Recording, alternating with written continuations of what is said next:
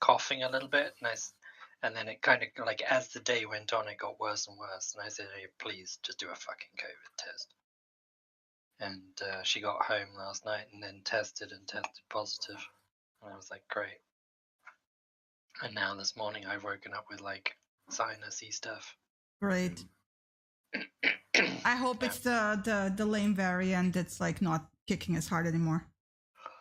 Yeah, I'm like, I don't know.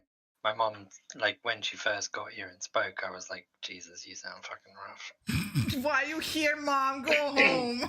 Yeah, basically, like my first thought was like, holy fucking shit, you don't sound well at all. And she was like, oh no, it's like it's just a little phlegm in my throat occasionally. It's not that big a deal. And I was like, yeah, why does it sound like you've eaten half a metric ton of gravel? So, hi everyone. Welcome to session 58. Hi. Hello. Hello. How is everyone? Lena's eating, so she's excused. Hungry. Yeah. Lena's eating. Arwel's salivating because My he's first joined meal us of the day. later. I'm happy. Yeah, I can already smell the food. It's right behind me. Yeah, nice. And I'm satiated because I just finished my food. So. I have Doritos. Does that count? No, You got a fuck ton of Doritos, so yeah, that counts. Yes. That doesn't count. That's just torture. I want Doritos now. No, you don't. You're sick. Yes, I do. Because I'm sick. Okay, well, I would share my Doritos with you. No, you wouldn't. Yes, I would. Because I would buy you your own Doritos, which you That's it would not be sharing yours. then. That would just me be having my own. So exactly, you wouldn't share your Doritos. I would share my Doritos. Mm-hmm. You wouldn't because you wouldn't get any then. Wow. It wouldn't be. If you share your Doritos, you're a goddamn saint. Anyway, let's have Chris recap the session before he dies. Yeah. I might last about 25 minutes today, and that might be long enough to do the recap. So, and we'll kick it off with. We started session 57 at 1:05 a.m. on the 2nd of Harvest, at the Bones of Remembrance.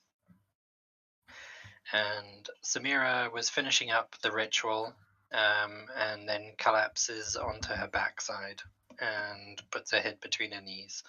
And there's a little sound of silent sobbing coming from her. There's some other stuff going on, obviously, because the rest of us have been preoccupied with combat prior to that. And we're kind of all gathering ourselves together. Cassius heads over to Samira just to check on her and see if she's okay. At this point, a dryad appears to meld out of the tree. It's kind of the opposite of meld, I guess. Emerges is the word. Emerges from out of the tree. And speaks to Viera in Sylvan and asks her a question. Do you want to leave or do you want to stay and protect? She chooses to remain, of course. Viera replies in Sylvan as well. So the Dryad invokes a rather powerful spell known as Druid Grove, and solid fog begins to surround us. Yeah, may not even last 5 minutes. Solid fog surrounds us to create kind of a barrier around us to protect us. Samira is a weeping mess is the next comment I've got. So obviously there's a lot of just crying going on over there. Makes sense. Viera speaks to Nimrod and says she will clean up the bones that are sticking out of the ground from her earth eruption spell. The wolf pack remains at a slight distance. So obviously they came through the mist. They all returned and came back. There was no aggression, no nothing from that side of things. We just all began cleaning up the area, Viera helping to smooth over the earth and stuff. Whilst we're all cleaning, with Layla scooping up black goop, and everyone else just kind of doing their bit for half an hour or so. Samira begins to calm down, and there's a little bit of a conversation, but I literally didn't write anything down. So I know there was a conversation, there was a little bit of an explanation, just like are you okay? Yes, I saw some crazy shit. And yeah, but she was in too much distress to actually put any too much coherent... distress to put anything coherently together. It was very obvious to Vieira that she was staring at Cassius, however.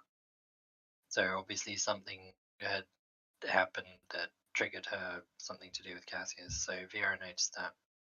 At this point, the Wolfpack decided to escort us, offered us a safe place, and Vieira shifted into a giant elk for transport. The other three climb on. Layla was a little reticent to begin with, but she was convinced.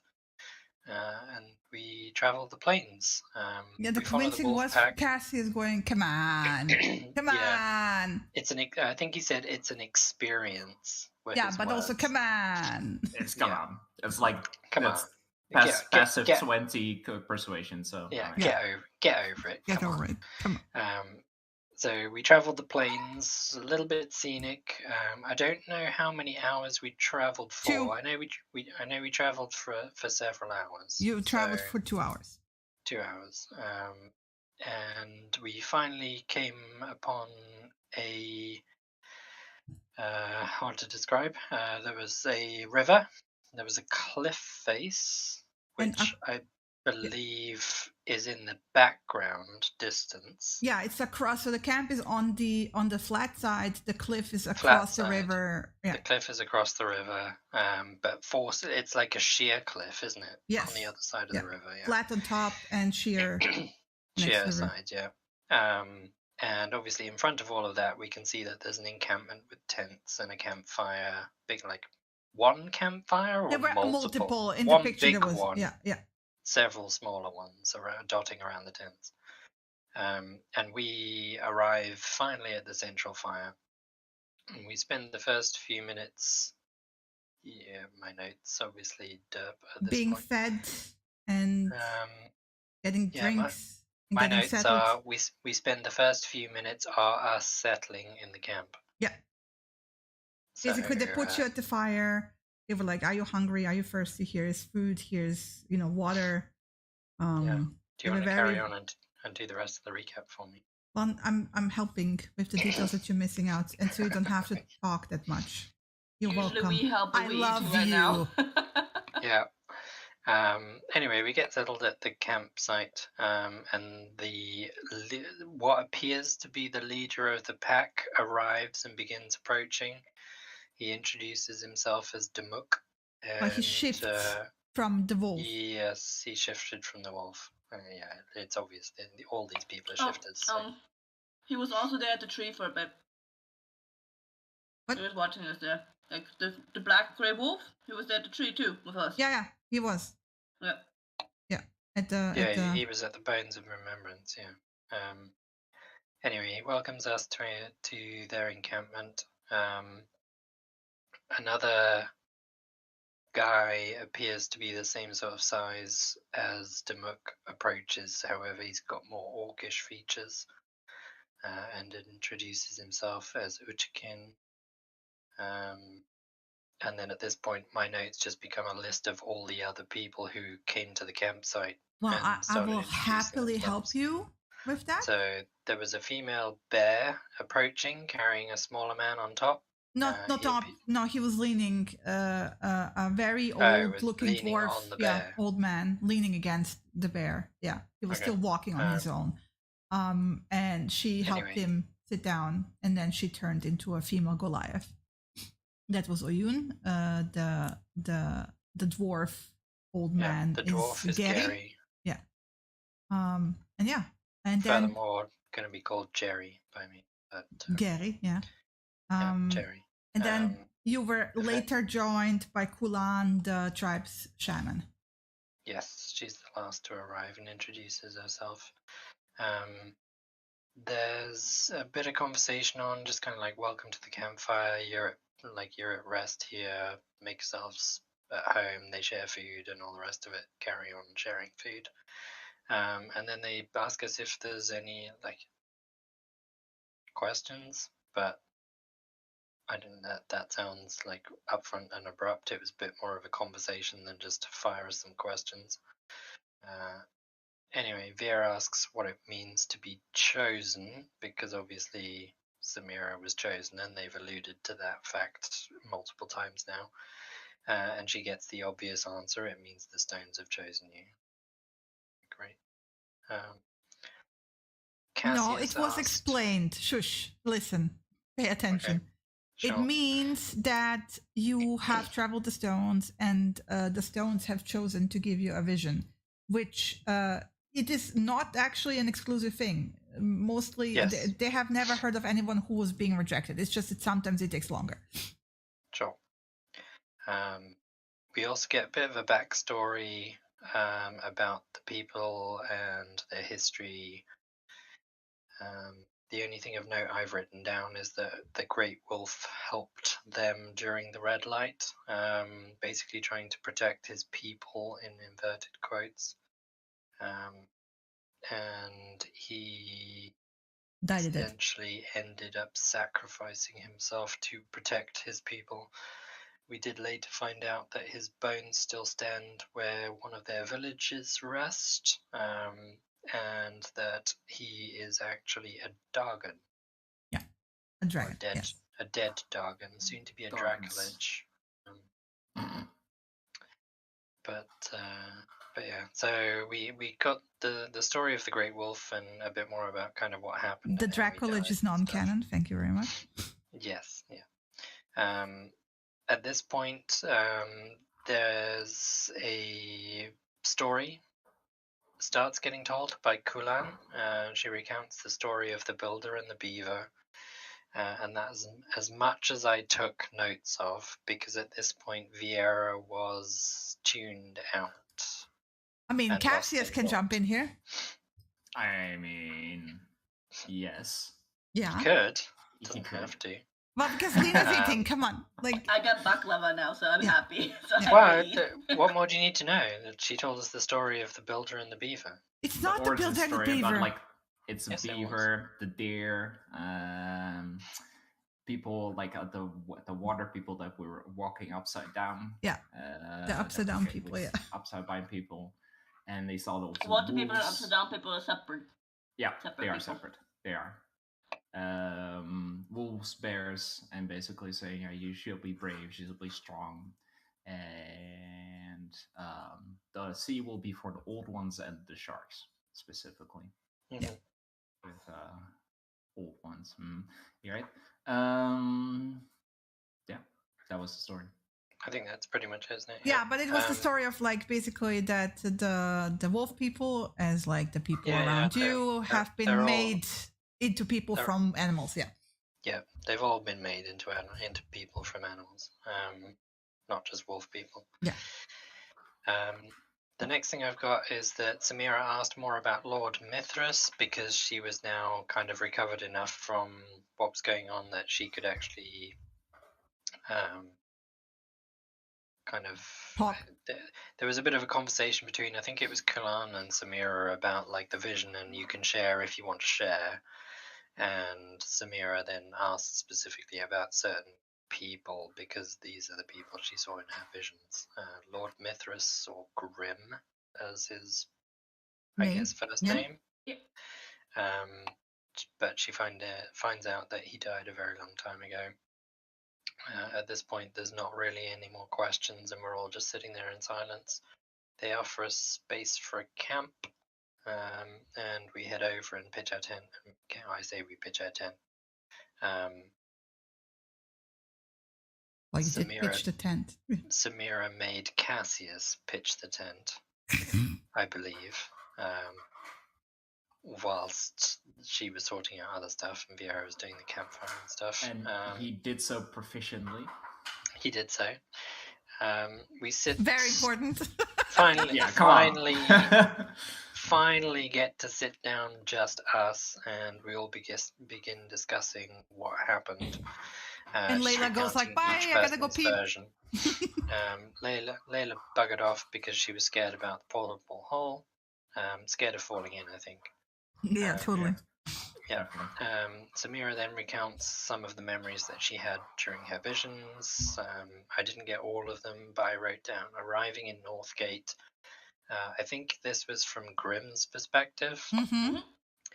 And then meeting Agnes, his wife, and then kind of obviously having a whole bunch of bad memories of the Iron Guard and Grimm getting his wife out of what I presume was captivity, or prison, or whatever you want to call it. She also witnessed some births and deaths, one of which is assumed to have been Agnes dying in childbirth and potentially bearing Nimrod? ? No. Yeah, yes, but independently of each other, not giving. This is multiple. This is what was given to us in conversation. It wasn't Exactly. Yeah. It wasn't coherently described.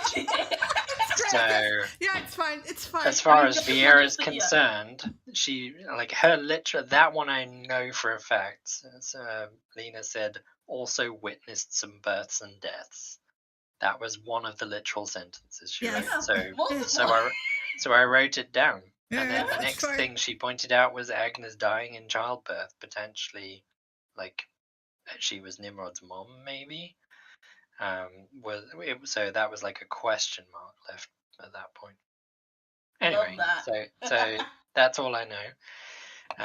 We also talked about Misha appearing. So from our perspective, not Samira's vision side of things, filling Samira in. We also told her that Amalia Graf turned up. We discussed sending messages to various individuals to warn them. Ruled out Destrian, because obviously his tower prevents divination and sending and stuff. And I think we decided that you were going to send a message to Creo to warn him. I don't actually know if you did that or if that comes later. Next morning. Yeah. On that night, she first sent a message to there's a bunch Nimrod. of other stuff going on first. So we had a quick discussion about our next movements. Viera suggested moving on from here to the capital of Guyland. A, it's not a place we've been. B, we don't know what's there. C, we might find out more information about what's going on. D, it'll give the researchers of Forgotten Lore time to unpolymorph themselves from boars and chickens and deers. And E, it'll give us enough time to cross through lots of woodland forest for the Wild Hunt to catch up and polymorph us, obviously. Also non-canon, thank you very much. Yep. Layla makes a point of telling Cassius while we're sitting at the campfire to tell her if the nightmares get worse or if they don't go away. Stop. Yeah. So Cassius obviously pointed out nightmares at this point. Otherwise, presumably... Oh no, it's the Black Goo stuff, wasn't it? Yeah. And Layla has experience of hunting nightmares. That was something new we learned about as well. Layla, being very bossy this particular evening, sends Cassius and Samira to sleep in the tent. She pulls out incense and herbs to try and drug them so that they sleep. They both refuse. That's the way to say it. Again, it was a calming... Right? Yeah, it was drugs. We all know. Samira sends Nimrod 2 messages. This is during the evening about the black goop, just to warn him. He asks her not to speak into his head. So I took that as a success. Love that. Layla asks, once Samira and Cassius are in the tent, obviously not sleeping, Layla asks if Viera saw anything, like in a strange way of her asking if I saw anything. Viera's response is obviously yes. Like, what do you think my passive perception is here? There's a small exchange between us where she points out that if I wanted to know more, then I should probably push for more answers. And Viera shrugs and says, if you want to tell me, you'll tell me when you're ready. She then asks what's up with Viera and those creatures, meaning the were-people in the tent, and she responds with basically the same thing, except I'm not telling you tonight. Yeah, because Layla prodded her in the ribs. Like, here, I poke. And she said no. There's no answer. So Layla gets up to go into the tent because at this point we've also called out Samira and Cassius for not sleeping when they're supposed to be.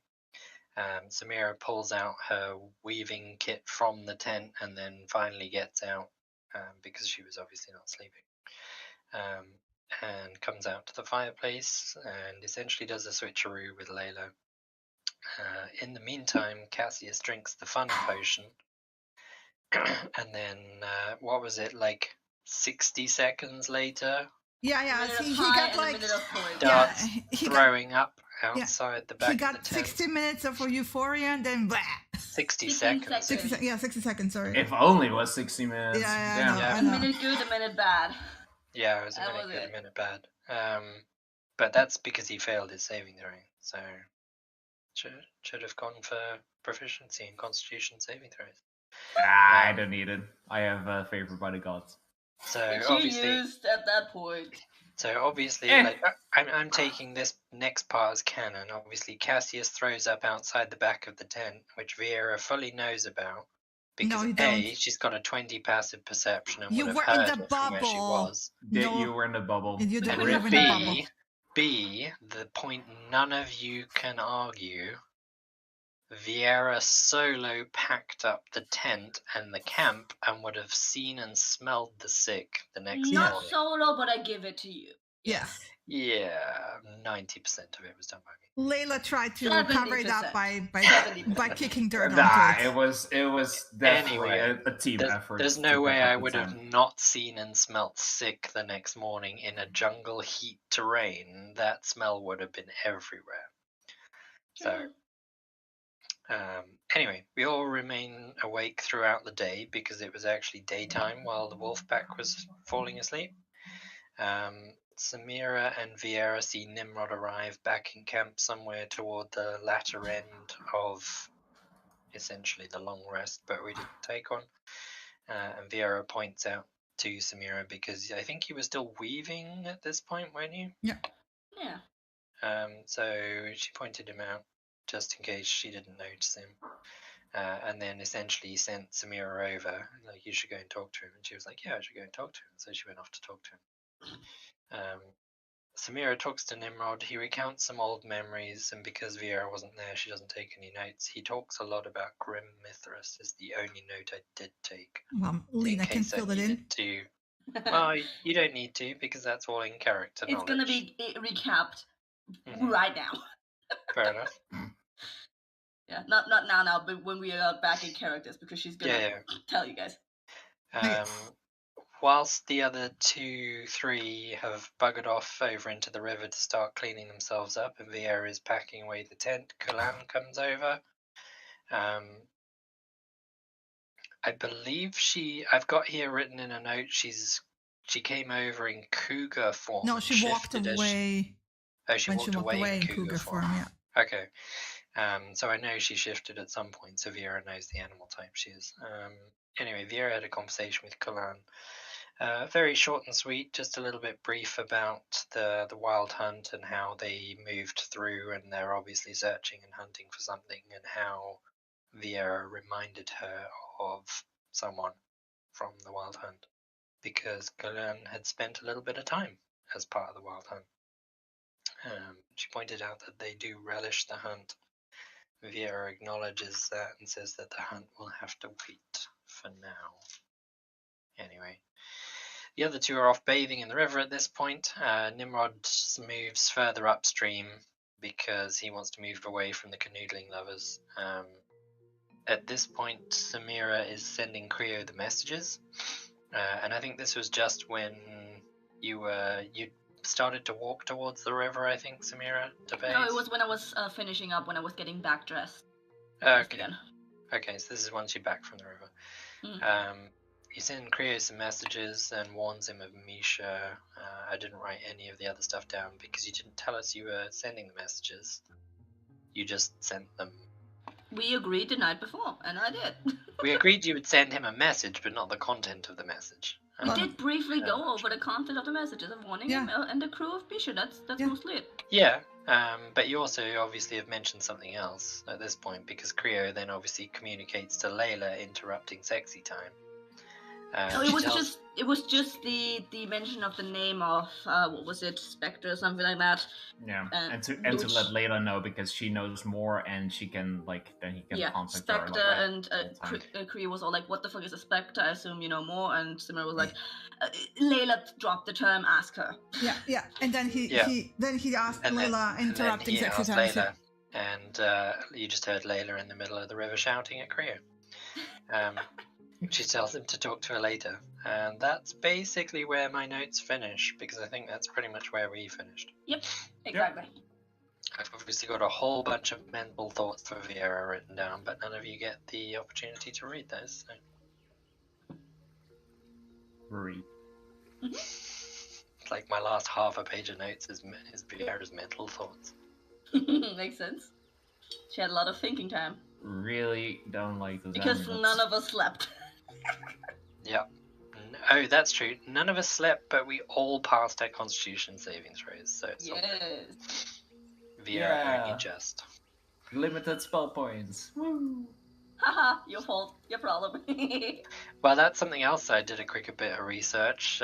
You can't prepare different spells if you don't get a long rest. No, you can't. So I double checked that before I switched my spells around. You also don't recover your spell points. No, you don't. But that's okay. I barely used any, I think. You barely used any. Oh well, yeah. I mean, I've got like most of my spell points still. So yeah. Sucks to be you guys. I'll be. It's not my problem.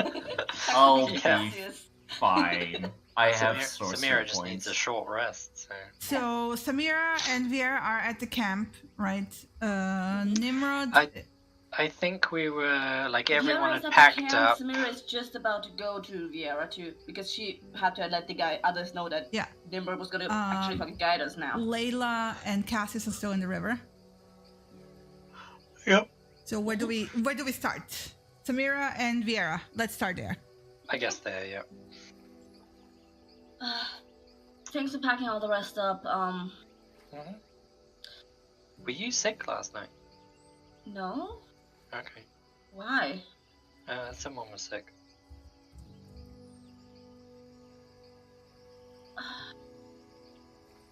Okay. Might not even have been one of us. Where was someone sick? Just like outside the other side of the tent. Pretty sure we would have noticed if someone came up to our tent. We were all awake. We were all awake, but it was the back of the tent, and you and I were like sort of not really facing in that direction from the campfire side. So it seems a bizarre thing to have done, sneak up to our tent and throw up on the back of the tent. Yeah. That's fine. I just thought I'd ask.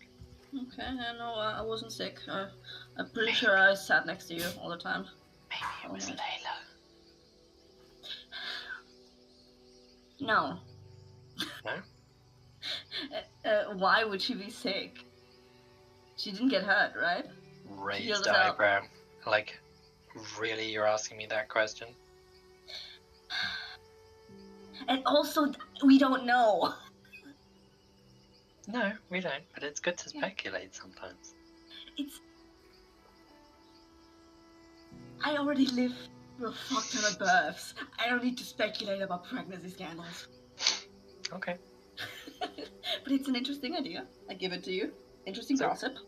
All I'm taking from this is that we shouldn't speculate. We should just outright ask her. That is never a good idea, actually. That is never a good idea. How about we just ask if anyone threw up? Not anything regarding thoughts and ideas. How about we just ask if everybody's feeling okay and well enough to travel and go from there? Speaking of travel, Nimrod agreed to let us go to guide us, continue to guide us. And brilliant. I know you wanted to go to the capital, but he mentioned something very, very interesting. I mean, I'm all ears. Mostly ears.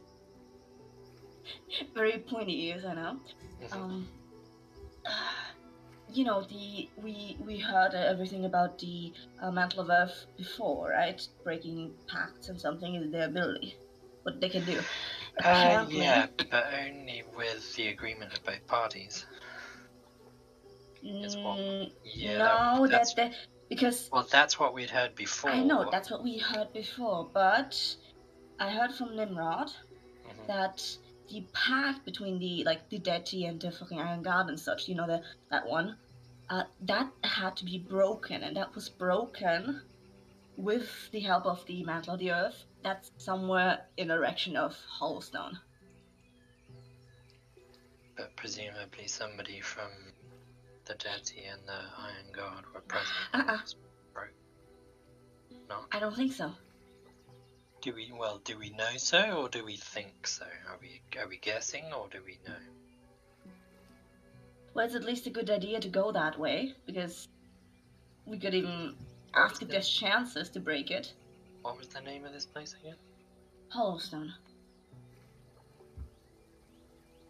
There's a wandering tribe that apparently brought them in contact, like Grim and Agnes were brought through the Kamchadal in contact with them. Apparently they're still around somewhere over that direction. So wait, is Hollowstone like a place, or is it's the place where the bones are? Oh, where the bones of the White Wolf are. The Great Wolf, which is not actually a wolf. I also found out that was a fucking dragon.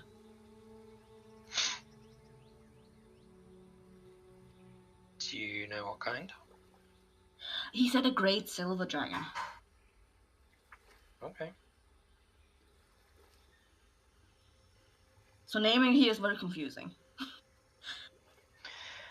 I mean, they can probably look like giant wolves, I guess, to try and not appear quite as so intimidating. It would be the obvious thing to do, wouldn't it?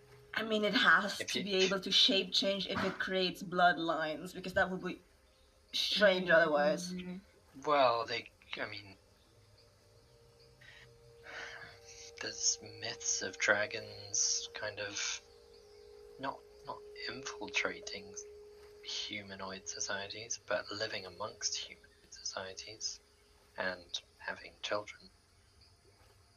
Yeah, which the Great Wolf apparently did quite regularly.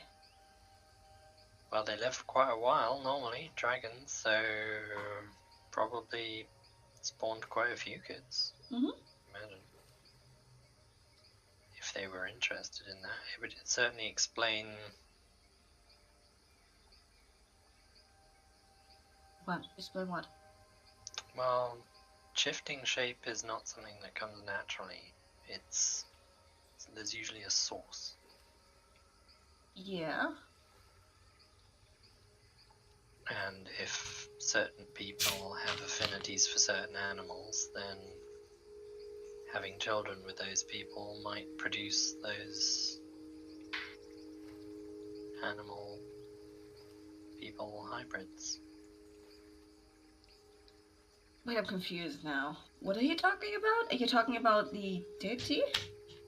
Well, yeah, potentially. Because didn't we hear yesterday before sleep about them being created, like made to be shifted? Already. Every race has its own creation myth, but yeah, maybe whether that's the truth or not is another question. Okay. I'm confused right now. Vera, you see off to the right in the distance, Nimr coming out of the river. I mean, we can off. We can ask more, like you said, with are we sure if they went there alone or with someone together? Like, we can ask that too, but I highly doubt it. That most of them are all assholes. When was this pact broken? Hundreds of years ago. Yeah, well, lots has changed since then, so we can go. Don't get your hopes up is all I would say. We might find something, we might not. It's honestly one of the best leads we have right now for helping up with out of the oath with the promise. And also the artifact stuff. We need to... I don't want to be too reliant on the other researchers of Forgotten Hall, so to speak. I think we should start... We've got 2 artifacts. We should start trying to see if we can figure out how to work it so that we can find the 3rd. Yeah, it's somewhere in a so maybe, yeah, I don't know. Yeah, but maybe they will point us to the place where it was last seen on this plane before it disappeared into... I mean...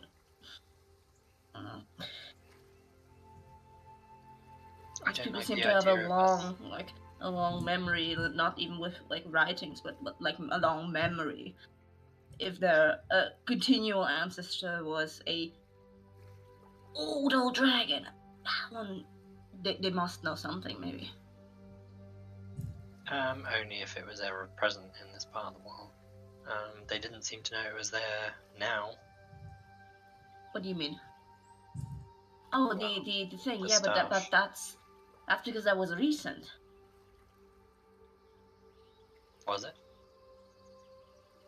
Yeah, it was stolen pretty recently and put somewhere pretty recently. Okay. What? Did me not sleeping mess something up, or am I just misunderstanding a lot today? I'm being very confused by this conversation, Jen. Perhaps we should all get a proper night's sleep at some point.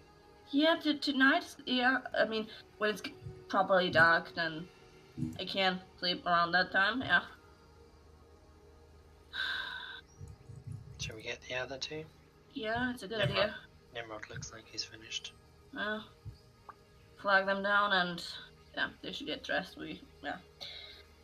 Burning sometime. Can't even call it that it's moving. I'm very confused this morning. Midday. What the fuck? Cassius. Yes. So yeah, you get some quiet time. You finish. You get to finish despite the interruption with Creo. And then you're just basically all by yourself. You two, especially when like Nimrod, who's like way up the river, mind you, he's nowhere near. Leaves the river as well. Mm-hmm. Yeah, I was just gonna like at some point get like half out of the river, but just like sit before getting dressed, and just waiting until she sit next to me. Mm-hmm. Like the sun is nice and warm, so it will dry you all in like relatively quickly. Yeah, just like kind of like on the side bank. It's like so. Did you hear what Lady Amalia Graf said? Which part? Specifically about the Undying King. Yes, it sounds very familiar. This is kind of the part of stuff where I didn't really pay attention in school. She kind of grins sheepishly. It's supposed something about. Let me think about it. Well, and by think about it, I mean I will actually roll. I think it has something to do with false gods in the past. Like that's like from way before the red light. They were called the Undying Gods or something, or the Undying Kings, were basically some mortals, mages that became powerful enough to basically self-proclaim themselves deities. And there were 2 types. I failed this on a test. You failing a test? Yeah, it's way in the past. It's not really practical knowledge, and it's like nobody does that, and it just didn't seem to matter. So I'm struggling with that kind of information. Like if I cannot use it practically in application, then I have trouble retaining these things. Damn it! Actually, I hate to say this, but it would be really great to have Bertram here. All right. Like you can see that, like it costs her, like, a significant effort to say that sentence. Yeah. The thing is, I do know a little bit, but it's strange because this is back from my world. And there the Undying King, he has many names. Something also with the eye and the hand. Is I just know it as it's kind of like a cult, not really a god, but there was a lot of secrecy surrounding it. I think that was one of his main shticks as well. I just know them as dangerous, and I never got involved. I mean, I did like a couple of like religious things or hang out in temples just because it was a safe space, blending in, but I never tangled with these folks. It's just confusing to hear the same name here, but I guess it's not unheard of because we also, when we were in the city, they had a Temple of Helm, which is a deity, or what was it? Is a deity from where I'm from. So well, I mean, we don't really have gods except for these, pretend gods. Well, I mean, we called them like ascended deities. Like I said, there were a few types, and I'm so sorry. It's such an obscure thing. It caused some kind of war at some point. They were struck down and they were like, dethroned, whatever. It was way, like, even compared to the Red Light, it was like 1,500 to 2,000 years in the past before the Red Light even. So been a long time. I don't know anything about eyes or hands related to that.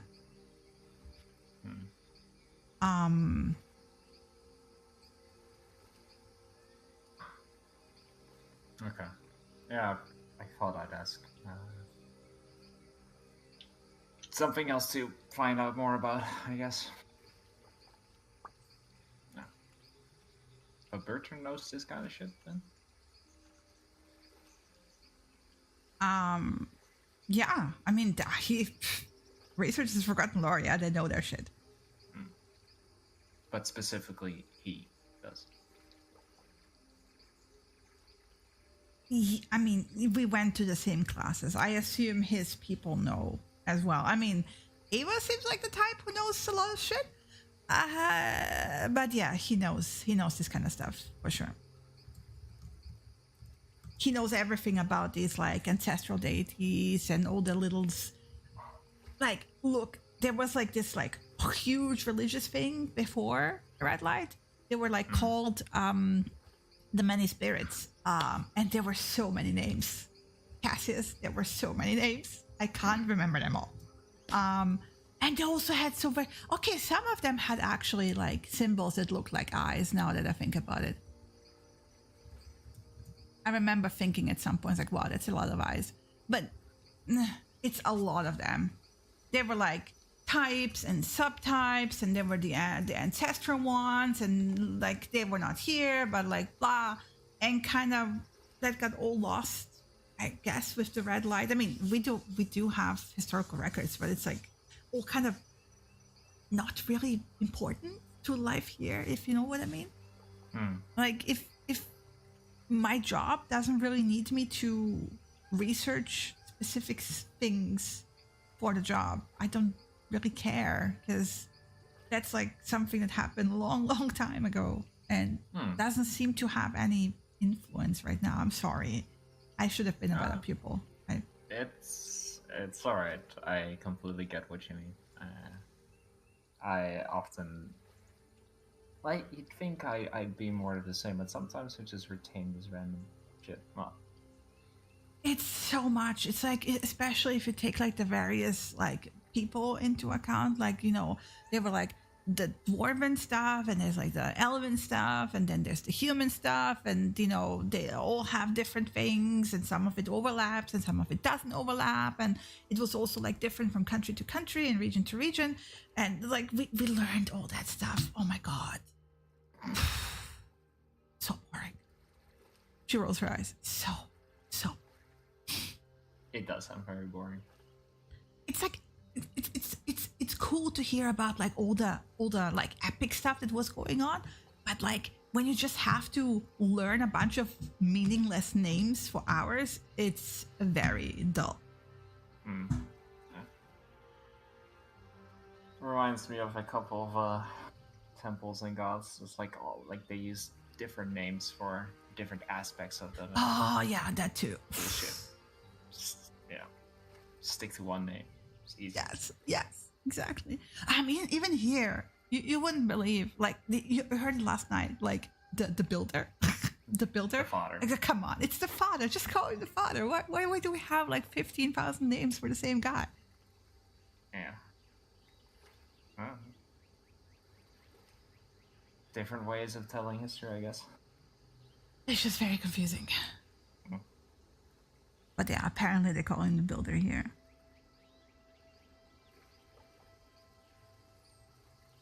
Alright. We should go back to the others. See what the fuck we're doing.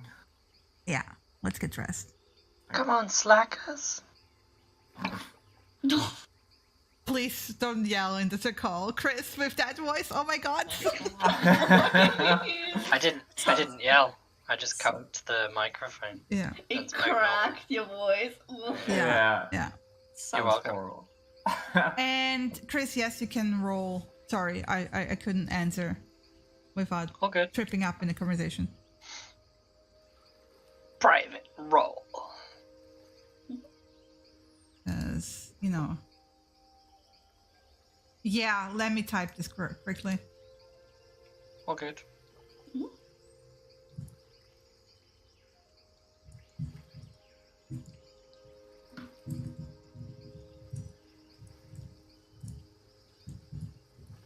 It's about time you two caught up.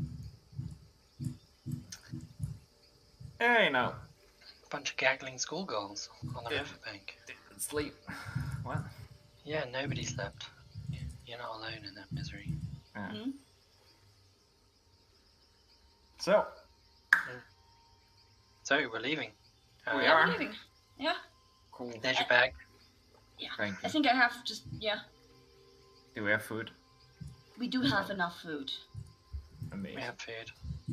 Can we eat first, or we're just like right now? We can eat on the move. Let's go. I take it. That's really bad for your digestion, you know. And really good for saving your life. But this time, Nimrod is walking up, pulling his shirt on. I do have a question for you, Nimrod. I completely forgot that Vera reminded me. Dave. Hi, again. Morning again. Afternoon. Yeah. Yes. Figured don't need a second greeting, but alright. He looks around, it's like, alright, you're packed up. Great. Yeah. What's the question? We you told me about the mantle and stuff, the mantle of Earth, but we previously heard that it could only break up pacts when both sides of the pact were there. That didn't. Is that not true? I'm not an expert, but I assume from what you've told me, you have some other memories. You've looked for them. Like, did they go with someone? If I remember, and he like looks down, and you can see his like eyes moving, from side to side as he's like remembering.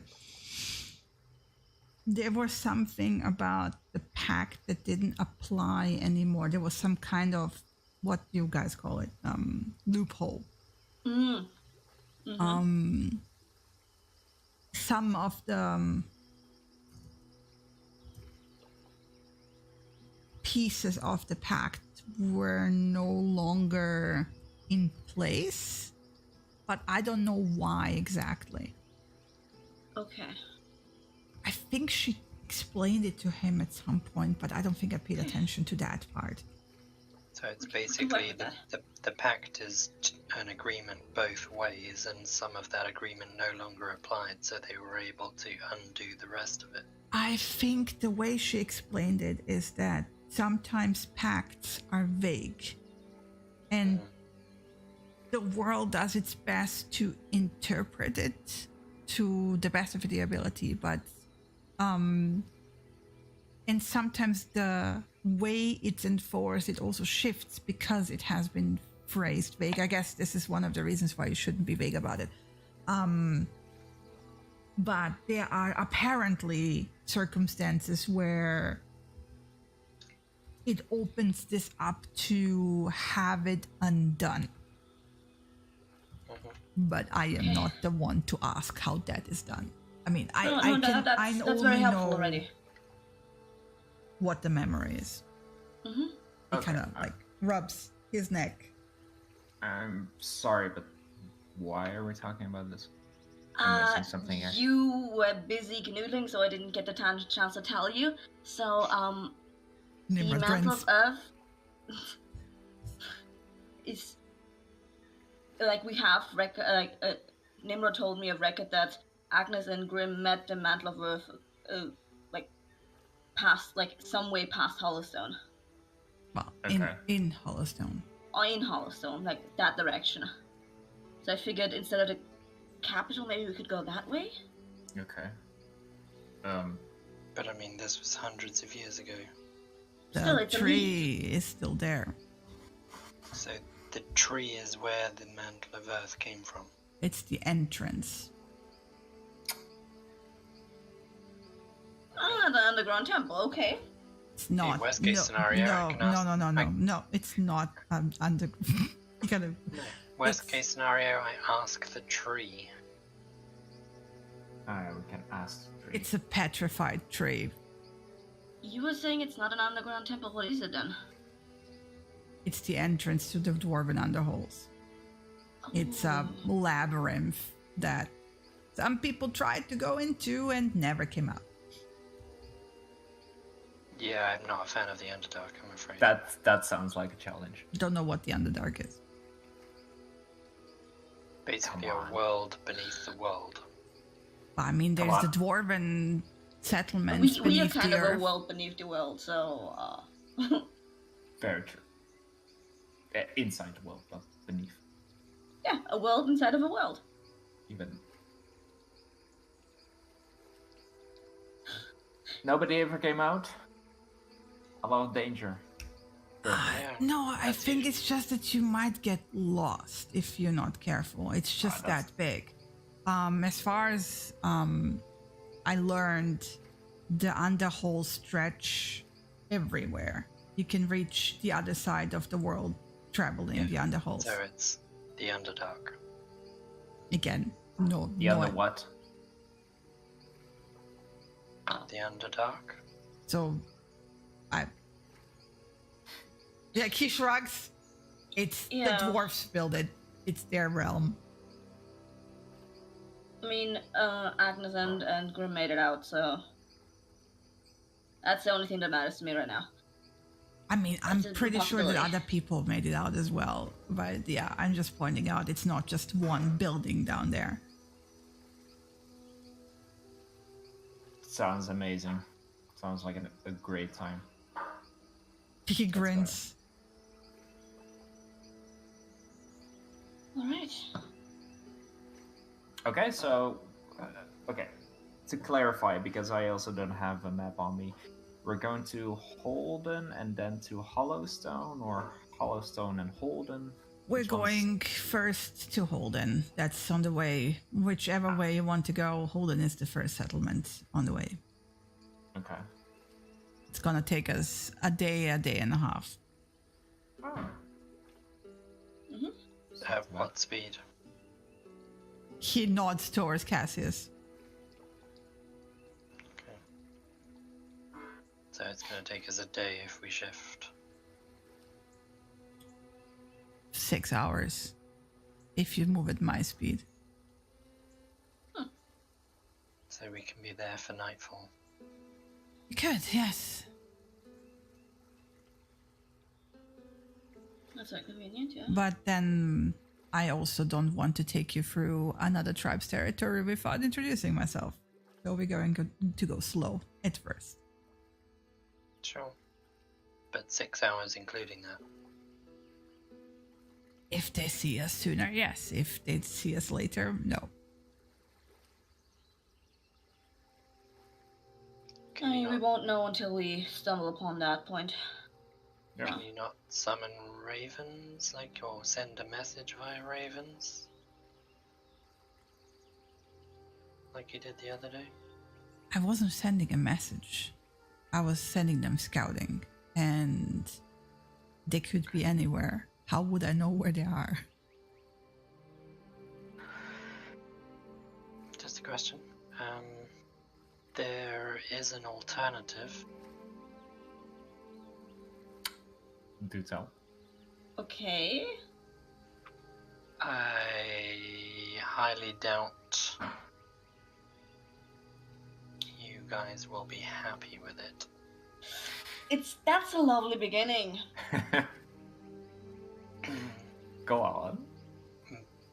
Cassius is going to be thrilled with the idea. Layla's going to hate the idea. Okay, and now I'm unsure, because first you said Cassius, I thought Spider, now what? What is going on here? No, Cassius is going to love the idea. I'm thrilled, okay. We have the option to fly. How? Or I can summon giant owls, obviously. Nimrod is just like flat turning around like we're walking. Just pointing it out.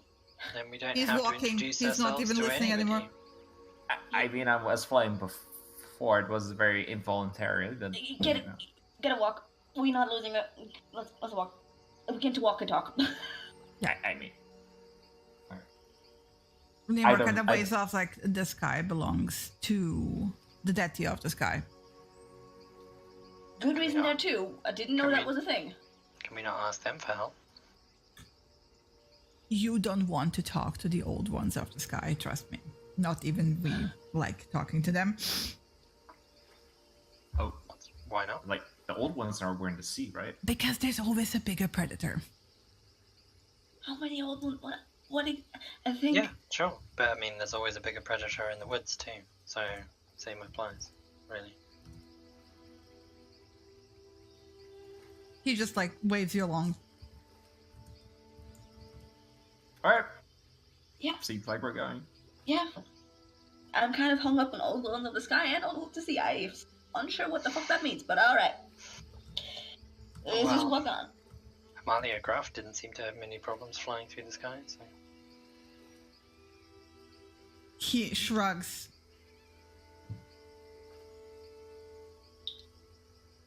Oh. Speaking of Amalia, connecting that with the chicken dragon form she had, Cassius, the Grey Wolf is a dragon. You and all of them were doing a conversation. Guys missed everything. The we what? He's a dragon? The Great Wolf was a dragon. Why do they call him a wolf? Same reason they call the father the builder. Names. Just stick to one. Again. Just look at Layla. Layla just like gives you a look of like, and then looks at Nimrod's back, and then at you and just gives you a shake of the head. And she goes like, there's a time and a place. fair.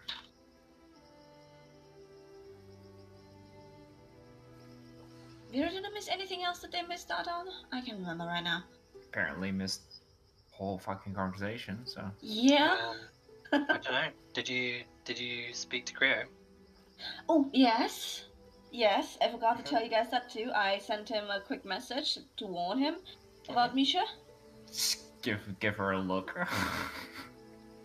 Also might have sent him your direction, Layla, because of the Spectre thing. But... Yeah, we noticed. Sorry. Uh-huh. You're not. She grins. You can see it. Yeah. So yeah, that's done with. I think that's about all. Oh, how are you guys feeling? Good. Fine. Good.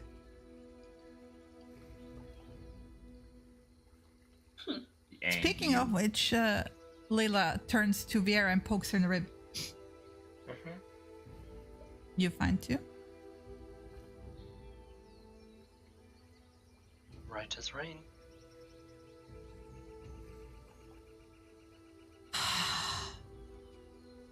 Fine. You might as well ask me now if you want to ask me. No, it's okay. I'll save that one for an idle Tuesday when you're not expecting it. Meanwhile, Nimrod, by the way, pulls off his shirt, reaches behind his shoulder blades to the wolf tattoo, and shifts into the large wolf. I thought we were going slow. Guess we're speeding up. He's walking slow. He just prefers it. Do you think if you asked nicely, Samira, he'd offer you a ride? What? It's eyebrow wiggle. You see the ears shifting, by the way, because he can hear all this. You've ridden a horse. You've ridden a giant elk. You've never ridden a giant wolf, though, have you? Yeah, no shit, because that's a wolf. And he didn't invite me. You invited me on your elk bag. He didn't. I precursed the sentence with, do you think if he... I think you should just ask. Yeah, there's no shame in it. If you guys want to ask.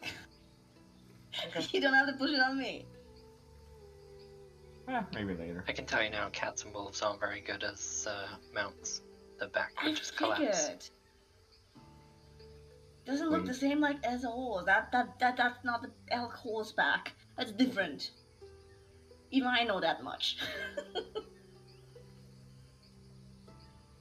Today is so fucking weird. She's very frazzled by now. It's been a morning day. None of us have slept in 24 hours, and we were all fighting black goop yesterday. I tried to make you all sleep, and nobody wanted to listen. It's appreciated, but I'm a stubborn bitch, so I get it. You never sleep at all, so you've got no ground to stand on. I don't have to sleep. Well, whose fault is that? Not mine. Well, actually, wow. That's really fucking rude.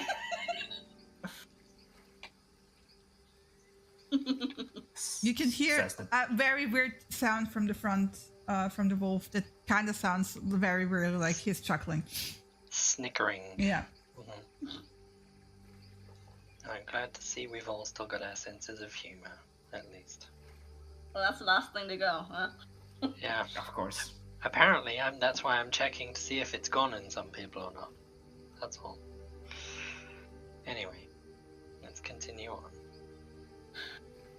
Layla rummages around in her bag and then pulls out like a sun hat and puts it on. Ooh, that's cute.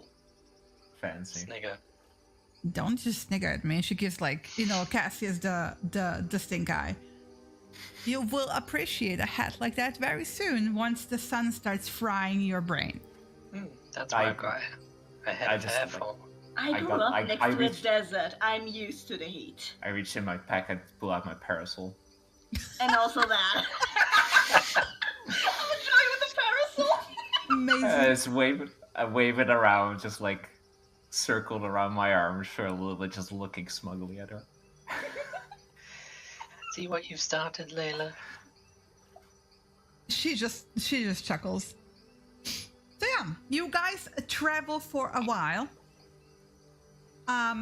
Eventually the landscape starts changing, and not eventually, like within an hour actually, because the way you got up is you went across a little improvised bridge where there was like a fallen over tree, and you climbed over that and then went up that cliff and then basically continued across, like on top of the plateau. So basically it looks like almost like the land lifted, and beyond that is another set of rolling hills. And the landscape, like I said, starts gradually changing. But as you move, you keep seeing more of these steps where it looks like almost like there was like an earthquake and lifted, cut up like the ground. But you start also seeing remnants of past civilizations, statues half buried. They look very old. Among the largest, Viera will be curious to see that some of these heads have elven ears. Mm-hmm. They look very, very, very old. Yeah, I'm no specialist at stonework, so... Yeah, but even to you, they look ancient. Yeah.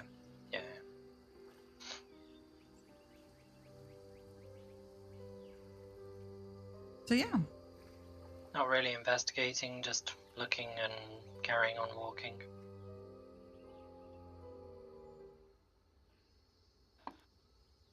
Mm-hmm. And I just stopped the music because that was smart. There we go.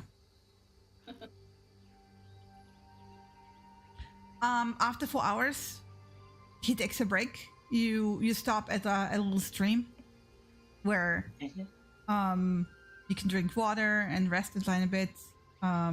It's like next again to a raised cliff, so there's some shade as well. Yeah. Do we have time to boil the water, or does he know the water's clean enough to drink? He seems to know that the water is clean enough to drink. It's going across rocks and stones, and it looks very clean. By now, by the way, it's already dark. Yeah. Because you started out late. Viera's gonna go upstream, not far, like 100 yards, just while we're taking a short break. Mm-hmm. And she's just gonna kind of look further upstream to see if the stream seems of the same size within 100 yards, or if it shrinks or grows. It seems to go on for a while. Like it found like its path basically through some cracks, and if you keep following it, you will find like it's emerging from a stone. Mm-hmm. Okay.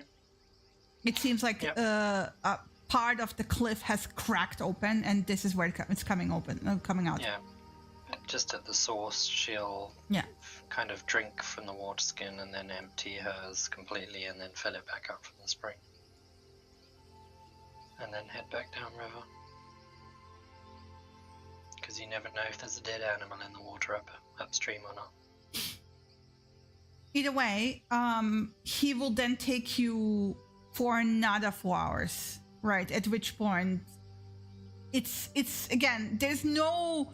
Whatever would be coming at you, you would see it from miles away. Even even with dark, like at night, because again, the sun is illuminating like a full moon. So you can see miles across these plains, despite it being night. It's warm. There's no wind. It's not raining. The sky is clear, so you can easily camp out here, no problem.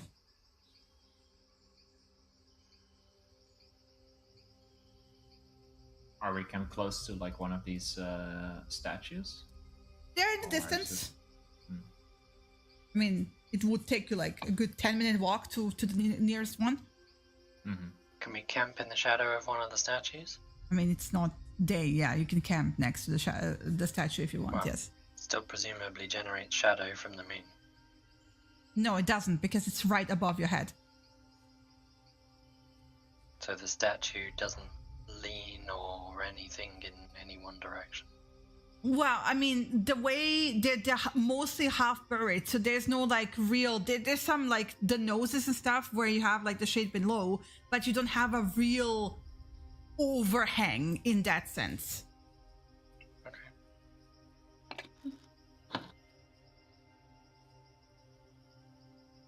Alright, so we're making camp? Yeah, looks like it. Right. Do we even want to set up the tent, or looks kind of? It's warm enough, and it doesn't look like it's gonna rain. And VR can also check. There's not gonna be rain for the next 24 hours anyway. Alright, so I'm just getting the bedrolls, the stuff that I have, and as well as rations. I get rations out. Well, whoever wants food can take it. Perfect. Thank you. Pass one out to Cassius. I offer one to Layla. Offer one to Viera if she takes it. Mm-hmm. Sure. Okay, she takes it.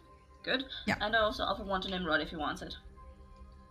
He will, yes, reluctantly, and thank you.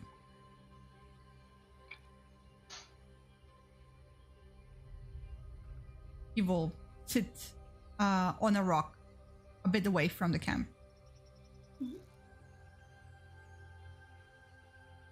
So did we set up camp near one of the statues? Yes, if you guys wanna, yeah.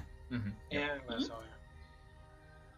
I'll take like a bit of time to just walk around what's of this statue specifically. It's not necessarily like, let's like look around, investigate it a little bit, but not expecting to find much. Just looking at the stonework mostly. It's although from the distance it looked like, you could see more details. Now that you're a bit closer, you see that like the stone has corroded quite a bit actually over the years. So it looks like it's very, very old.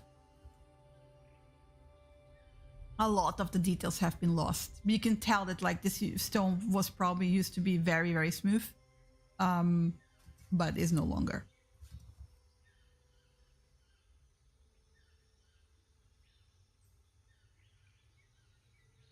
No, just come walking back, shrug. It's old. Old ruins. Yeah. Some of them look. Not even ruins, are they? It's just a statue in the middle of nowhere. I mean, it used to be Elven lands, like, right? Saw the some of them had the ears features. I mean, that's a real good craftsmanship to survive after all the erosion. Yeah, they've been there a very long time, so.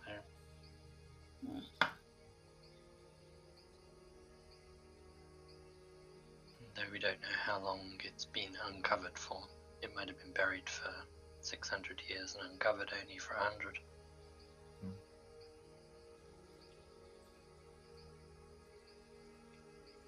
Still, it's good work. Tells history, still. Yeah. Alright. Is anybody going to take first watch or second watch, or do you want me to take first watch? Layla goes like, you all should rest. I can stay awake. I will get you the incense. You don't have to worry about weird dreams. I won't argue about it today, so.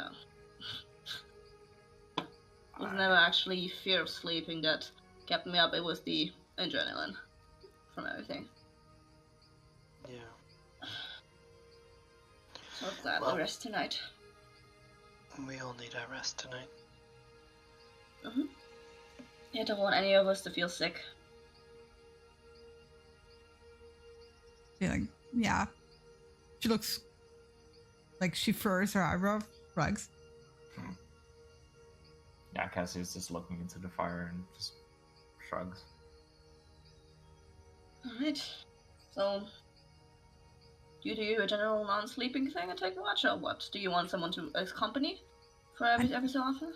I don't need to sleep, and if the Miss Little Elf here does her little thing, then I'll have company for half of the night anyway. Alright. Unless Grumpy Wolf over there is gonna talk actually, to us. Don't count on it. So what did you say? I didn't hear you. Like, I didn't understand you for a second. Unless the grumpy wolf over there is going to talk to us. Mm-hmm. Which I sincerely doubt. Wouldn't blame him either. Why? We're lovely people. We're assholes, you gotta admit it. She nods. I think it's safe to assume to everyone is an asshole at some point. So. At some point, yes, but not always. So very deep, Viera. Wow. Very much wisdom. You're welcome. I am here every weekday. Go the fuck to sleep.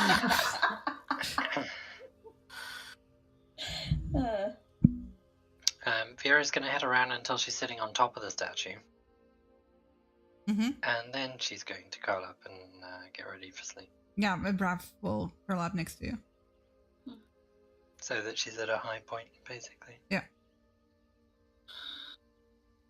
It's gonna lie in the bedroll close to the fire and like as close to this incense as possible. Mm-hmm. It's like smothering myself in the smoke of it, but you know. It's not a sleeping agent, it just helps you calm down enough to fall asleep peacefully. Yeah, he's definitely going to need it. And then you generally have like a dreamless slumber. Okay.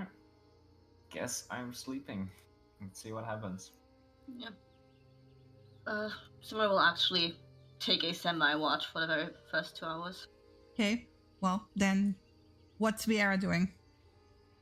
I told you, climbing up on top of the rock and going to sleep. Oh, so you are actually sleeping, or are you meditating? God knows, I'm trancing. Okay. So, okay. Well, then Samira is sitting at the fire with Layla for 2 hours. What's she talking about? I think just generally chatting for a bit. Might also be an RP opportunity midweek with you and me, like we talked about with Nimrod midnight, if he's awake. I mean, if you're walking over, you gotta tell me you're walking over. If you're sitting at the fire, he's not gonna come over. And I'm gonna walk over sometime in the night, yeah. Yeah. And with Layla, there's gonna be a point where somebody's gonna ask, weird question, but might have been a bit, yeah, I already asked the weird question, like weirdly, so.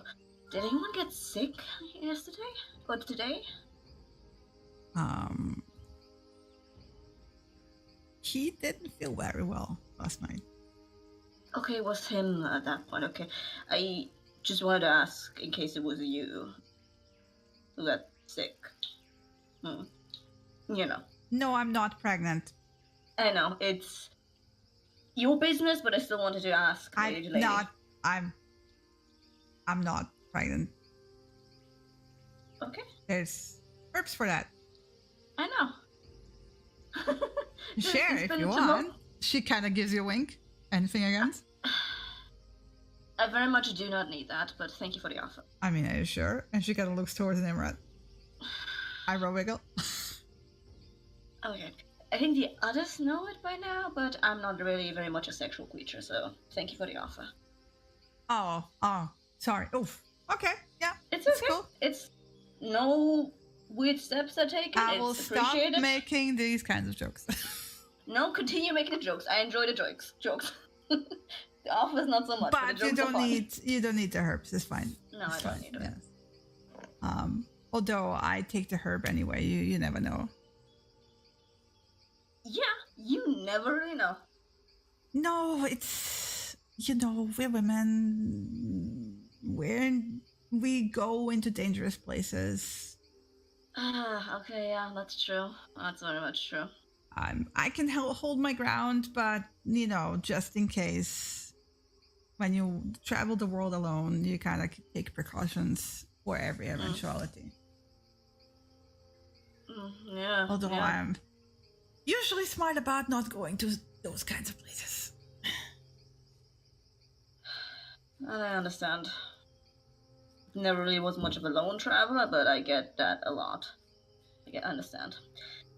But yeah, so he wasn't feeling well? No. Right. Honestly, it's... you all three need to talk to each other. Like, talk to each other. You don't have to involve me. I know I'm basically the outsider here. Not that much. It's fine. I get it. We don't have to be all friends just because Cassis and I are together. If you say we're not friends, I'm going to be hurt. We had a very lovely conversation just a couple days ago. I'm just... Samira. I get what you mean. I get what you mean. But you don't have to feel obligated to share things with me that you would usually only share between the three of you. You three came together here. You have your own weird little family thing. And that's fine.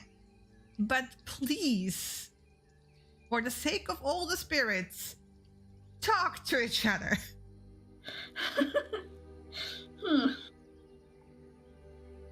It's getting bad. Okay. It's getting all bad. All three of you seem to be very stubborn people about it, but please, for the love of everything, stop being children. Alright. You need to be, if for no other reason, you need a clear head when you're in dangerous situations. That's true. And all these kinds of things, not sleeping, not resting, not having a clear head, it can get you killed. I don't want getting that bad, yeah. And I don't want to see any of you getting hurt. All right? No, of course not. Also, sacrificing myself for one of you once was, one time too many already. So I'd like to avoid that in the future. Thank you very much. Of course. It was appreciated a lot. But yeah, we don't want a repeat offense. Anyway, you should really rest. Yeah. Trust me, the herb helps from experience. You shouldn't worry. It's dreams that worry me that much. It's them that worry me. You know. Well, again, you gotta talk to each other. Seriously. I know. I always just move it along like, it's gonna be a time for it. It's gonna be There's never a time for it. There's always something going on. There's something that happens, and then you're like, oh, then we'll do it next time. And then something else happens, and then you do it, and then you never get to it. Just do it. Yeah. Alright. Yeah, you're right. Stubborn children. Don't call me a child. Only if you behave like one. That's arguably correct, but I still resent that statement. Sometimes you gotta be like a child. Can't be serious all the time.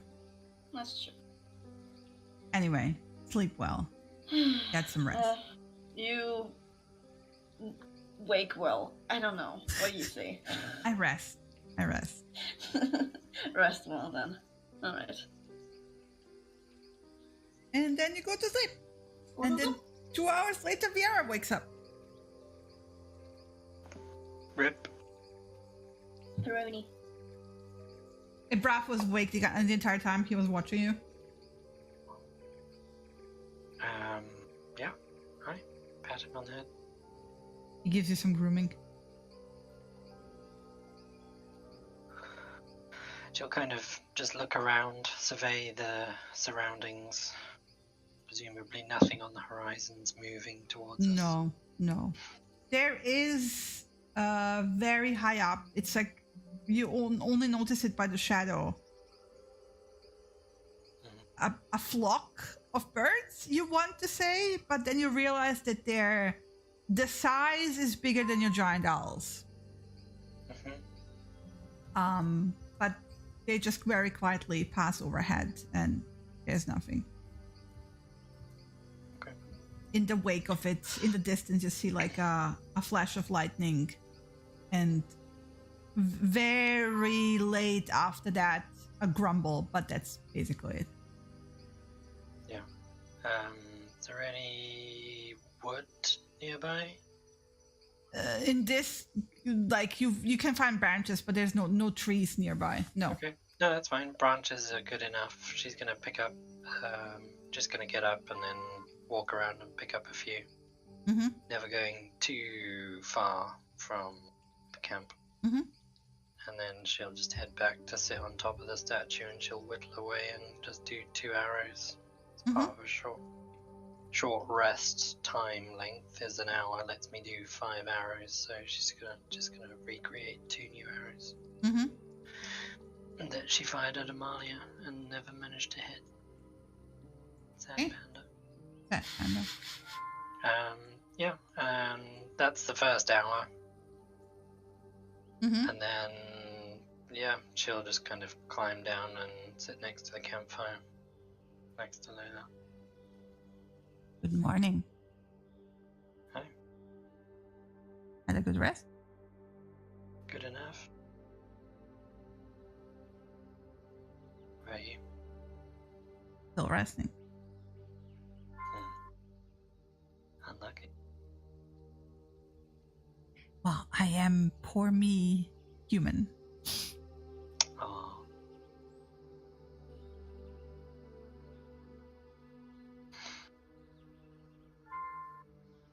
Whose phone is that in the background? Somebody's phone is getting 55 messages a second.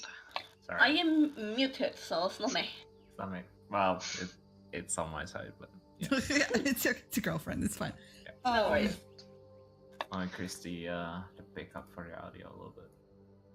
So yeah. Anyway, do you talk anything important with Leila, or should I just? Not in particular. She's kind of gonna say good morning and check how she is and the usual gumph. Mm-hmm. And if she's not pressing on anything, Viera is going to point out that she's gonna walk away for a bit and just gather her thoughts as far as spells are concerned. Mm-hmm. Okay. Nimrod is off on the side, on his own stone in wolf form, sleeping. Mm-hmm. Yeah. So Viera's just gonna prepare spells. Yeah. Okay. So.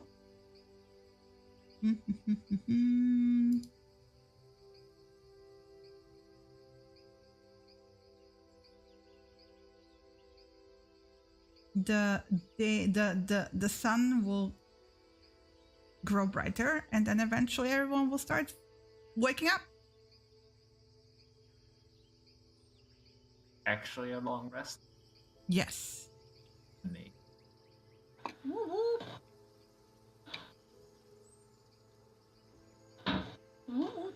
Long rest.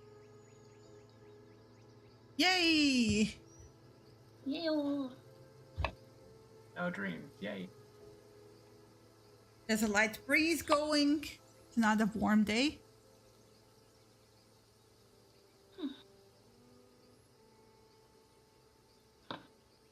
Right. Whoever wants rations for breakfast is welcome to them. Offer it everyone once again. Yeah, Viera will pick up some. Mm-hmm. All still lying in the bedroll. Leland, Nimrod? Nimrod is still napping.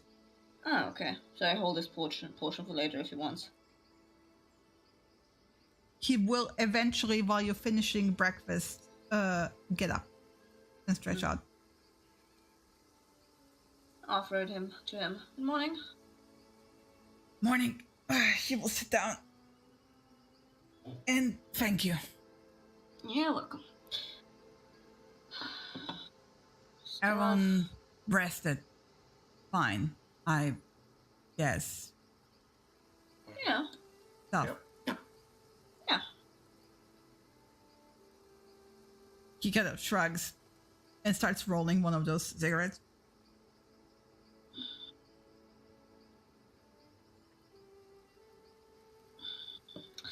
So what's on the schedule for today? Lots of walking. No shit. Yes. We're a few hours away from Holden. Mm-hmm. Okay. Are we maintaining slow speed or? Yeah. So no need to rush.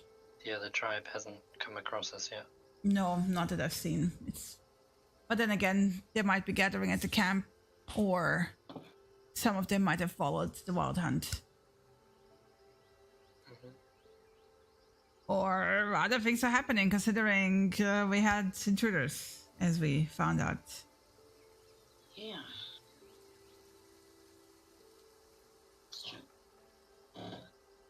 So before we go into Holden, he's feeding the weasel the rations. Can you tell us a little bit more about it? Like, is it similar, like a similar size, or said the word of the? It's a camp. It's not always in the same place either. They kind of like move along the road, up and down. They've been stationary mostly in recent years. It's a mixture of deity and humans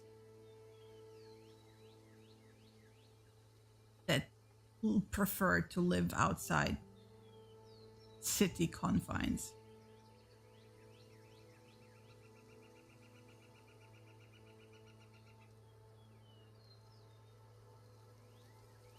Not that many wolves there.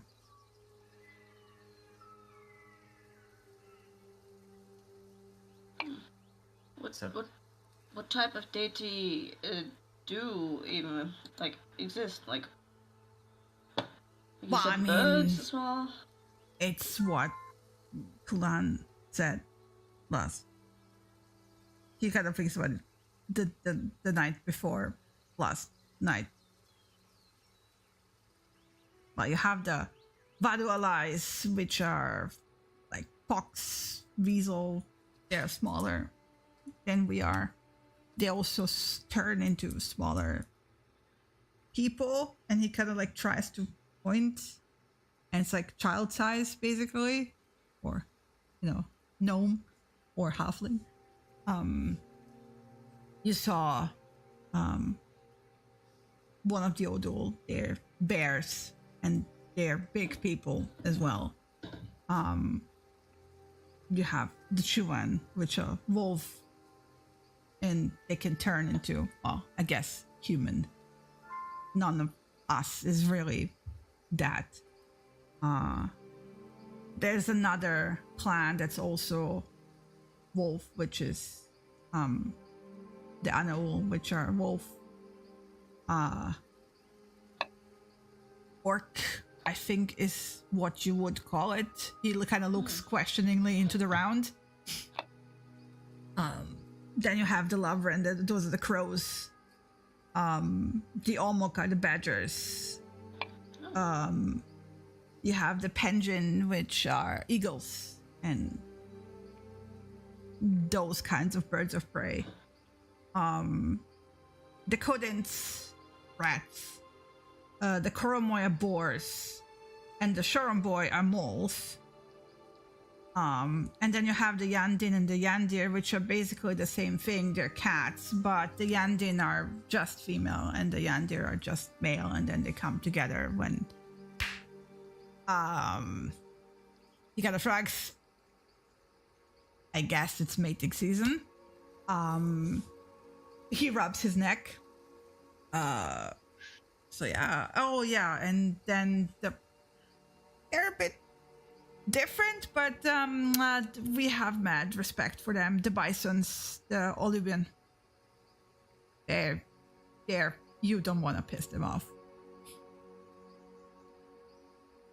They're like giant woolly cows with very sharp horns.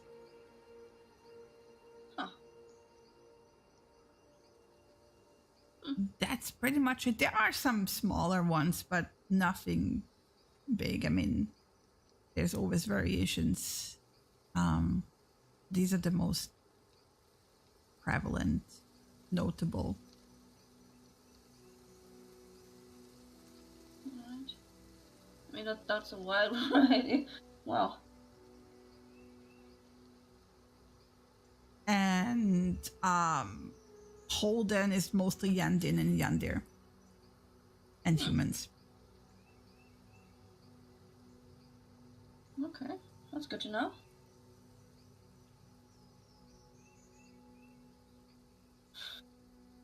Yeah, you said that the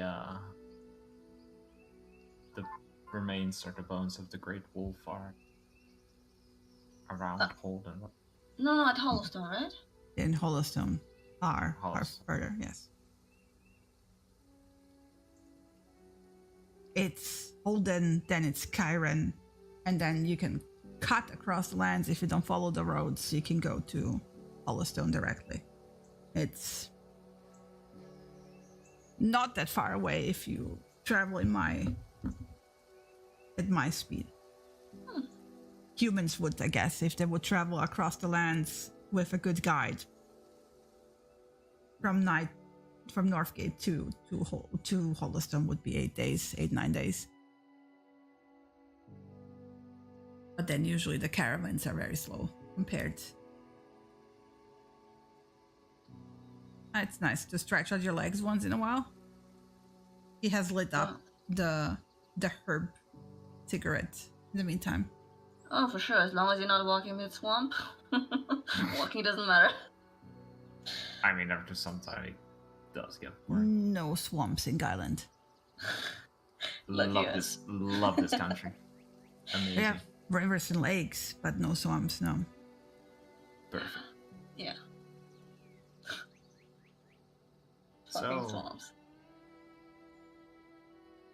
Taking the swim occasionally is nice, but muddy, wet is not great.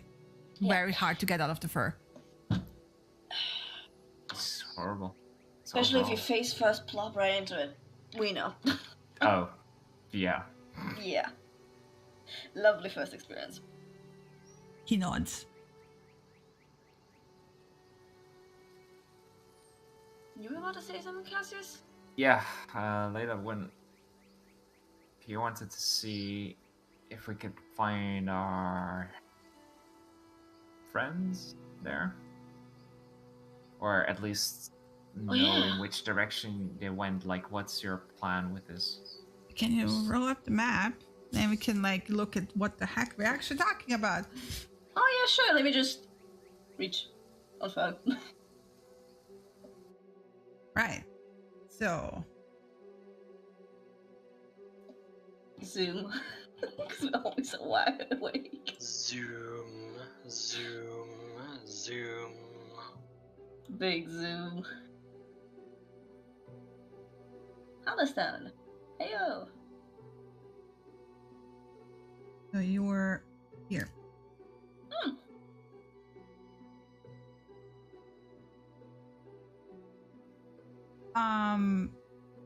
So she will confirm with Nimrod again. So basically, the way they described the wild hunt went past Holden, so they continued into this direction. So from what he can tell, they probably will either already passed Hollowstone or are somewhere around that area right now.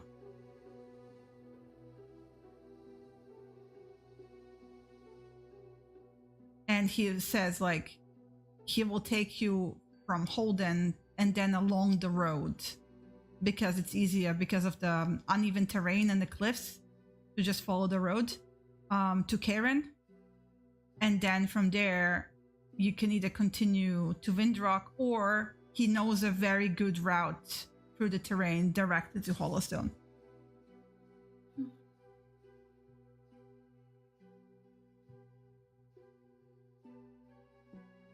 Yeah, I'm all for the direct way. He says if you move at his speed, we can be from between Karen to Hollowstone, it would be 2 days. Alright.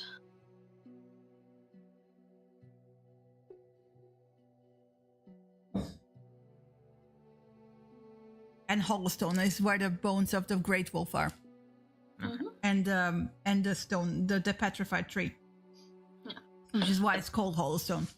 Yeah, at this point, I'll ask if any of the encampments that we're gonna go on past the way, if there's possibilities of buying some more rations, or if we need to start gathering ourselves.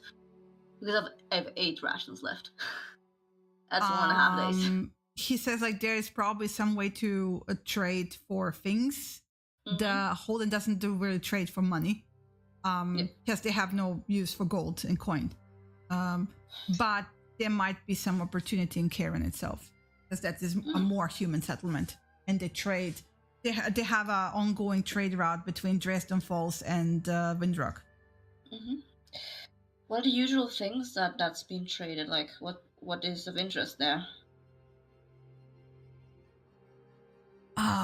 If you have interesting jewelry, tools mostly, because they're a wandering camp. They don't really have a setup for proper smithing. This is what they trade mostly with the humans for. We provide them with the ore, and they in turn smelt and create tools.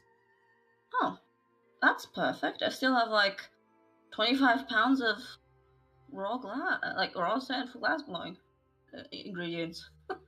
Like the Shoran boy are really good at digging, so they get us the ore for our needs. Yeah, we can make do. That's workable. I have plenty. I can do here. Perfect.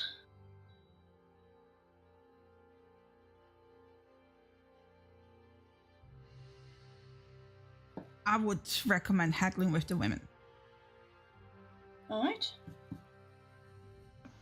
We'll do so then. Unless you... And then he like stops himself, just shakes his head and waves off. Never mind. No, okay. never mind. Okay. Come on. Now it's like a thing I want to know. It's like you phrase it like that. I mean, I'm pretty sure that a pretty face like yours will be popular among the women as well, so you can offer that as well. He looks at Cassius very nonchalant. Oh, is that type of... Okay. Yeah, I'm going with the women then. Layla is like grinning, is like looking at Cassius like, I mean, maybe. His finger gun.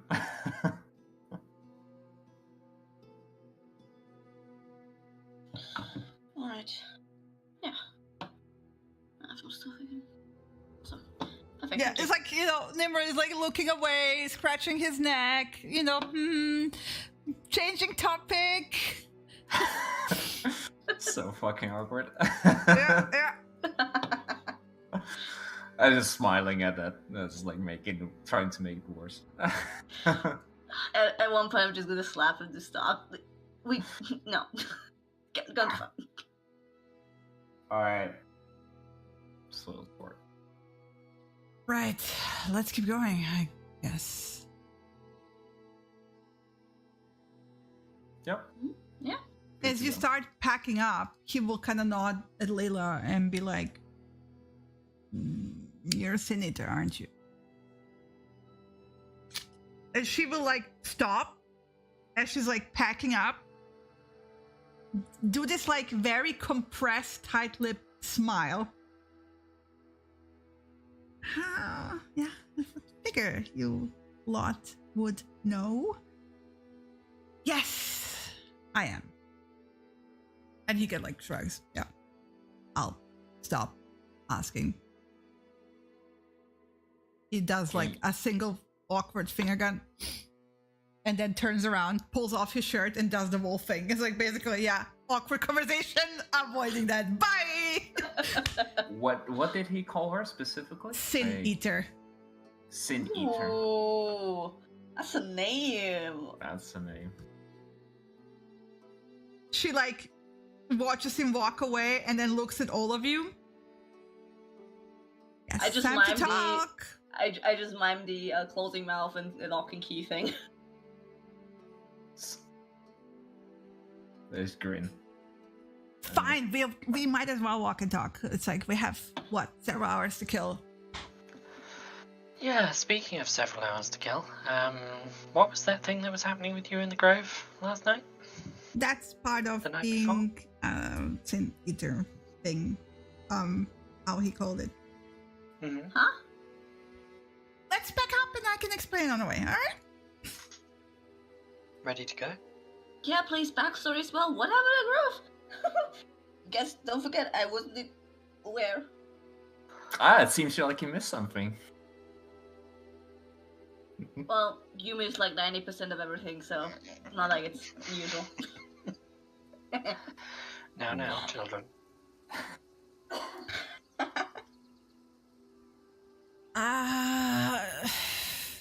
So, when I was a child, I don't know how it started. It's, I started getting nightmares. Really bad ones. Like, really bad ones. Repeating things of people on spikes, tree things above and around the tree,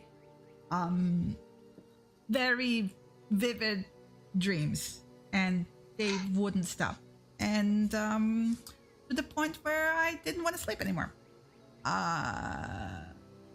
And it got really bad because you kind of have to sleep, and I got very sick.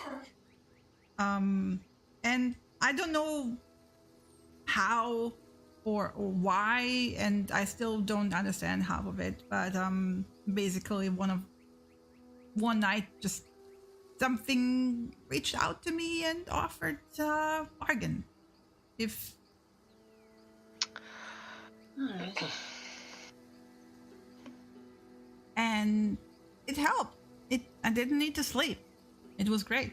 And then occasionally I would fall asleep anyway, and I would wake up in the hallway, and sometimes I would fall asleep and wake up in the stables, and then eventually I started waking up further and further away, and had to wait home through swamp for hours, and one day I woke up in a different place entirely, and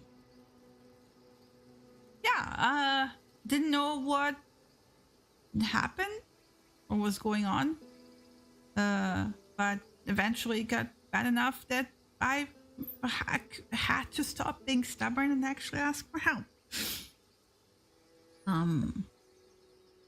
Happened to be in Tari at the time. That's something we'd never do. Right? Who would do that? No, it was the Estrian who helped me. He helped me get enough of a grip of it to find a solution. The deal is permanent. It changed me. I'm no longer what I used to be when I was a child. I'm this thing now, which I can take on a different form. This looks like a odd, skinny cat, if you will, but it's not really. Like has some benefits, but it is basically taking on the form of the creature that I made a deal with, and the deal is that I don't get to dream and to have these nightmares, and in turn I hunt the nightmares. And honestly, over the years, the things I've been hunting, I'm very glad to hunt them. I wouldn't want to stop doing that, but sometimes when these nightmares are very strong, like Misha was, they kind of pull me into the form almost against my will. So I do prefer doing it on my own terms rather than it taking over, if you will. It's not a dangerous thing. Like, it would never hurt any of you. It's just I don't like not being in control. Oh yeah. I think that resonates with Liz. And I don't like talking about it because most people are freaked out by it because it doesn't look that amazing to begin with. Also resonates with us. So I think we in my experience, most normal people, if they ever see me in that form, they're very, very freaked out. So I tend to keep it on the hush hush. Also, there are people who don't like us because of the stuff that we do. I'm just guessing that Amalia is probably not the biggest fan of my kind. Well, the feeling is mutual. Yeah, she's a raging bitch. The kind of that's what I want to say. The kind of creature that Misha is a byproduct of spirits that are very tortured and they don't really move on, and they condense into this pile of pain and anger and hatred, and it manifests, and they're literally like living nightmares. And touching them is not great. Whatever they touch withers away. They're not great, and they come in all kinds of shapes and forms. And I haven't seen quite a nasty one like that in quite a while.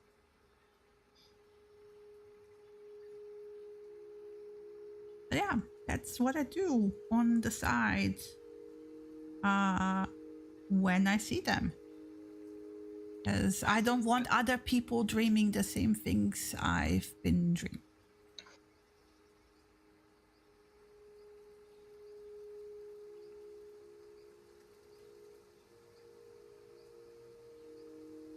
You were gonna say something here. Nothing relevant. Come spit it out. Nothing relevant. It was just a quip. Well, now I want to hear it. I thought you were going to say, is that all you do when you're not busy with Cassian? I do a whole lot more when I'm not busy with Cassius. That quip didn't really land. Well, like, there's a place and a time here. Like, it would have landed if I'd said it at the right time, but as I was pushed into saying it, it didn't land at the right time. You only have one person to blame. Don't blame anyone. Don't blame anyone for that quip. You only have yourself to blame for that one. I'm sorry. I was going to not say it. But the herbal mixture I got that from Destrian. It helps. So just let me know if you do have repeated nightmares, because that's how it started for me, and I ended up with not being myself. So while it's not necessarily a bad thing, not knowing where you are when you wake up is not the greatest thing ever. Yeah.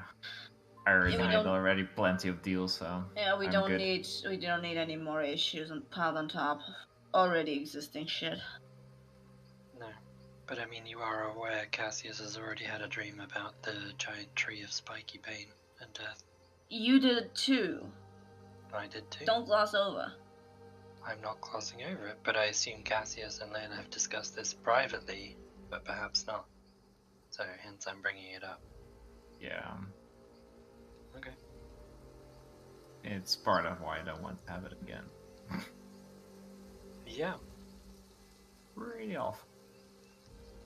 Yeah, if I could take that experience from you again, I'd do it in a snap of a finger. But sadly, it doesn't work. Nope. Not even a thing that can happen. I know it can't happen. That's why I said what I said. Even then. But there you go, now you know. I mean, Cass is sort of knew already.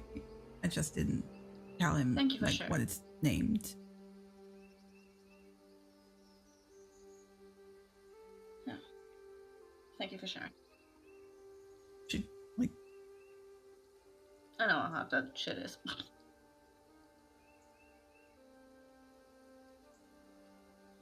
What, sharing personal stuff? Never.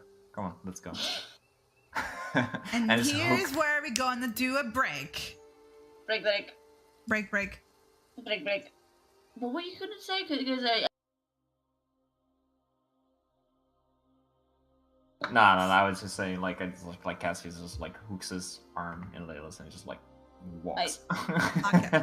Couple of shit, okay. Break. Break.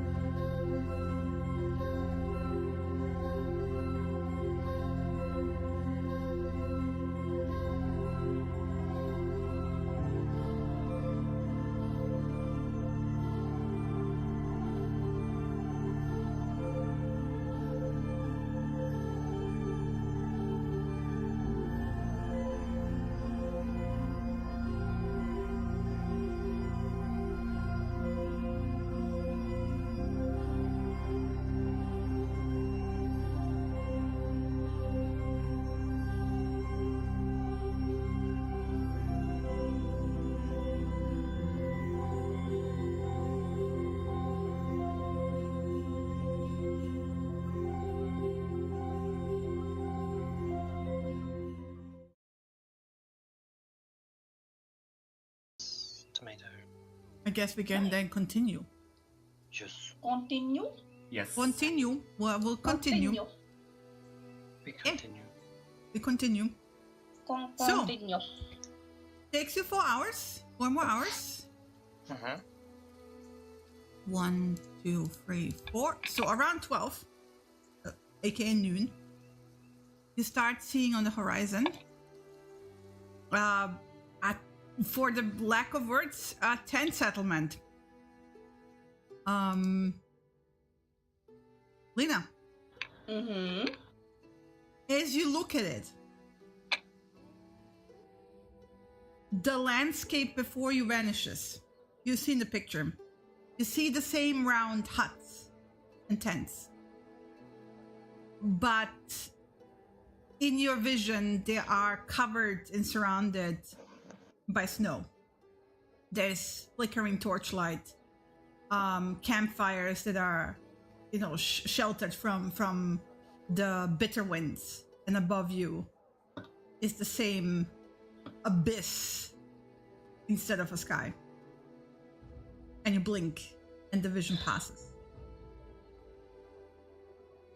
And you know this place. You already know what it's called because you've seen it in someone else's memory.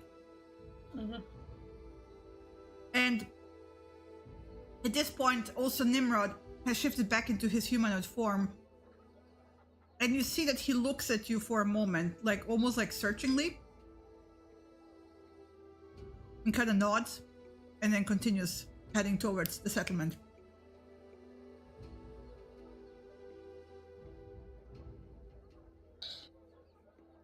Yeah, quick shake of the head to get myself righted out again before just follow. You good? Yeah, I'm good. Sometimes things just overlay. Overlay? Yeah, it's sort of like, what's that phenomenon where you think you've relived something, like that thing? Just feels familiar. You've seen it before in a vision. Yeah, exactly.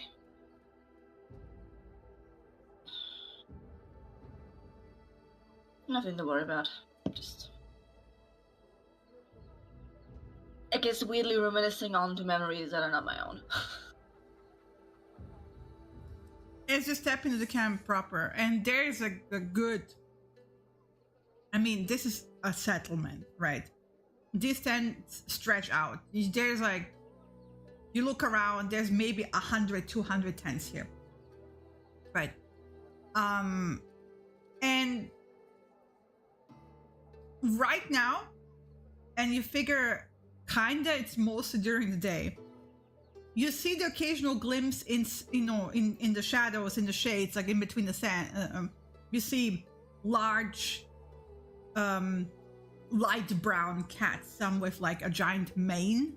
And these kind of like, they're very similar to the lions that you know from your world. So it looks like almost like there's like a strewn in between people. A huge pack of lions all over the place, female, male. It looks like they are kind of like on their own sides. You don't really see them mixing. But they all seem to be like napping. It's mostly the humans or the human-looking people who are out and about. And it's very like, hustling, bustling. Further in the distance, and you've seen this like as you walked up, there's people tending to goats. There's people who are farming the land. Very living settlement. But it also looks very much like it can be packed up like on a whim and taken somewhere else.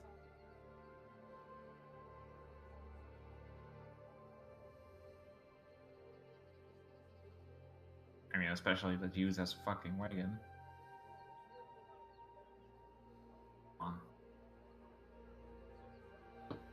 You get curious glances, but mostly people are going about their own business.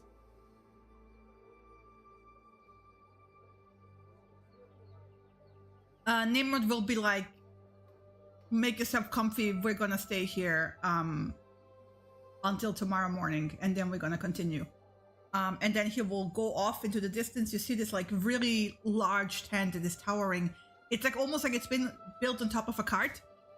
Mind you, the wheels look like they haven't moved this thing in quite a while because there's like literally moss growing on them. But he goes to that large structure for a while. So you're on your own.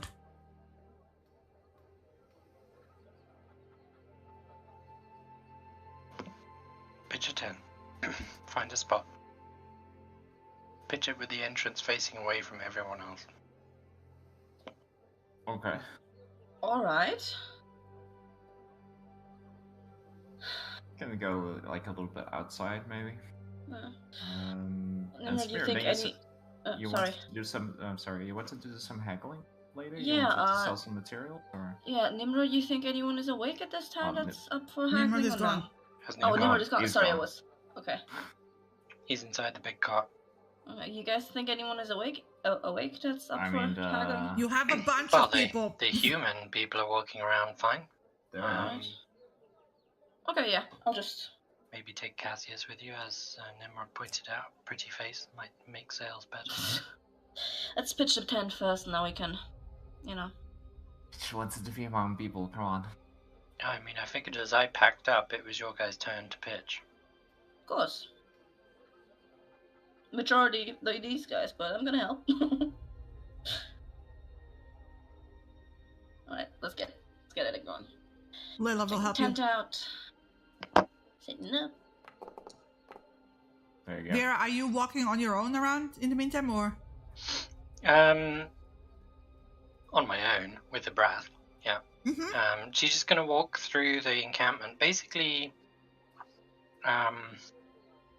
don't really know if it's a roll or a check, but you can tell me that. Essentially, I'm paying attention to all the different types of cats, creatures, people. Are they humans? Are they orcs? Are they elves? Are they... The people you see, they look predominantly human. Mm-hmm. But are there any elves? You don't see any, no. Mm-hmm. Which is why I draw curious glances. And Brab also draws curious glances because the cats here are all very light colored, right? Mm-hmm. The males Are they like all sandy brown? They're all sandy brown, yeah. So like there's a mixture of like basically lion, mountain lion, but mostly lion, right? And then they're larger, by the way. They're like a Braff. They're not like the typical sized cat that you are used from. The ones that look like mountain lions are like at least a size larger than normal mountain lions. Like the wolves, they're just bigger, stronger. They look like they can rip off your face, no problem. And normal wildcats already can do that. So these but honestly, at the moment they just look derpy because they're just chilling and sleeping. There's you see occasionally like little, groups of cubs that are like climbing over the parents, who are not bothered at all. Looks very cozy. And they're just like strewn all over the place. Basically, wherever they have found shade, they're like there, and they're napping. Yeah. However, you will notice that the Braff at some point kind of because he was very apprehensive. Because again, there's more like the humans not so much, but the cats are different smells that he is not used to, right? Yeah, so he's kind of walking around nose to the ground occasionally. Yeah, and like paying really attention. He's very apprehensive towards the cats, but they also don't really pay attention to him, so he's kind of starts to relax after a while, right? Yeah. But at some point, he perks up. And he perks up because a very tall, and he stands out immediately because he's very visibly not human. Comes around a man, and a Braff, from what you can tell from the body language, recognizes this person, although you have never seen this man. Until he walks up to you and you recognize it's not even the color of the eyes, it's the age. and the way he perfectly stands still like a statue. But he doesn't look like the last time you seen him. Give me a second.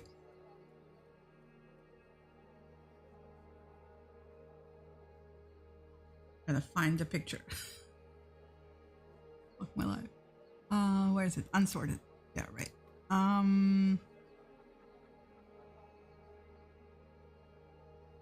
This is what he looks like. He's good 7 feet tall. A furbog. If Viera knows what a furbog is. Of course she does. Yeah. Carrying a quiver of arrows with a bow, which is, larger because accompanying his large size.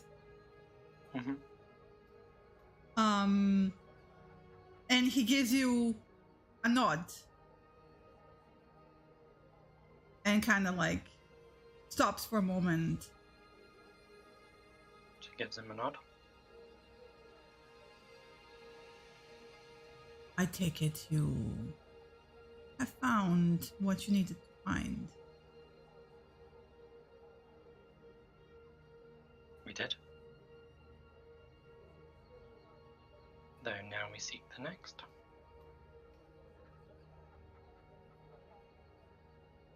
Well, if you're lucky, your friends will be released soon, and they can take you on a nice little chase. They have a way of finding it.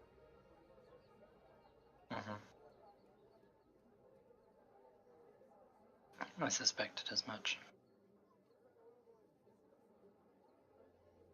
I like your choice. Although you had the option. Nice touch. My companion, friend, acquaintance. Like he kind of tilts his head to the side thinking about it. Acquaintance. She appreciates.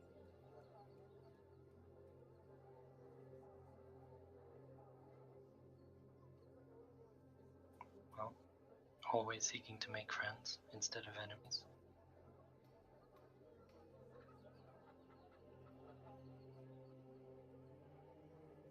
Well, now you know. I'll be on my way. We might meet again soon. Beyond Karen. I'm close.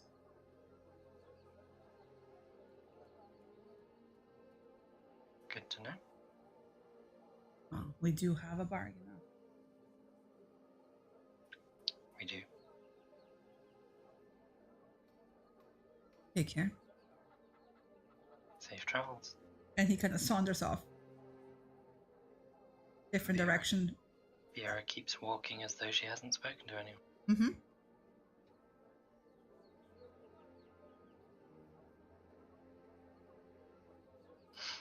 And yeah, just going around the camp, essentially doing a perimeter as well, to get a feel for size, numbers, all that kind of stuff. And then once she's satisfied she knows enough, she'll do a walk around back to the tent, so coming back from the other side.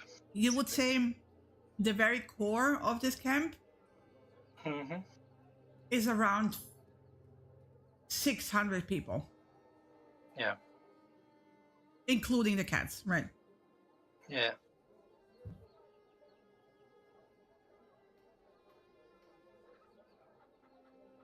And they're going about the daily, prepping food, tending to the children, working on what seems to be leatherworking, like deer pelts to prep them, for further processing. Yeah. Very simple life. But the humans seem to be very integrated and quite happy within this community.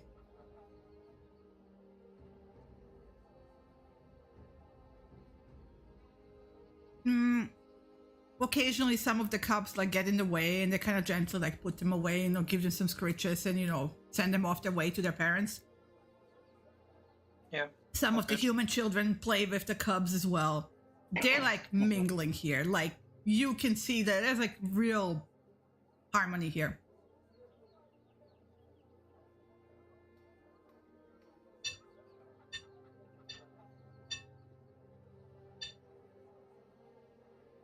Yeah.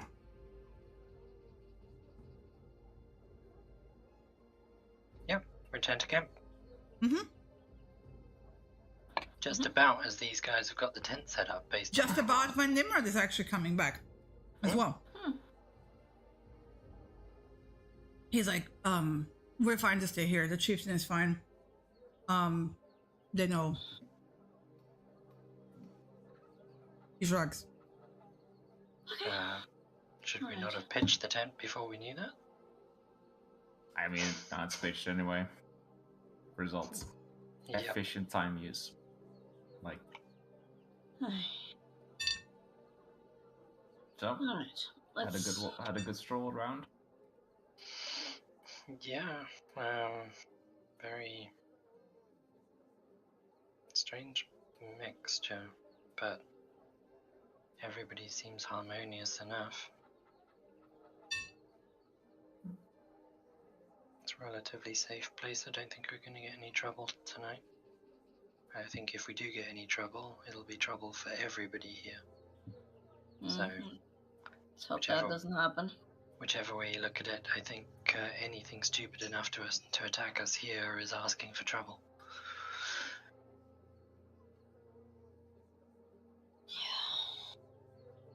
Yeah. Okay, I think why not waste daylight and I should go and try and find someone to haggle. You want me to accompany you? Doesn't really matter to me. If you want to come, you can come. If not, you can stay. Wow. Nimrod shrugs and just walks off into a different direction. Alright. You two go. I'll tend the campfire and get things going. Okay. Up at it then. Yep. Where's Layla? Layla is there helping. Like, she exists. With the campfire. Yeah. I'm checking if she's staying or going. No, she's staying. Yeah. Alright, catch you later. Have fun. Layla looks at Vera. Like, you don't want to stay go out with too that? late, kids. No, I've done my rounds of the camp. You're sure you don't want to go with them? You trying to get rid of me? No, I'm just like, maybe you guys want to hang out. I don't know, talk to each other, maybe. No, I don't know. No, we should stick in twos. She gives Samir a pointy look. I just kind of wave my hand as in, not now, later. She rolls her eyes, like, fine. I'm clearly missing something here, but let's go. Yeah, let's go. Let's get that done with. Okay. Trying to find a free-looking woman. Doesn't have anything to do. They're all doing things, mind you. So, like, what are you looking for? Yeah, someone who looks approachable. They all look approachable, so like, yeah, you can randomly... Nearest woman. So you walk 2 steps, there, bam, women. Like, yeah. So what did you want to... You wanted to get rid of your what? Hi, do you have time to help me out real quick? I asked the woman. She kind of looks up from what looks to be food prep, like she's grinding, like, wheat. And... yes? Awesome, thank you. So we obviously just pitched a tent, and I was wondering, is there some place here where I could maybe trade for some further rations down the road? She like furrows her brows and slow. Oh, sorry. Slow. Me, and then she kind of points at herself.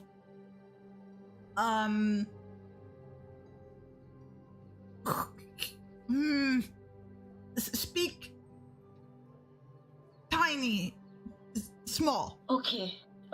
Small. Me give, and I obviously start pantomiming. Things you give food, and I'm eating. How are you pantomiming this? Like I as if like the giving I do as if as if reaching and the offering of hands basically, and then kind of taking for like the taking sort of thing, and miming putting something in my food and chewing, and just that kind of sort of like the shrug, like where? Thumbs up kind of shrug where? She like sits and furrows her, like she's like really trying very hard to understand what you're trying to say, right? You food. Yes. And then she makes like the eating motion. Hungry. Food for travel, and then I make walking with my fingers. She kind of like waves off and then like calls out what you assume is a name, right? And then goes into a series of words that you don't understand. Mind you, because you're right, you're like 3 meters from a Viera. Viera, they're speaking Druidic. Which you, by the way, I wanted to point out, which you have noticed while walking through the camp, right? Basically, you hear her shouting out, there's some people who want food, but I don't know what they want from me. Right? And so another woman comes over and goes, oh, greetings, humans from city, yes? Yes. You want food, you hungry? Yes, we want to trade food for something else. Oh, trade, bargain. Oh, yes, you can bargain. Come with me, we bargain. Okay. It's perfect. Amazing. I just thank the woman, just like thankfully, like the first woman, like sorry, thankfully, and just wave. And she will like basically call a few people, and you see like people coming over with baskets of like various stuff, like dried fruit, dried jerky, you know, that kind of stuff. And wheat, like unrefined, full on, like, you know, kernels in a bowl.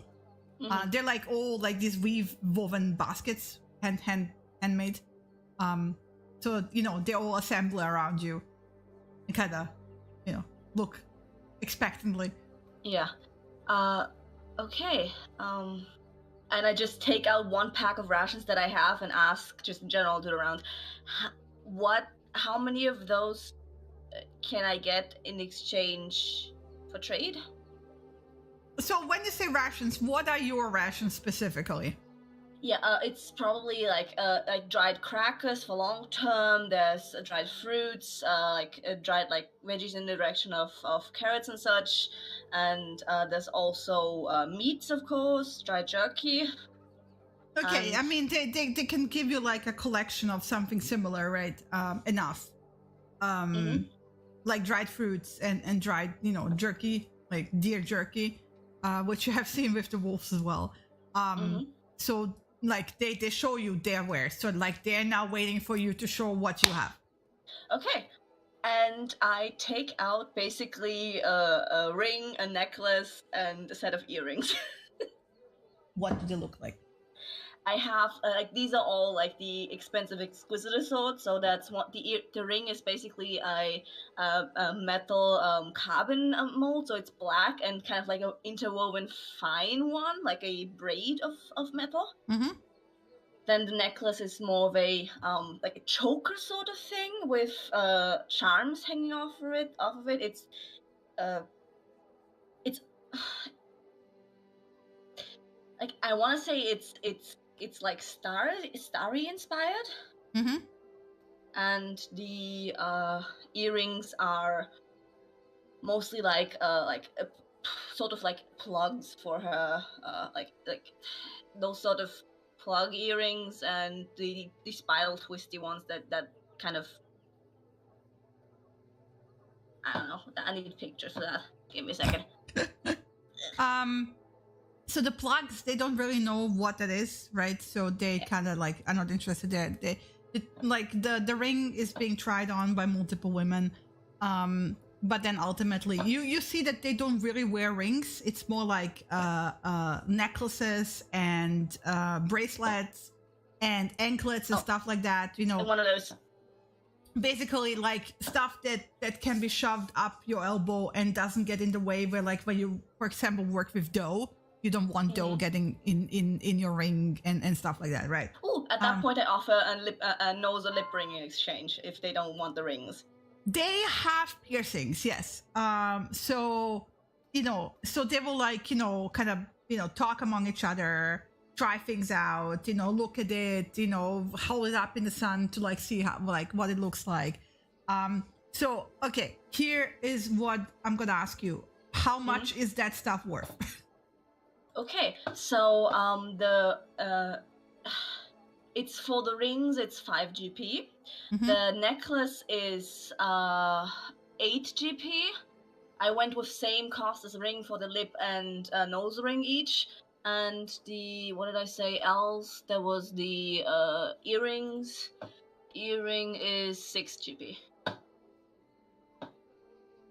They obviously will not know the true value like in the city, right? Of course. But they're also not completely like oblivious either. But you also get that out here things have different, as you expect, like from city to city, settlement to settlement, the things have different kinds of value, right? So let me check. How many rations did you want? I have 8 currently, so I preferably want like 20. Okay. Like 22 to round it up nicely. I guess we'll try to like kind of like assist with just showing the things, just giving smiles here and there. Oh, they will get very flirty with you. No. And I mean flirty, they like start like tugging away at your armor and kind of giving you almost like a look over like cattle.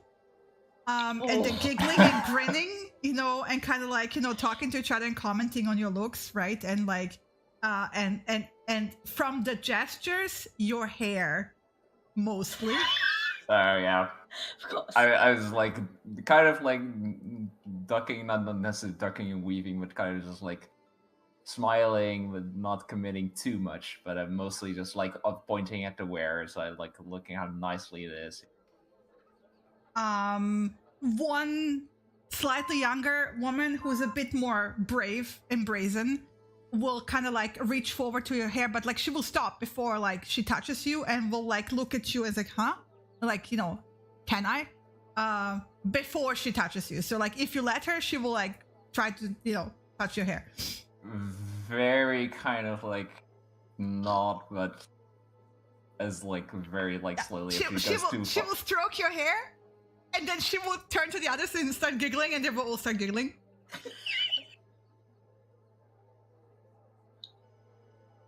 By the way, I also want to point out most people here, they're like tan, darker skinned, they have like dreads. So like, not the kind of smooth, shiny hair that you have, right? Mm-hmm. So there's a cultural and almost like genetic difference, right? In like the type of hair here. The hair here leans more towards like, the African thick, dark, coily. Yeah, coily, yeah, coily, yeah. Although they're like not as dark skinned as Samira, they are on the darker side. So wait, where is it? Oh yeah, it's in the player's handbook because I'm an idiot. Give me a sec. I need the cost of rations. 5 SP per ration. So that's 10 gold for 20, right? Think so. Yeah. Okay, so you said 1 bracelet, 2 earrings. Oh, it's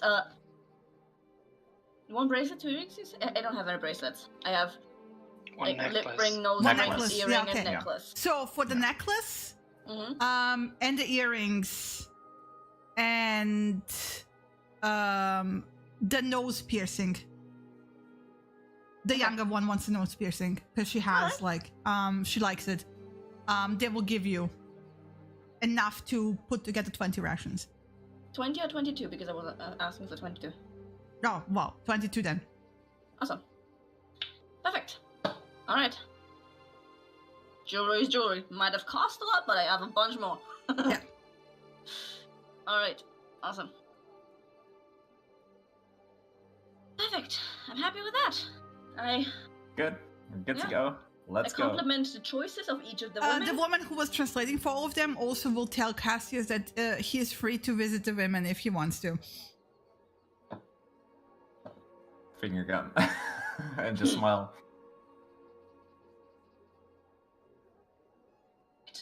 And I will excuse my way out. Layla was watching you the entire time, by the way. With a fat grin.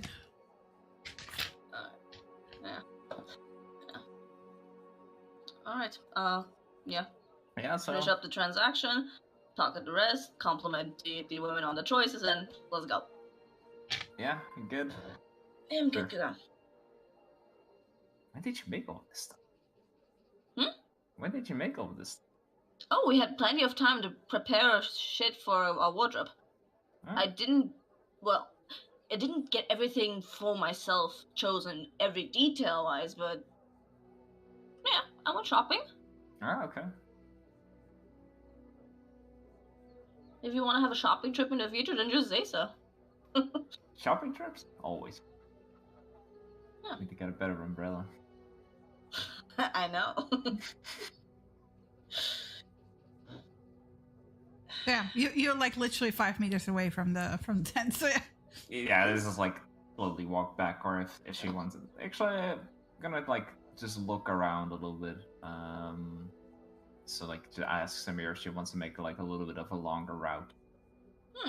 And just walk around, see the sights, not necessarily like looking for anything. Try to get further than the next tent this time. just 2 thumbs up and walk backwards with 2 thumbs up.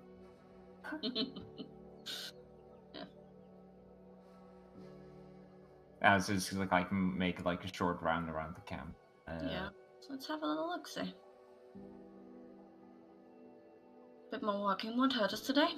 Mm-hmm. No, so yeah, so you see the same thing that I described to Vera. Perfect. No fur wolves. Amazing. Well, roll me a perception check. I will. It's not gonna be great. Hey, what you looking for? Nah, nothing. I'm not looking. Seeing him look around, I see. What you looking for? No, you guys are you're just looking around. This is. With those perception checks, you see each other. Come on. We see the obvious, which is tents and people. That's it. Yeah, so just take like 15 minutes, half an hour walking around, and then slowly circle back to the camp, to the tent. Sorry. Okay.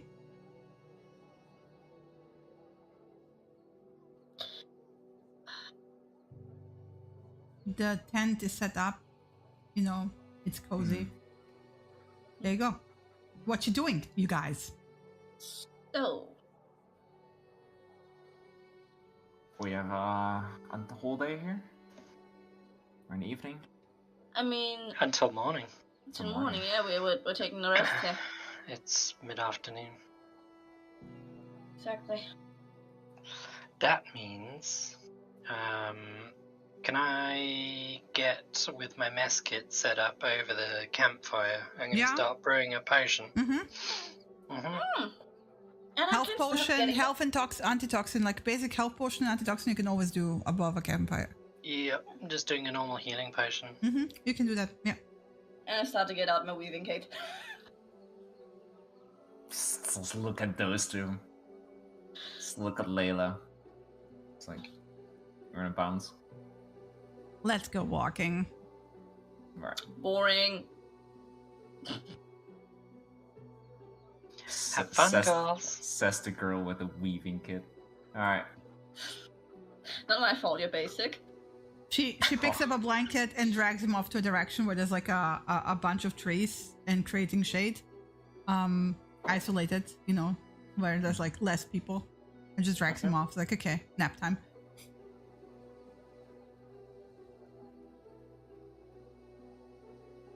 But yeah, otherwise just gonna spend the next 4 hours or so brewing a potion. I assume your breath is just kind of lazily lying around. He's napping now. Mm-hmm. His sleep schedule is all over the place now, which is like he's not a happy cat because of it. He's napping when he can nap. Yeah. And moving when he can move. Yeah. He'd be fine. Yeah, I spent like mid-weaving, and as always, Samira is very focused, like as if ignoring the outside world. But then at one point, like half an hour, and she's just gonna pipe up very nonchalantly. You're pretty perceptive, so you should know we should fucking talk in the future, like when we have time. Pretty sure you're aware of that. I'm pretty sure I'm the one who keeps saying it. I know, but you're also not really opening up either, so... I mean, nobody's asking, so it's not like I'm overly hiding stuff. That's why we have to talk. So talk.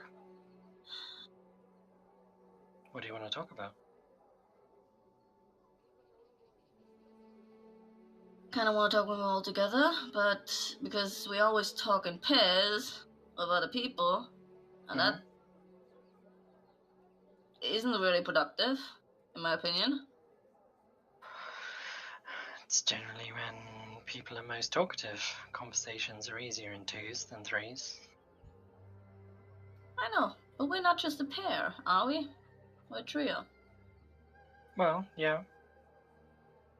I mean, send Locks and Curls a message. And send them back. Locks and Curls, huh? Yeah, well, why not? He's got a nickname for us. It seems only fair we get one for him and Layla.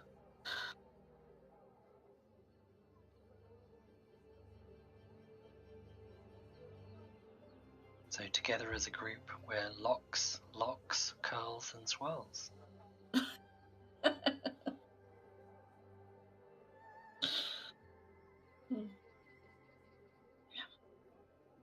It's been half an hour, so... Alright. Whenever you're ready. I know you're busy trying to finish off your... That... of that too. Yeah, much as it might not seem so, other things have priority time. Really? You don't have to act like that. You don't have... I'm very well aware how I am. Well, anytime you want to talk and all three of us together, just say, we need to talk. Sit. Stay. Tend to find that's the best way with Cassius. I think I don't want to interrupt them. They already... Well... You could always send a message to Creo and ask Creo. At that point, it's not my fault anymore, right? You can see them, by the way. They're like, you know... Exactly. They're not canoodling. Ah, okay, they're not canoodling, okay. Snapping. Just like chilling. They're just chilling sitting, in the shade, relaxing in the shade. Weaklings. Okay. This potion will unfortunately take me the next 3 hours or so to finish off, so... Yeah, you do yours, and finish mine a bit, and then we can usher him over. Sounds good. Sounds good. We've got plenty of time from dusk until bedtime, so... Mm-hmm. Exactly. Seems like we actually have some time to chill out. Any idea where Nimrod walked off to? I mean, you might know people here, so who knows? Or he's just walking off once more, like, in the general direction and brooding. Yeah. Doesn't seem out of character. No, I was curious as to how long it's been since he's been here, because he seemed fairly settled in Northgate. It seems like he's been there a while, so... Who knows? Doesn't strike me as the get out and walk around for no reason kind of person. That too. Kind of hard to gauge by how he acts with people, because he seems always a bit on edge, but, you know. That I also get. Yeah, he was a little bit more relaxed around Timok. Very familial, so... Really? Okay. Don't know about that. Yeah. Could be, I don't know. Kind of like, not a parent, but like close relative. Mentor? No, more like close relative. Huh. He was, Dimmock was giving him a pat on the shoulder and then a hug before he kind of disappeared to come away with us. So, more like, I don't know, guess like an uncle, if you think that's the right word in common. Like your parents' brother or sister. I don't know, could be. Who knows? Yeah. Family isn't always bloodlines anyways. I imagine some of the families are a little intermingled anyway. But who knows? Maybe not. Yeah.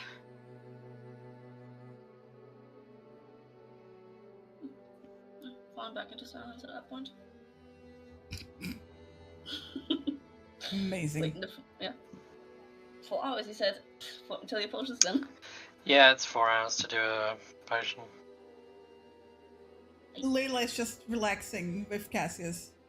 Unless Cassius wants to talk, it's just like stroking hair, enjoying the shade. It's like probably like an hour or something, just chilling. I'll like go around camp with her, and just like mingling with people. Just a little bit, getting a little bit bored, as usual. And I'm almost too afraid to ask. It's free train observant with her. Yeah, you can. Amazing. Yeah, but she will like find a different spot where you can actually just see people rather than walking around, because she pointed out like we just spent 4 hours walking. I don't want to walk anymore. Thank you very much. But basically she will sit there and start pointing out certain things where like she goes like, this is very like basically what people have in common with even city folk in mannerisms, and then pointing out differences, right? Yeah, especially like, those differences, because he's not familiar with that at all. It's like, and basically she talks you through, you can see a bit like how her mind works when she's in an unfamiliar environment, like what she looks for. Like she points out to you, for example, the mingling, like you can see like children and cat cubs like playing together. The grown-ups, when a cub like goes anywhere close to anything dangerous, make sure it like they kind of like, you know, send it into a different direction.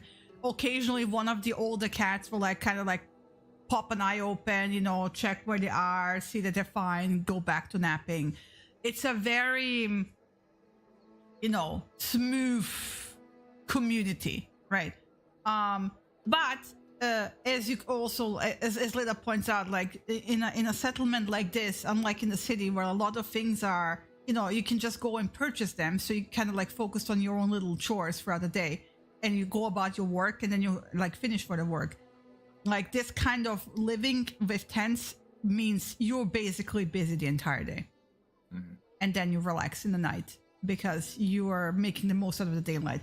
But she also points out, and she shows it to you, it looks like they have this like shift, which is probably going to be similar like in the camp you saw with the wolves, where like during the day it's the humans here who are active, and it's probably gonna be the cats during the night.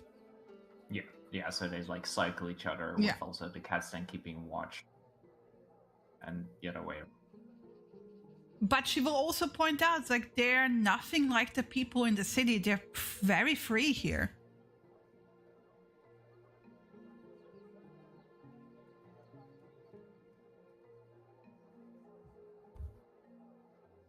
Like, compared to Northgate, right?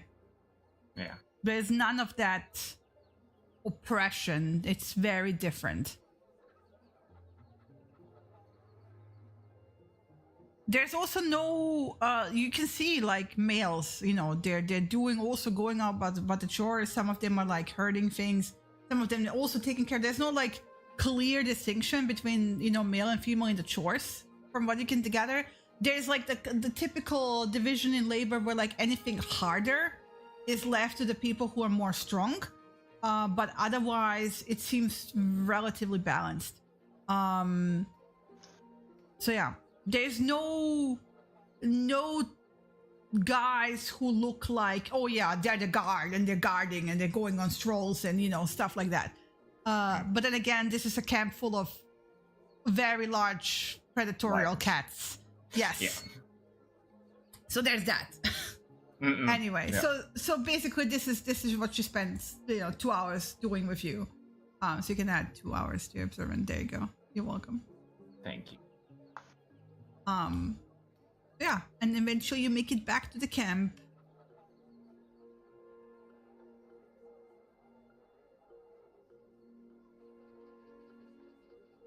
She will leave you for a little while. She goes like, she has seen a few spots where she might be able to get some herbs.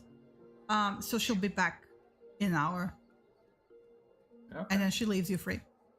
Mm-hmm. Sit down with the other two. Been good? Oi, Faye? Oi. All good? Yeah.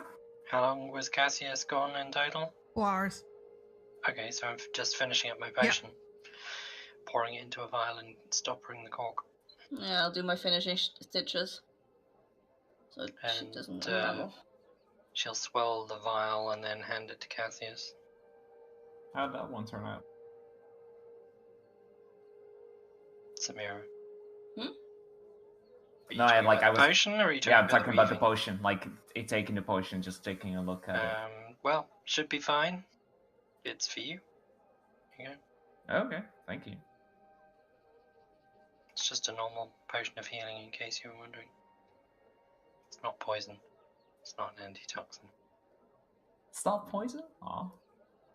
No. And here I was going to drink. I've been slipping some into your food every day to get you guys resistant to poisons too. Ah. I knew those berries wore off. Yep. 100%. How was your walk? Oh, good. It's good to see the habits of these, how they differ with the city folk. Mm-hmm. Looks people are busy, but peaceful. Yeah. Yeah. Very kind of synergy.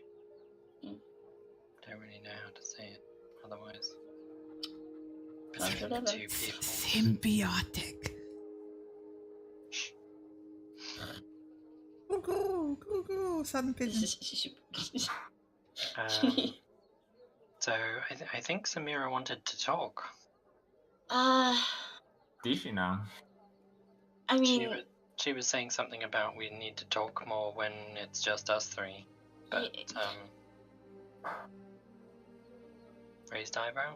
I just as much as am someone who isn't the first to talk, but I've been getting poked by someone, and I look at where Layla left.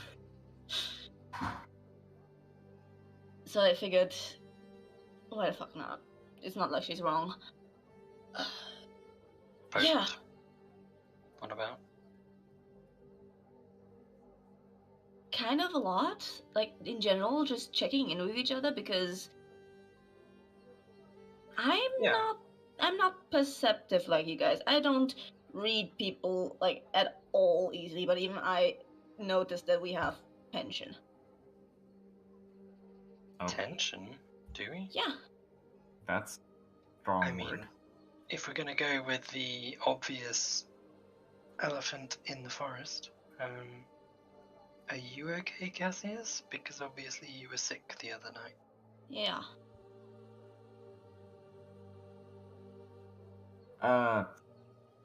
You know, I did not handle that dream quite well. I do not want to repeat it. I assume you mean the first dream. You haven't had another one. I haven't had one. Okay. Thanks, Elena. I think otherwise you would have seen me wake up quite a bit different. So I'm good at hiding things, but come on. Well, I never know with you if you've done a calm emotions on yourself or not. So.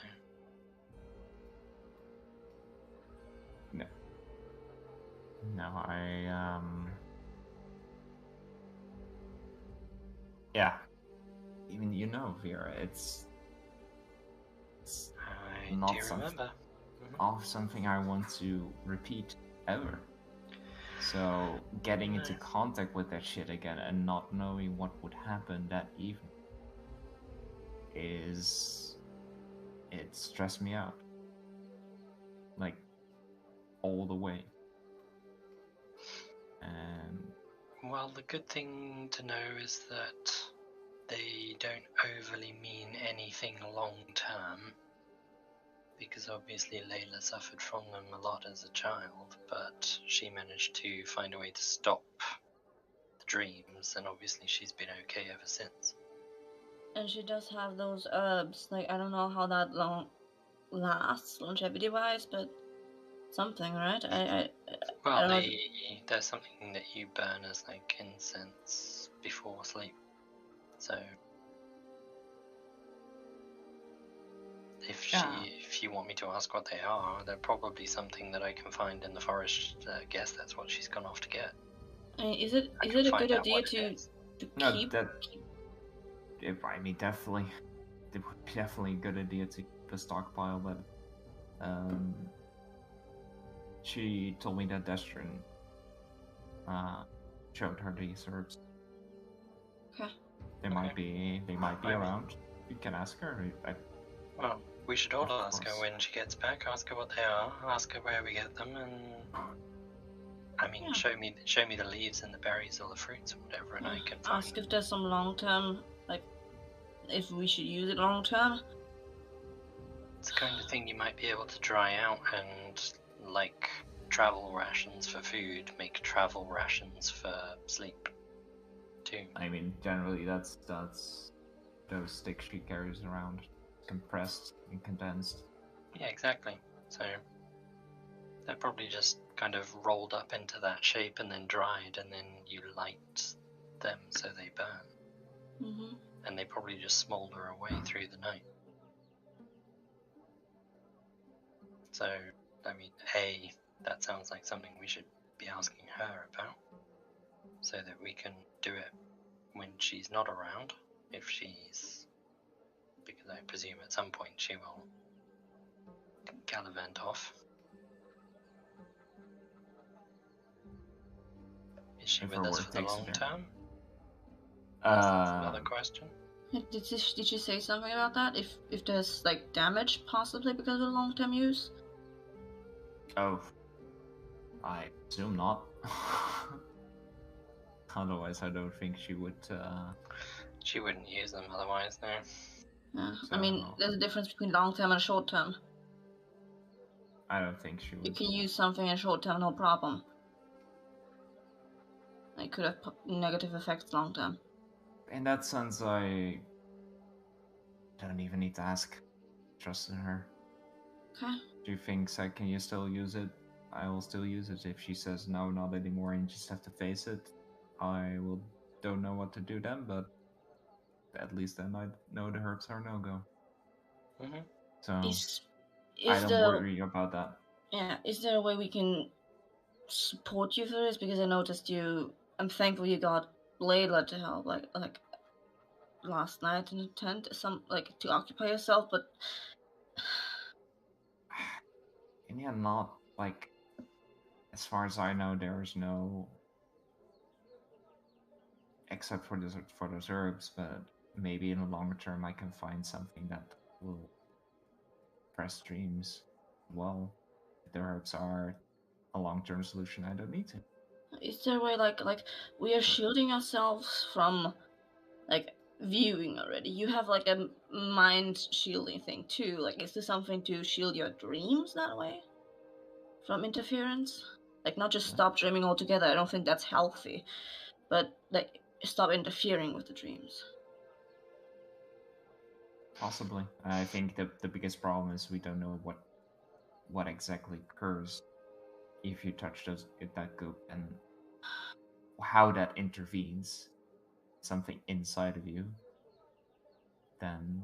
Well, the fact she calls them nightmares, I suspect it is just they trigger it. She said it was a amalgamation of pain or something, suffering. But those are that's the spirits, like Misha would. But the dreams themselves are not that far off, right? Not that far off, but I don't know, like, she will probably know more about it. Again, the incense is a long-term solution. I'm completely happy. Well, it might not even be something that you have to have every day. It might be something that you only have to take the night after coming into contact. Well, but she did burn it again. I think it's you have to get over with once, like you guys did before, right? Don't know. And apparently, it's also something that just can return on its own, like it did for her. She warned me. She warned me to let her know if it didn't go away. Yeah, if it didn't go away, not if it returned.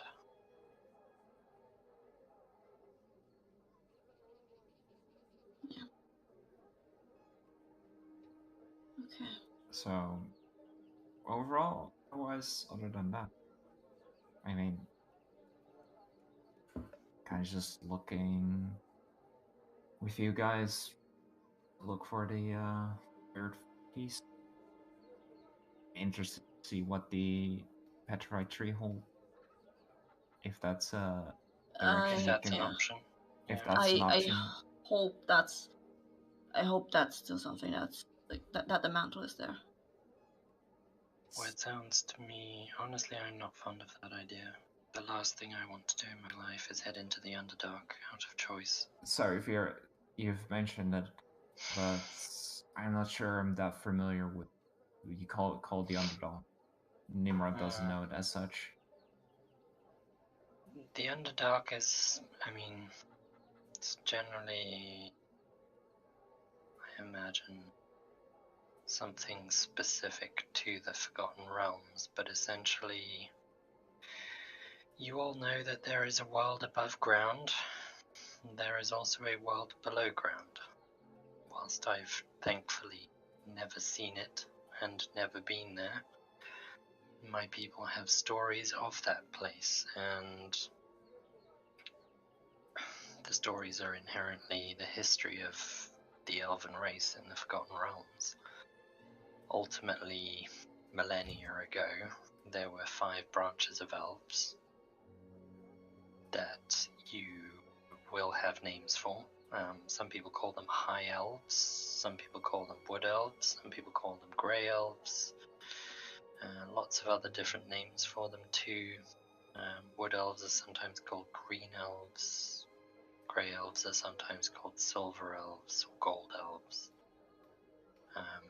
But yeah, ultimately the fourth and fifth branches of that tree, if you like, are sea elves, who, as you might have guessed, live in the sea. Mm-hmm. And the 5th and final one is a branch of the tree the first 4 would rather have seen struck off the tree and killed entirely. They essentially rose up and rebelled against everything the other 4 branches stood for, and created, well, didn't create, but essentially started a war millennia ago that took hundreds of years to resolve, and it was essentially resolved by them being banished underground to the Underdark. And you may know of them as Dark Elves or Drow.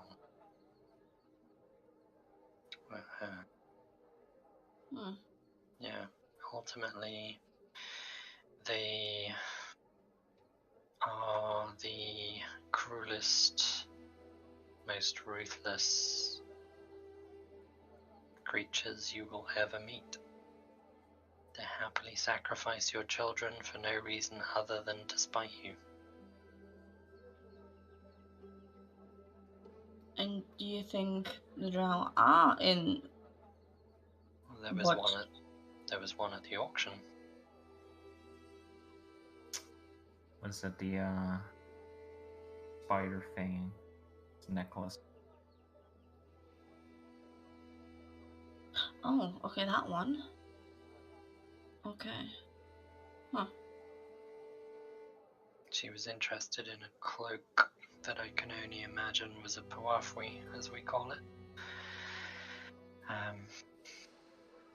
It makes sense it's still there, because normally anything crafted by them is rumored to disintegrate when it touches sunlight. I understand that you have history with people who look or think or whatever, or come from underground or such, but we already know there's differences with orcs here. We do. And that's also been the tender point. As Cassius and I found out not so long ago, there are also traces and history of people from the Forgotten Realms here. Alright. Sorry. Yeah. So okay, what? There's, in Northgate, there's an old Temple of Helm. Helm is a deity from the Forgotten Realms. So. And although the people may not know who it's of or how it came to be there, because it's old, and from what we gathered, Northgate is from the outside world, it also means that if a Temple of Helm survived, it's quite possible other things survived. We know we're not the first outsiders either. So. Yeah, but if I remember, outsiders are rare, not a whole group of people being transported over. Yeah. If I had to take a wild guess, I would say the drow in the auction was a drow from our world, though. Okay. Otherwise, she wouldn't have had such an interest in the cloak. Alright. It would have meant nothing to her, whereas she might be the child of an outsider as opposed to an outsider herself. She may be nothing like the people that come from our world. She may be. We don't know that. No, we don't. So I want to say I'm hesitant, but when it comes to anything that looks like a drow, I'm not. I'm downright hostile. And I will treat them hostile until they prove to me they're not. And even if they prove to me they're not, I'm still going to be on my guard.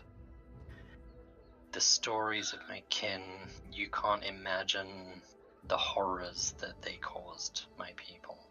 We even have children stories where I think every race has its own story of a similar vein, but ultimately it was something I was remembering last night when we were sitting around the campfire.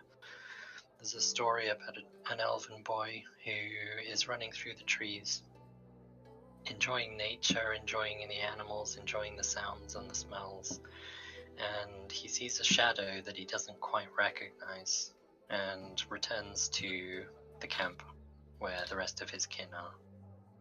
and he tells them about it. He says, I saw a dark shadow in the forest. It was kind of peering at me with these bright white eyes, white and red eyes.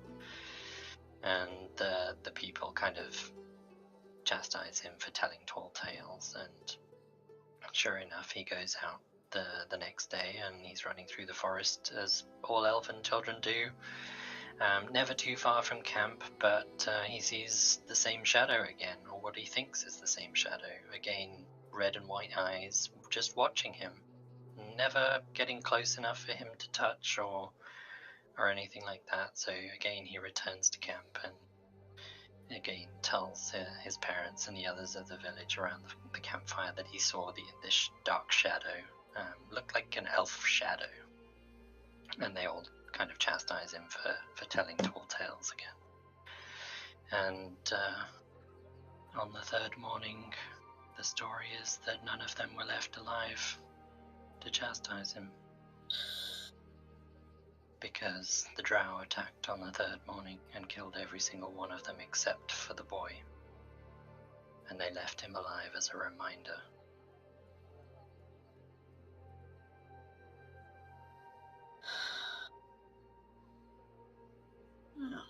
And that is, from everything I know of that part of my kin, the least of what they will do to you if they get the chance.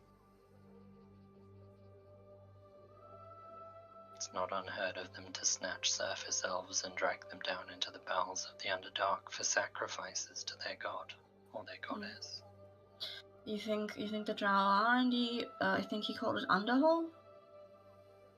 I don't know. And honestly don't want to know. It's something I would rather be blissfully unaware of.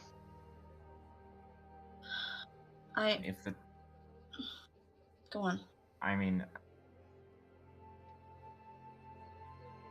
the prospect of those people being the same as you describe, I mean, it might be. They might not even be there. They might not. But if other things from the Forgotten Realms have survived here, it's suffice to say, I suspect some of them are here. There might not be a whole lot of them. But then again, the surface creatures of both the inside world and outside world may not know, because they can live underground for thousands of years. I want to point out that the drow you saw at the party before the auction was walking in daylight, no problem. Yeah, I know, but everybody from her kin knows of the tale of Dritz Do'Urden too, who is a drow who walks in sunlight. He's famous enough to have known that.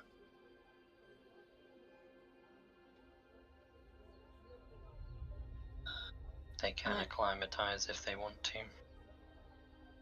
I understand your hesitance. I very much don't want to reduce any of your experience down, but the chance of reaching the mantle of Earth and getting that pact broken.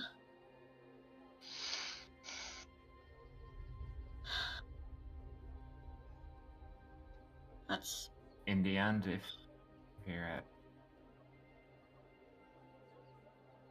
that's big enough for a reason for you not to go, there's not much I can do about it. But I would at least want to look at the possibility, and we can go there to Hollister. We will probably need a guide anyway, from someone that went inside and came out. Yeah. Unless the dwarves have trading merchants that come outside, then you probably won't find one. Possibly. I mean, I'd be willing to see, and maybe and if we find a person like this, they might know about drow or what they are like in this world, if they are even there, if they're They might. Doesn't hurt to ask or to find out. I mean, that's pretty much the least we can do in a world that's largely unfamiliar to us. Try and find out. Largely unfamiliar, but still mostly the same. There's been changes already, so you know.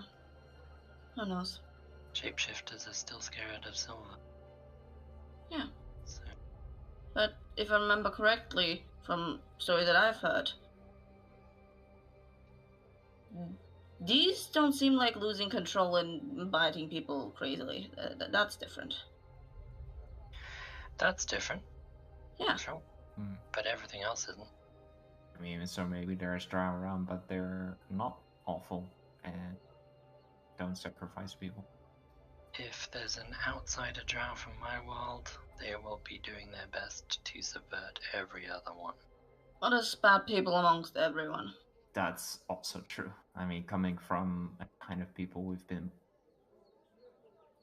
responsible for a lot of shit, but also you see how Nimrod even chose to treat me, and I agree from his standpoint.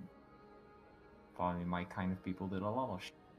But even if I was from this world, I might be from continents over. Nothing to do with. Exactly. You can't assume. You can be careful. You can be on your guard, but you can't assume and act on that without knowing.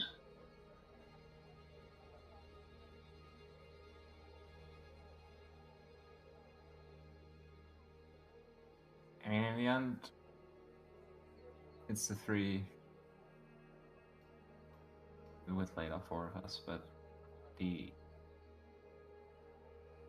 like I said, for now the pack is under relative control. So if there's enough reasons, if we would, I don't want us or you to risk your life and go underground with me. There might be a possibility. So in the end, that's also part of why we're looking for, the things to go outside to resolve. Mm-hmm. And but if there's maybe an easy option here, then we can try and find it. It might not be an easy option. It might be a death wish to go there. Might be harder. And exactly. And then I say we don't go there. That's fine. Yeah. I'm not saying this is what we should do. Yeah, I mean, we can try and find the people that Grim and Agnes went to. If they know something more, and just ask around.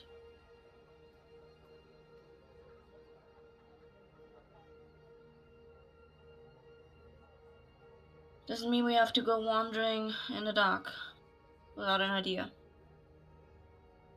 That's not always the best idea.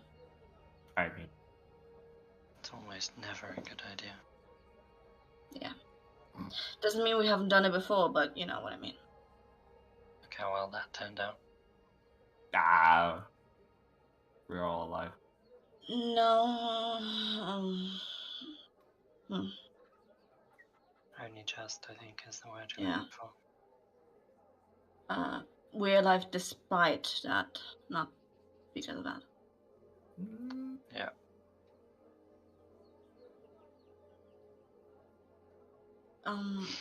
By the way, speaking already of this topic, are you okay, Viera? I had a lot of stuff going on. I think just thoughts.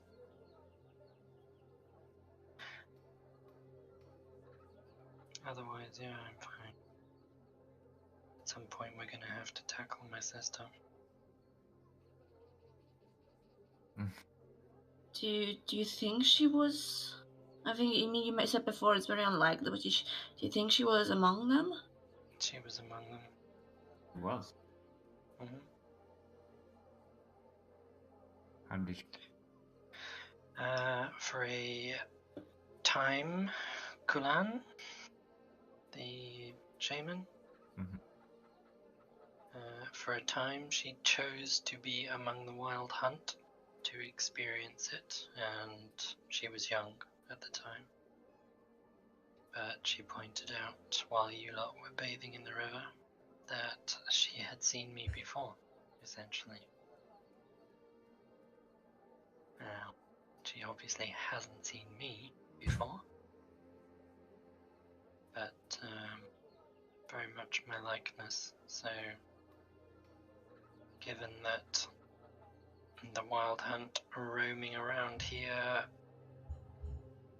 is also party to Liara, it's a high likelihood that they're searching for us. For us specifically, because of the object, or because of you, which part of us? For me specifically, possibly because of the bow. Oh. I suspect they may have sensed it, or me, or both.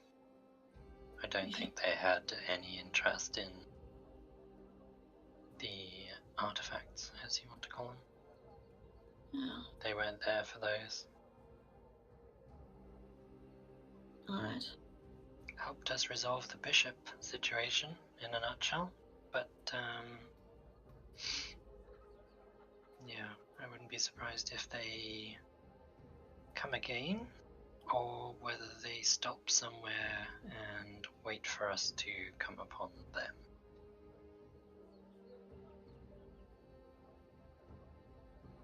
Alright.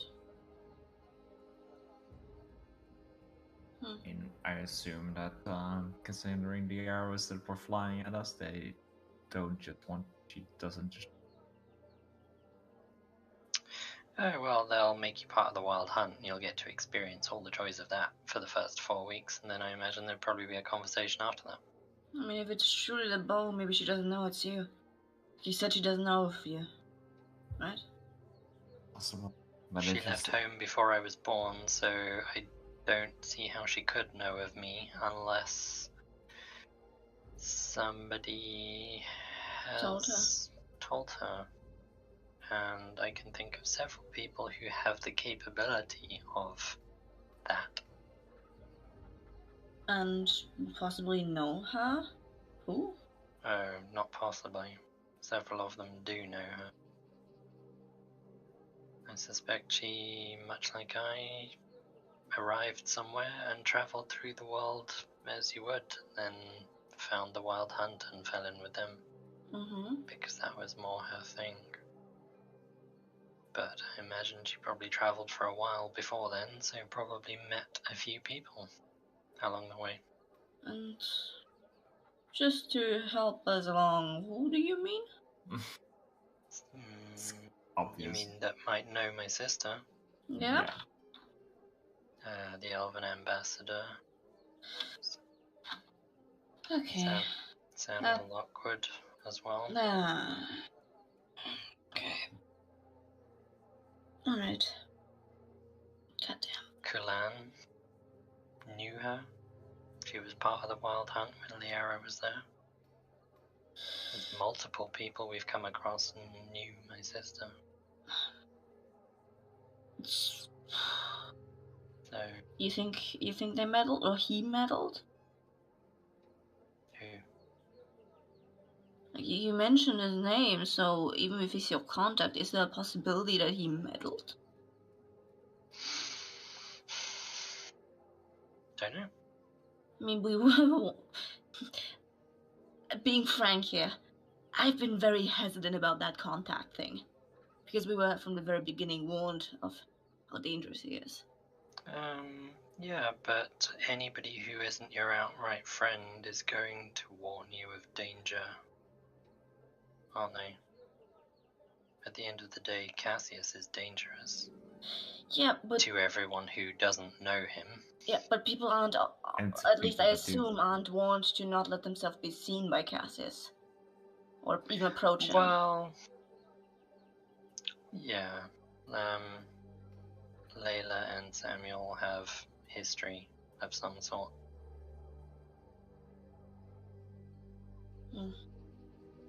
Whatever that history might be, so it's only surprising or not surprising that Layla would warn us he's dangerous if she had bad history with him.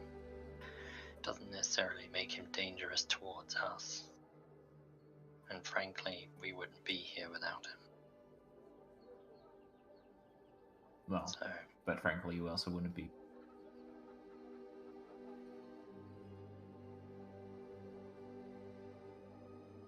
We wouldn't do what?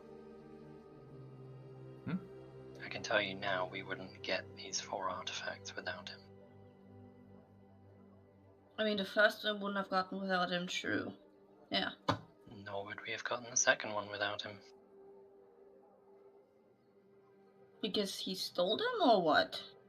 Because he had the money for the first one and owned the second one. Yeah. It's just still he kind made of it like available. He made it available through a very obtuse way. Of course you would, because there's other people searching for it, and he's made it available through a means that only I had access to.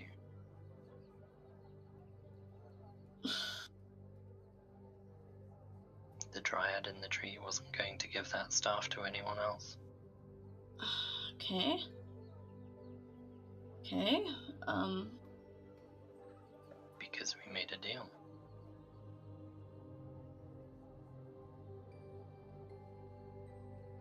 Alright.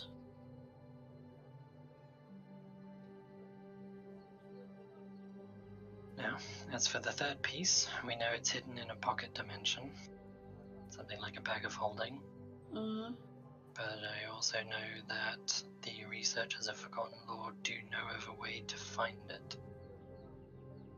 Where are you getting all this information that you're just popping up here and there?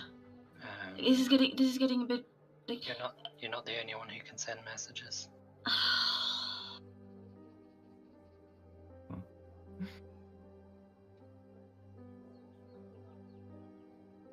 Thanks for telling us. Well, I can't send messages either. Okay. Obviously, other people have access to that kind of magic too. Yeah. I know. I just didn't expect, because last I heard of what you said was that you couldn't get in contact with him again. Well, I can't. It's by his choice that he chooses to contact me. Okay. So he now knows the researchers of Forgotten Lore have a way to find the third item, and I found out, well, just before I started concentrating on brewing a healing potion because Cassius has been sick. And you told us to talk when all 3 of us were together. All 3 of us are together. So you found out literally as soon as I was able to tell both of you at the same time. Can't complain about that. Yeah, I'm not gonna complain, but it would be nice for you to share without having to be asked like you are the fucking father. Very specific questions. I'm sorry that I have to be so direct, but it would have been nice if you said, "Oh, I can't be in contact with him, but he could just pop in every so often with a message." Like, it's little things in there. Wow. You're always very vague. Yeah, well, what can I tell you? I mean, if it just happened, and you're just waiting for us to be together, then it's fine. I gotta... Did you just now found out that he can contact you? Yeah. Before he told you differently. Everything else before has been face to face.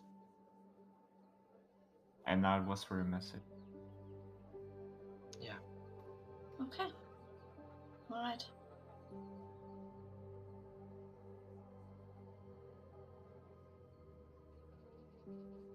Yeah, I mean, I have a passive insight of 18, so... Yeah. I know, I don't think I'm gonna roll well, but I'm gonna roll an insight for the... if she knew beforehand.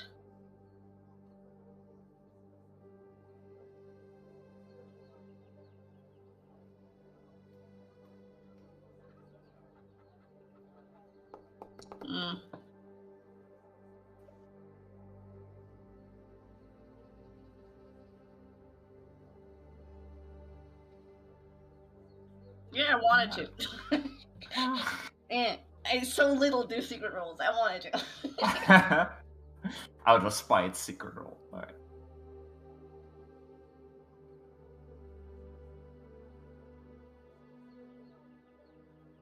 I mean, I can roll. There you go.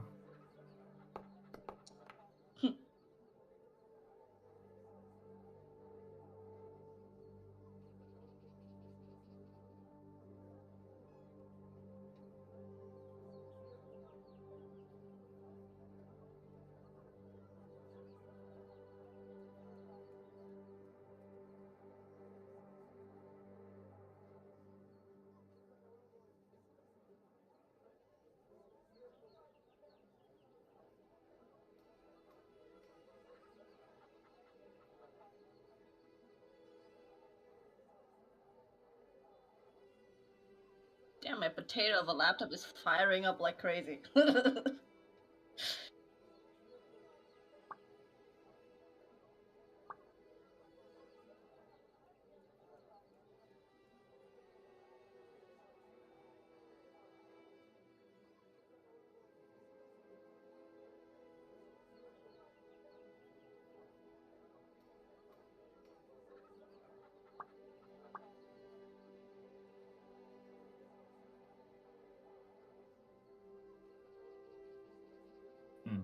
Mm-hmm.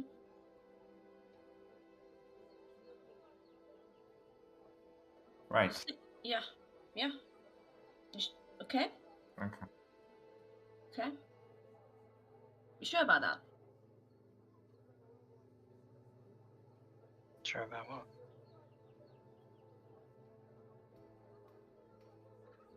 Just giving you the chance to be sure about that. Sure about Ruffle can find the third piece? Yes, 100%. No, being sure about what you just said. Just tell me if you're sure about that or not. Giving you the chance here. I don't want to freak you guys out. He was in camp. Right. So he's following us. No, he's just able to move great distances at will, as far as I know. Mm-hmm. And the last time I spoke to him, he was sure that we would see each other again. Are you often lying to us for the good of us own whatever the fuck? Trying to not freak you out, yes. I'm not freaking out about him right now. I'm not freaking out. I am more on the edge of a bit angry. I don't like when people are hiding things from me for my better sake. Did I know he was going to show up in camp today? No. The only thing I knew was that in the past, the last time I saw him, he said that I would see him again. And him is not even the right choice of words because, as you know, his name is a garlanded woman. So, before the sundering, as far as I know, he wasn't a he. And he now has the ability to shift forms to whatever it is he wants to shift to. Whether that's magic or whether that's something he gained when he came through, I don't know. But ultimately, yes, I didn't want to freak you out, because yes, he was close enough to seem, like you say, like he's following us. He didn't know we had the staff, he just presumed that we had gained it. Can you watch us? And how do you know how? Because we should be shielded from, like, everything but what the fuck Misha is doing. Well, if Misha has a way of finding us, stands to reason other people do too if they know where to look. For all I know, he may know people here.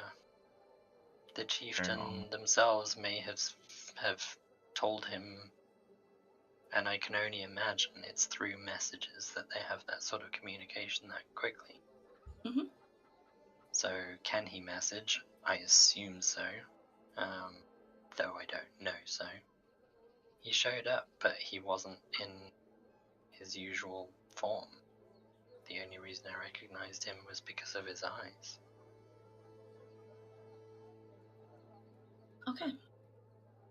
Other than that, he said we might meet again.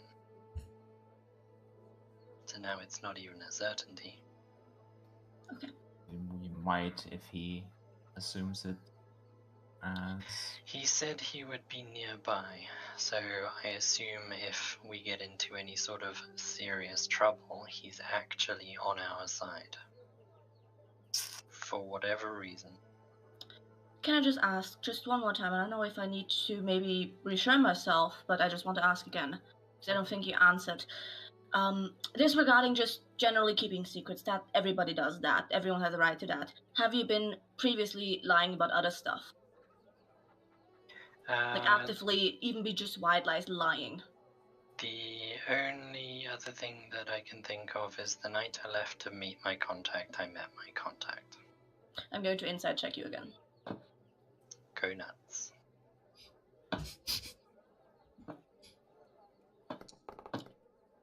Secret rolls, yay! Shinny, I actually was using my fate point. Okay.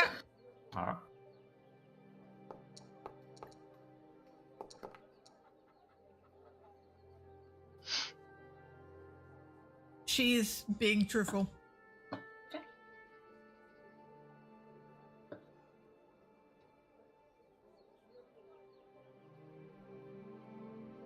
So yeah, obviously I met my contact. He said that we should proceed as normal, do the ritual, and then find the item, and he would make it available. Presumably that means telling the dryad in the tree to release it to us. Because you can sure as hell bet nobody else would have got that stuff otherwise. I mean, they might have.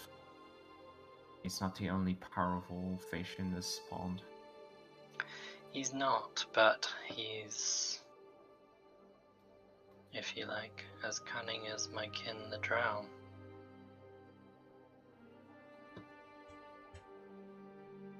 Not someone to be underestimated, and yes, as Layla pointed out, downright dangerous if you're on the wrong side.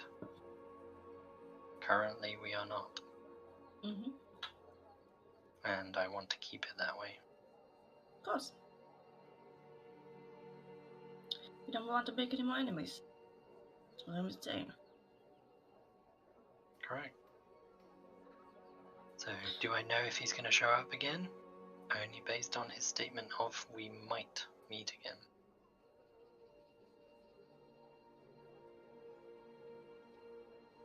Okay. I think the only other thing to point out is don't mention it to Layla. Clear. Because obviously whatever history they have wasn't good.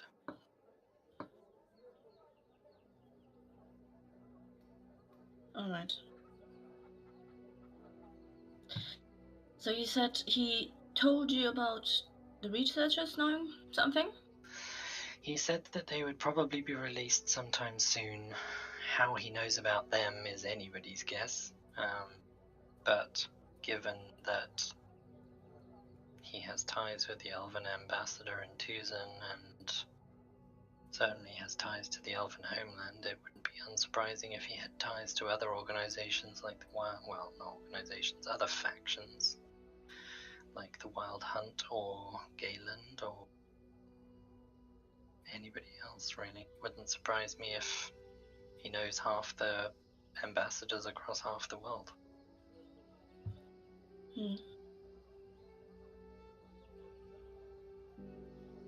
Alright. Did he where? Save us a whole lot of trouble. So far, he's procured the first item and secured the second item. No, I mean where they would be granted their freedom again. By the whims of the Wild Hunt. They're around somewhere. Given that they were last seen like heading north of whatever the city was that began with a C. Karen. That one. I assume they're somewhere around there, and we seem to be heading in that sort of general direction anyway, so we'll probably stumble among them soon enough, or they'll stumble back to us soon enough.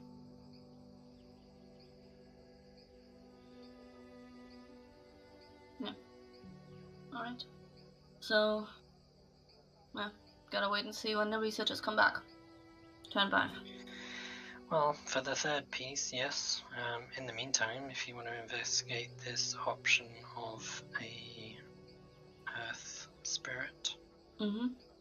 Very much so, yes. That's something we can look at. Mm-hmm. And just because you've been saying it, like, we couldn't have done this without him, we wouldn't have blah blah blah. He's not for sure not doing it without anything on his side either, because he's following us nice and tidy while we're the ones with a target on our backs. So we don't have to kiss his ass for it. It's not about that, Samira. Alright. Just wanted to lay it out here.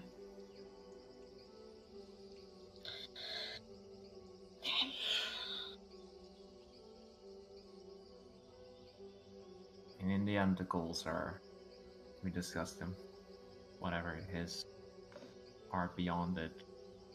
We know one part of it, part that we don't. It's fine. We have our own goals with it, so. And in that, I agree with Viera. He is the direct line to it. So.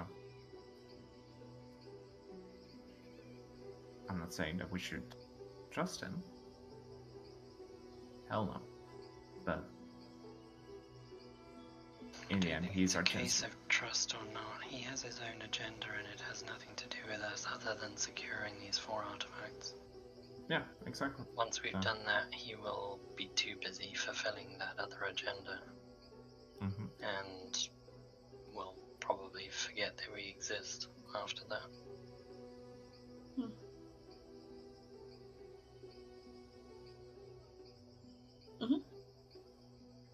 Alright. Wants to return his people to the outside world.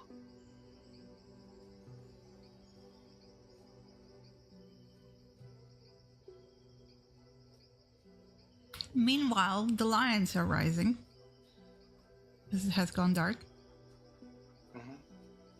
The humans are calming down, you know. They're like starting to sit down. They're less busy, you know. They're gathering around fires. You get this like general sense of change of shifts, slowly, lazily. Around this time, Layla comes back. Oh, just before that, I just wanted to ask one more question to Viera. You kind of brushed over it before, but you said he can change shapes, and he's in camp. Maybe I just didn't see him. Has he changed shape so we could recognize him? Well, he's not an elf anymore, if that's what you mean. Yeah. So he's now something else, and presumably can change that whenever he feels like it. What's he look like? Do you know what a furbolg is? Nope. Tall, like hairy, humanoid, pointy ears. Okay. Good to know. Thank you. I don't think you'll see him here. I imagine he's probably left by now.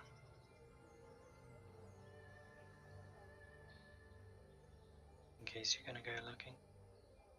No. Just good to know. We're gonna go walking after him. Like I said, I didn't recognize him except for the eyes.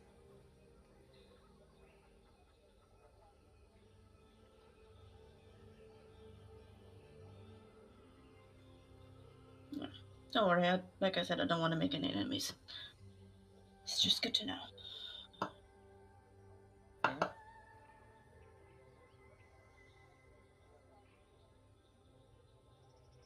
And now Layla can come. Yeah, she was like walking up to the camp at this point. Good evening. Welcome back. Man, you saw, like, what happened? What the fuck happened now? We talked. Right. Yeah. Some of us talked, I guess. Oh. I mean, you didn't really say much. Pretty sure I was talking the whole constant time. It's not like you asked any questions of me. I'll be back later. Sheathing her guns and backs out. I mean, before we started talking, wasn't that your point? We just have to ask questions? Yeah, sure. Yeah, so what's the problem? Do you have any questions? Nothing specific. Alright, so don't have to make a big deal of it, do you? Sure. I get that you might be feeling a bit rough right now around the edges, but you don't have to make a big deal of it. Hey, what is up? Like,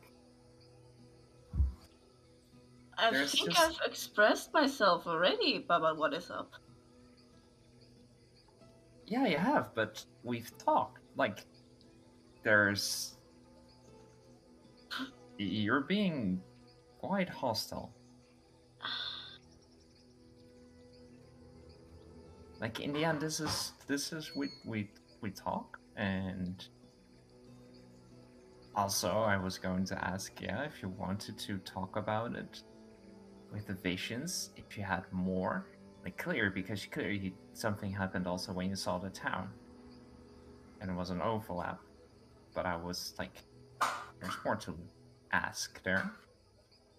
Like, was it something you saw again through him? But before that, you wanted to talk.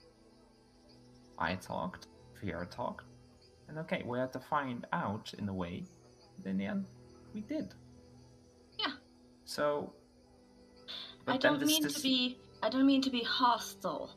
I'm sure you might understand that I can't just push things under the rug, so to say, when Yeah. It's lingering resentment, it's heard in your voice.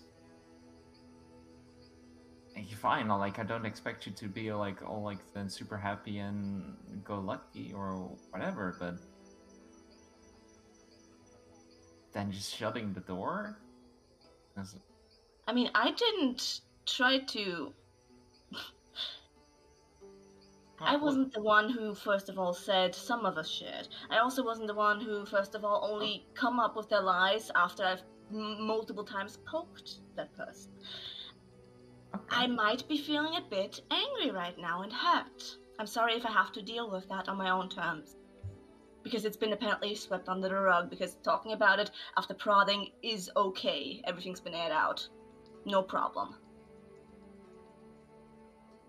Saying that we need to sweep it under the rug, but if you still have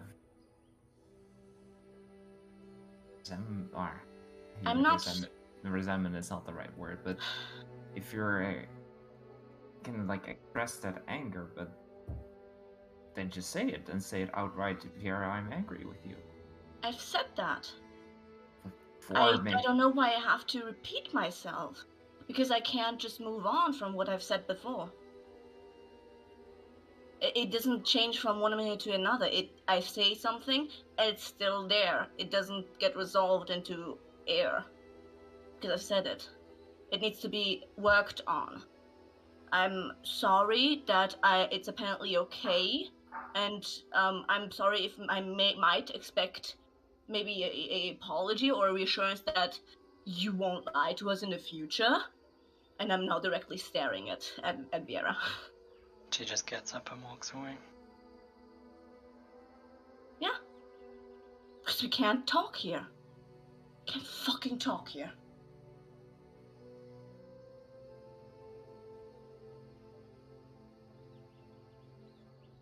So yeah, I've shared enough, Cassius. Kinda wanted to end this evening without her once more walking away. before we can talk it out. Because that's what she does. And I have to grovel in it.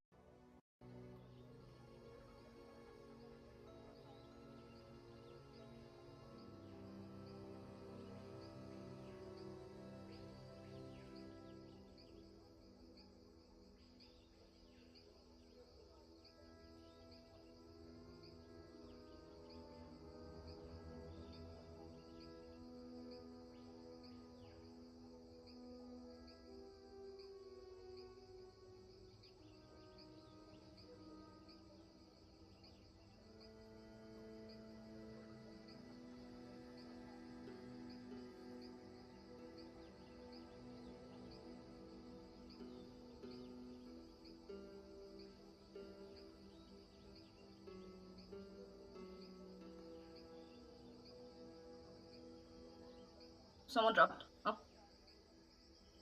Okay. Oh, okay. I missed the last 2 minutes entirely. Go on. So. What did I miss? By then? Juicy. Okay, Viera walked away, and then, I heard what Samira said, and then my headset cut out and didn't turn on until now. Oh shit.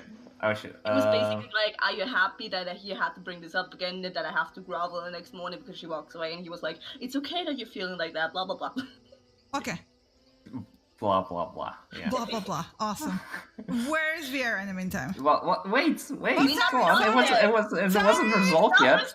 Okay, it wasn't resolved. Go on. Okay, I'm quiet. Sorry. So, if she then walks away, she's not unavailable for talking later. Maybe she just wants to create a little bit of distance. Because she might need it. Because she doesn't want to say something out of line, or she wants to give. Believe me, I get needing a distance to not explode outwards, which is why I don't appreciate backhanded comments like what she did. Some of us shared. I'm sorry. Okay? I wasn't aware that this was a Q&A. That we were playing 20 questions. We were talking, I was the one who brought it up of us talking, because very obviously we have tensions here. Because none of us are capable of sharing healthily. But what did you then call this?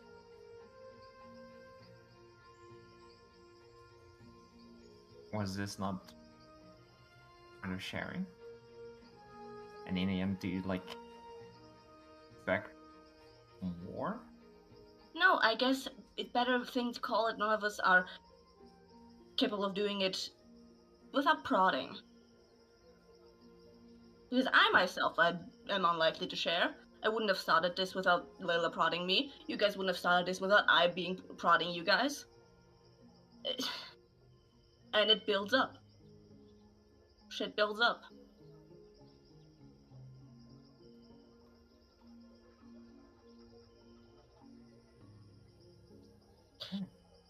And I don't mean to be angry at you. I'm sorry for letting this out on you. What did I say before? Stop apologizing. It's getting a little annoying. Fuck. The emotions that you have, it's fine. I understand it. Nothing to... and you're not letting it out on me. But... Just we need to take your time, and I'm not saying to grovel and go for an apology or whatever. Clearly there needs to be some distance. We can give each other that, and in the morning we can talk further.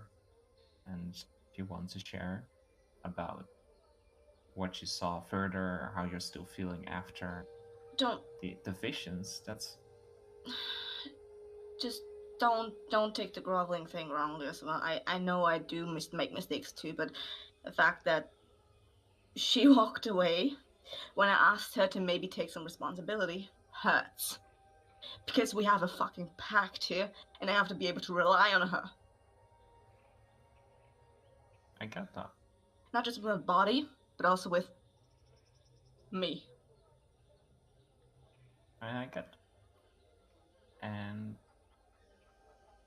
I'm sure once things are calmed down and gets it up, then maybe it takes some work. I think things have been high-strung for quite a bit, and even in the relaxing moments, there's still this looming presence of a black cat. There are still several packs that are with each other, outside of each other, on our own. You also have to remember, she also did have, for what it's worth, I don't know how wise it was, but in the end she did have a deal with contact. I think she's already stretching where she can go with that. And maybe then she just needs to be vague sometimes, because otherwise it might break. I don't know, because I don't know the specific. Probably because she cannot tell us. If that's it, then I'd appreciate her saying so. But maybe she can't. Maybe that will break the promise. I don't know. So, in the end, and I agree, not telling us things because not wanting to freak us out. That's not necessarily okay, but we don't know what else plays behind it. For all we know and care, the way that she talked about trial and everything, like there's a lot of conceptions there giving them from her people. You also have to realize maybe what kind of stress she is under with things she's doing on the background, or for the spirit's sake, she already died 2 times. No. I know. And I'm not disregarding that, but it might be selfish of me, but I don't want to be the only one tiptoeing. I don't want to be tiptoeing around, because I don't know what's up or down or what's wrong or right, because I can't fucking read people like you guys do. But it's okay, you don't have to. But in the end, we're all 3 of us together, and would you find a better way to talk, communicate, but also understand certain parts of each other. And we know Vera long enough that she's not always the most straightforward. She is in her way, but then she also goes, she's vague, sure. I'm vague. You're vague sometimes. Yeah, but you guys rip shit out of me, and I open up when you ask. You open up when we ask. I asked her, and she lied thrice into my face. I had to call bullshit.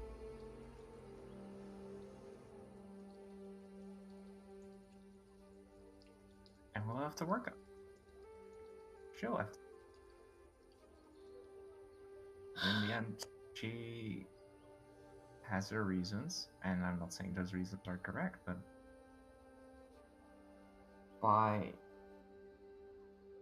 on the other hand, a comment is not also the right way to approach it, but finally, in the end, we talked in a certain way. There's definitely more to talk about, and we'll save that for the next. Maybe there's only so much that we can take in a certain time. Yeah. Right? Yeah. And we'll figure it out. Mhm. Yeah, we will.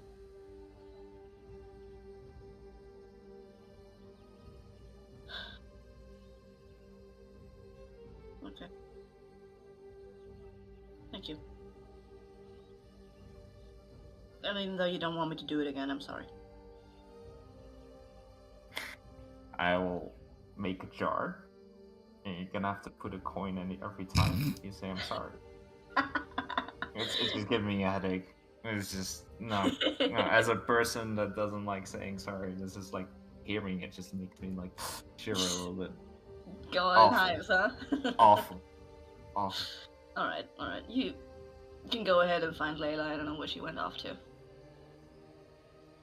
I think feeling that vibe, she's on the other side of the camp. Yeah, just go and get her. I don't want her to be, I don't want her to needlessly be on edge or suffering because of our bullshit. No, I don't think she was on edge. She just wisely did out at that point. Yeah. Which I definitely would have if I was not in the middle of the conversation, so. Fuck. And I just get up and pat her on the head. It's not like pet, it's more like stroke. Okay. Very obviously lean, sturdy, physical contact. Mm-hmm. And yeah. And I go off to find Layla, put on my goggles. Yeah. And I just hunker down in the tent, a little feedback loop of good feelings with Vinny. Just trying to do my own self-soothing. Roll me the persuasion or investigation. Cassis, whatever's higher, whatever you prefer, because persuasion is more like asking around for Layla with people who barely speak common, or investigation is just looking for her.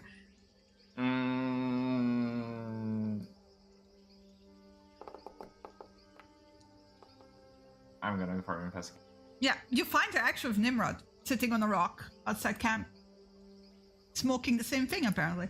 It's just two awkward people.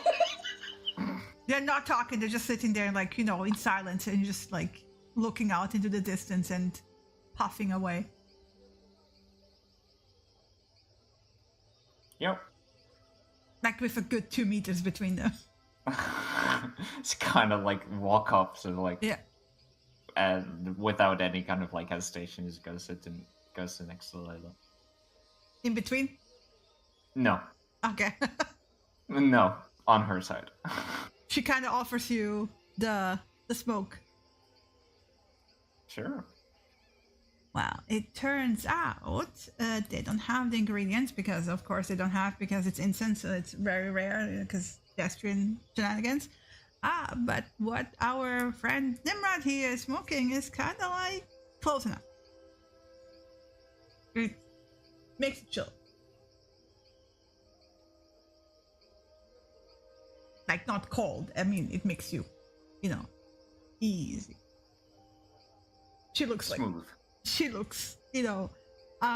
I would say it's like a variation on Mary Jane, but it's actually sage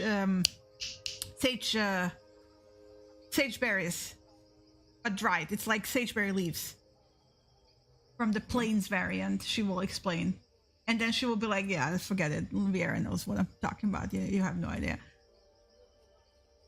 I mean, it's good enough for me. It works. I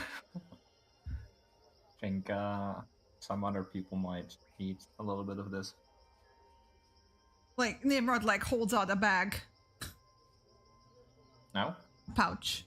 Perfect. Thank you. He shrugs.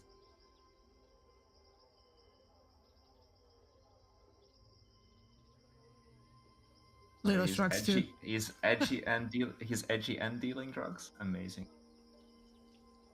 She elbows you.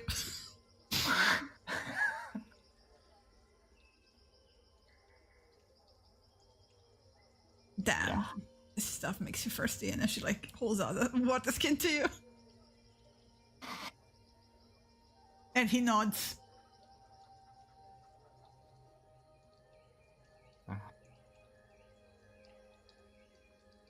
Yeah, that's a whole mess down right there. So I figured you wanted to be somewhere else. He goes like, "Not my problem," and slides off the rock and walks away. Come on. Can't even like talk with this guy around. I wasn't even talking to him. No, he seems to be bad with people. Like, no, like not bad with people. Like, that's an understatement. I mean, yeah, it is. You're giggling like a schoolgirl. No, it's like all of you are. I don't know what's going on with you. You guys need to talk proper, honestly, with each other. This was the first attempt. Well, not the first, but this was an attempt. It didn't look like you were the guys talking. It looked like you were fighting. You looked like marginally slightly better than the one time I walked, like in the inn in Northgate when I walked in. Yeah. Hey, to be fair, I didn't fight. Results. I want to ask, but it's not, I feel it's not my place to ask and know this. Sure. And I know you don't, you know, and like, you probably don't want to hear it, but, you know, sometimes people just have to go their separate ways. You think that's the case here? I don't know. You gotta find a way to work it out, or you gotta find a way to not be in this dysfunctional way.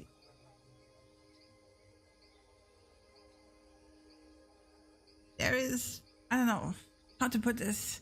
There's working together and working together. Like, if you can trust each other to do the right thing for the job, that's fine. That's a professional relationship. But here you got like all these personal feelings mixed into it.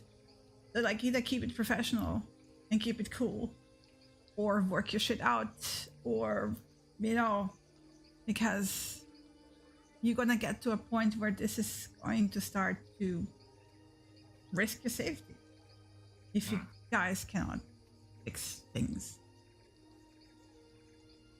Yeah, I mean, I've been in enough situations like that before. Why do you think I prefer working alone? Come on. Come on, it's hiring the occasional mercenary group that's like, you know, it's fine. You hire them for the job, they do the job, you pay them, they fuck off, it's great. But like, anything longer than that usually causes trouble. It's not the same thing. It's not like these people, these two Nimrod. Wait, no, wrong word. These people. With them, I've been through quite some harrowing shit. In the end, we're kind of bound. So, if that involves maybe we do need a break. Like longer time away, but on the other hand, been in plenty superficial shit before. Yeah, it's amazing. But at some point it's also empty. I mean, I'm sticking around with you, obviously. Apparently, that's a thing we do now. I get it. I get it.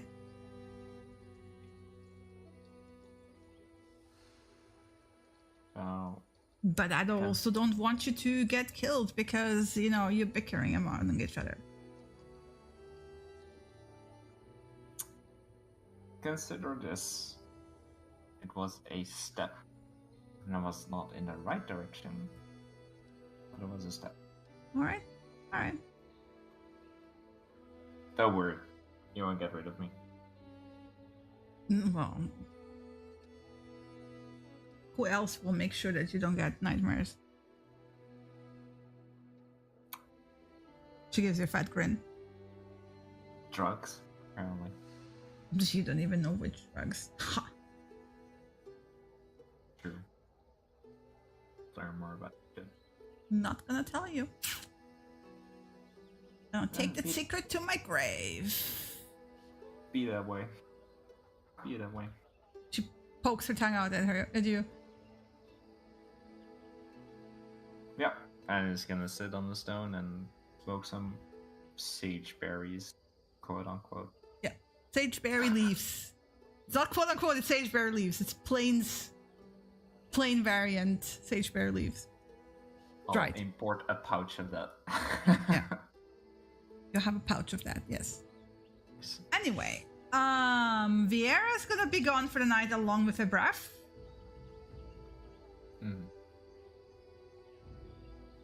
So Nimrod is gonna go by Samira.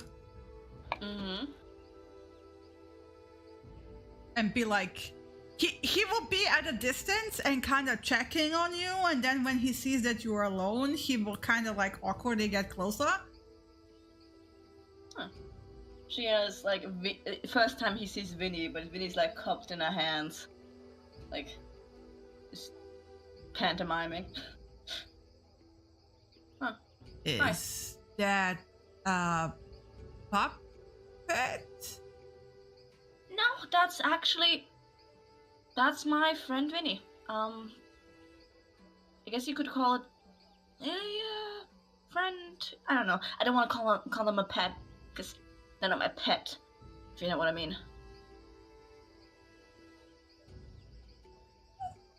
He nods very slowly.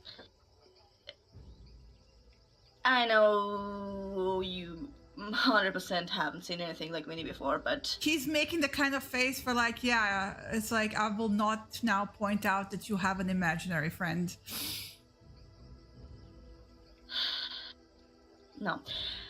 Do you know what familiars are? Some of them shamans have it, yes. Yes. You obviously know that I have magic, and I sort of, in a way, created Vinny here. It's not an imaginary friend. It's not, and he kind of points, oh, never mind, sorry. Like, No.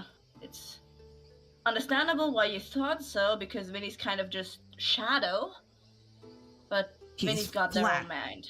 Yeah, it's very much not like a regular person or being.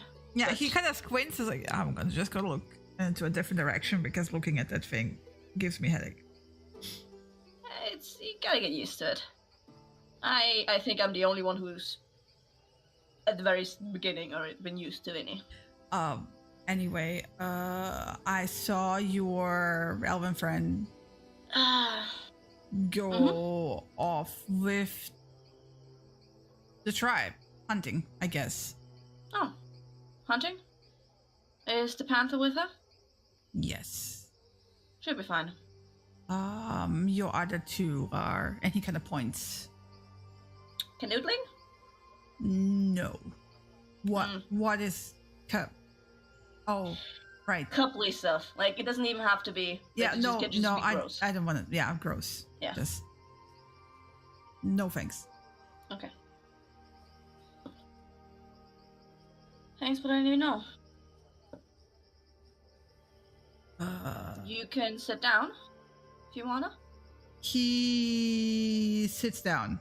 He's like standing good 2 meters away from you, and he just sits down on the ground. Okay, that also works. Did you come here just to let me know, or to get away from those two, or... Oh. I figure you're not very much one for a chat. Don't talk much to people. Yeah. Which isn't a bad thing. But, yeah, I was wondering. You're right.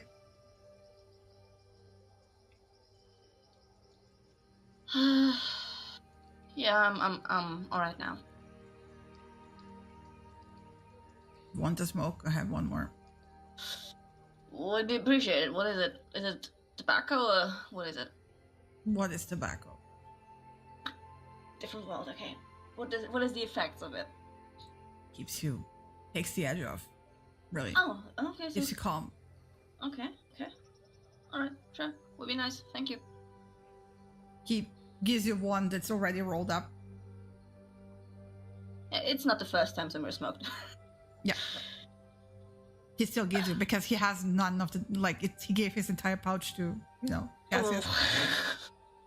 So he gives you like one Rip. rolled up. Yeah. That was a mistake. Don't give all your drugs away. Does he still have his own? No, he has he doesn't light up his own. He gives you one. So he still has one. You don't know. He gives you one.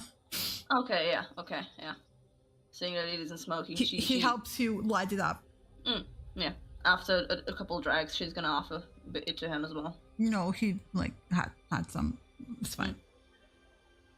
Alright, thanks. Yeah, that's gonna help. I really get why you're a bit of a loner, because sometimes people suck. He kind of rubs his neck. Sure, yes. You? You're very awkward. My caravans usually don't talk to me. I also don't know what to do with you lot because of what you are. Well, I'm a normal person, so you can treat me like a normal person. It doesn't have to be something great. You are not just a person. You are a person who came from the outside and who just happened to have visions of my family line. Oh, what? Who stepped into the castle where things happened and into the tavern where they met originally.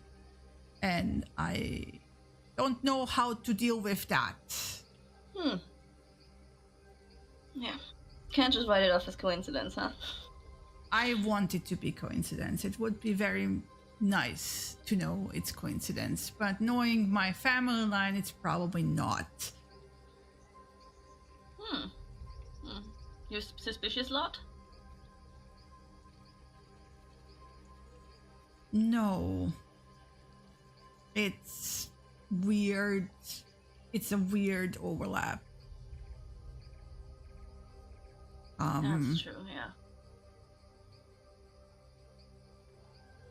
I am curious about another overlap. Do you, you obviously have more memories of Grimm's. I have both. Yeah, even of grandfather because of it. Huh. Well, great. Many greats. Yes. They included. I was wondering, do you remember anything else about the a being that pulled Grimm here? Does he know more about what it? He always thought it was the builder. Oh, okay. So he never. Mind you, he had some other term for him. Called him the God Emperor. Oof. Okay. And honestly, if I'm quite frank, I think he thought of.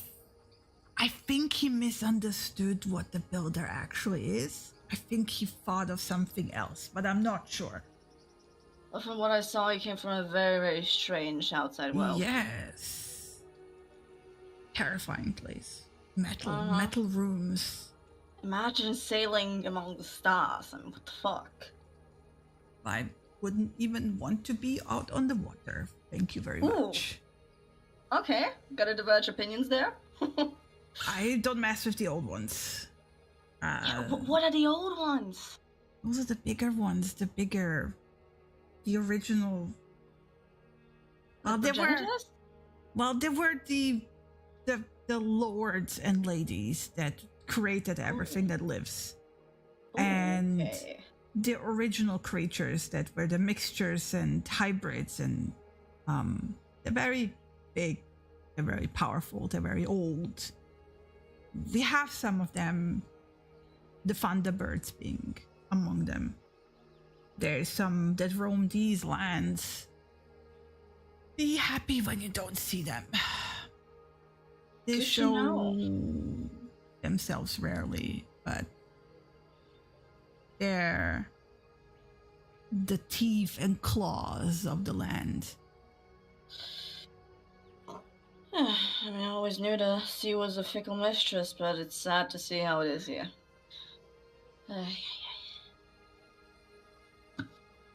I also don't think they're very happy being locked in here. Yeah. If you're a ageless being, suddenly for being sprung into prison. Yeah, can't imagine that. Not at all.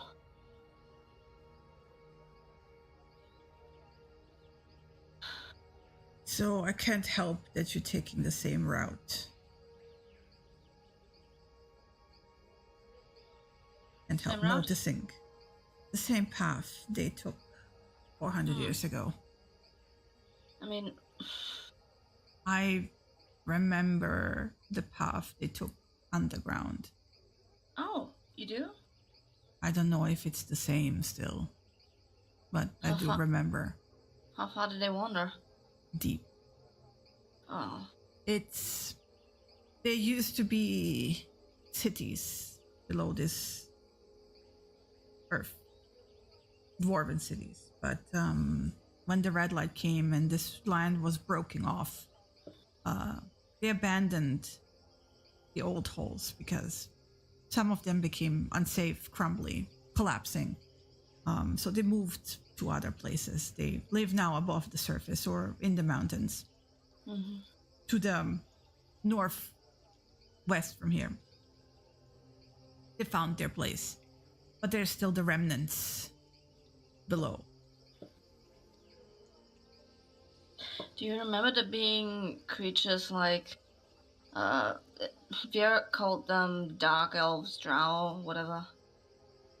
He shakes his head. What are dark elves? I've only heard stories, but I think that's... You must have recognized her hesitance. Are they like evil elves? Yeah. Or literally dark, like black? I think both. Like, she was Skype wrapped in it is evil, but also looking like a shadow of another elf, so both. So like shadow creature elves. I don't... Are they like more ghosts? No. I'm bad at explaining things. No, I didn't see anything like that. That's good to know. Creatures, like animals down there, and some of them are dangerous, but so are the animals above the surface. That's true. Okay. Yeah. Who knows? I hope we can... Yeah, I hope we don't have to travel that deep, but who the fuck knows? I don't know, like many of the tunnels probably collapsed even more since they went there before the red light. And even then it was already abandoned.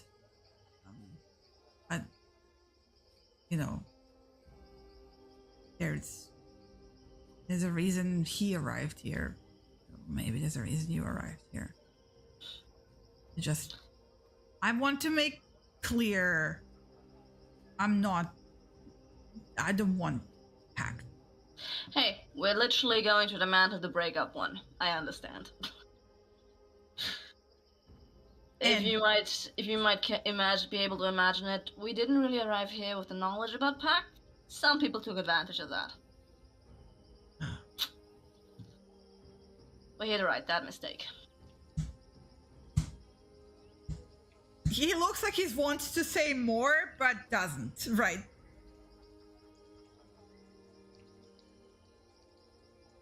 So I get it. I get it.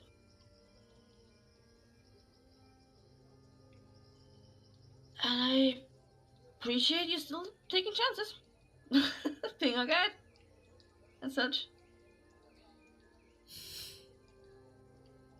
Spent quite some time running away from my lineage. I figured I'll give it a try the other way. Well, anyway, I told you you're fine, right? So yeah, we're fine. Yeah, we're all fine. So I'm gonna go too much conversation. You can go and tank your energy. Go on. I gotta go find Gwyn. Bye. Thanks for the chat. He like. If you ever want to have another chat, I'm here. He turns into 3 different directions before picking a 4th one and then walking away. Ismir is just laughing, and not mainly laughing, just kind of giggling to herself. So, what are you doing for the rest of the evening? Because Viera's off hunting. I mean, it's pretty late already, right? It's like, what time would it be? I would be around 8 at this point. 8. Alright, so I'm just making sure that the camp is prepared for the night. And I'll go to bed, actually. Mm-hmm. Cass? Cassius? Sorry, I muted myself. At some point, probably he and Layla will return to the camp. Mm-hmm. And yeah, because it's still sunny or warm. It's definitely not sunny. Probably just sleep outside. Next to Layla. Awesome. Then, Chris Viera is probably gonna be back in the middle of the night, like 3, 4 a.m. Sure. Because they're hunting for the entire tribe, not just for themselves, but also for the humans. And they're big animals, so they're going for big. Are they hunting and bringing down like something big? Herd. They're herding deer, and are some of them returning the kills to the camp, though? Yes. Okay, she'll help return the kills to the camp so that she's back before the wild shape wears off. Okay. Which is around 2. Okay, awesome. And then you got a trance, I assume. Mm-hmm. The Bruff is also happy with food. Fresh. Kill. Yeah. And then... So... 3... Okay. Okay, next morning arrives. Everyone has a long rest. Mm-hmm.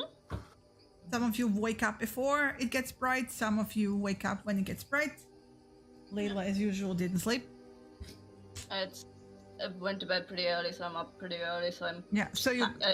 The tent is already packed away and everything. Yeah, you will notice that Viera has come back and is meditating. Yeah, just packing around her.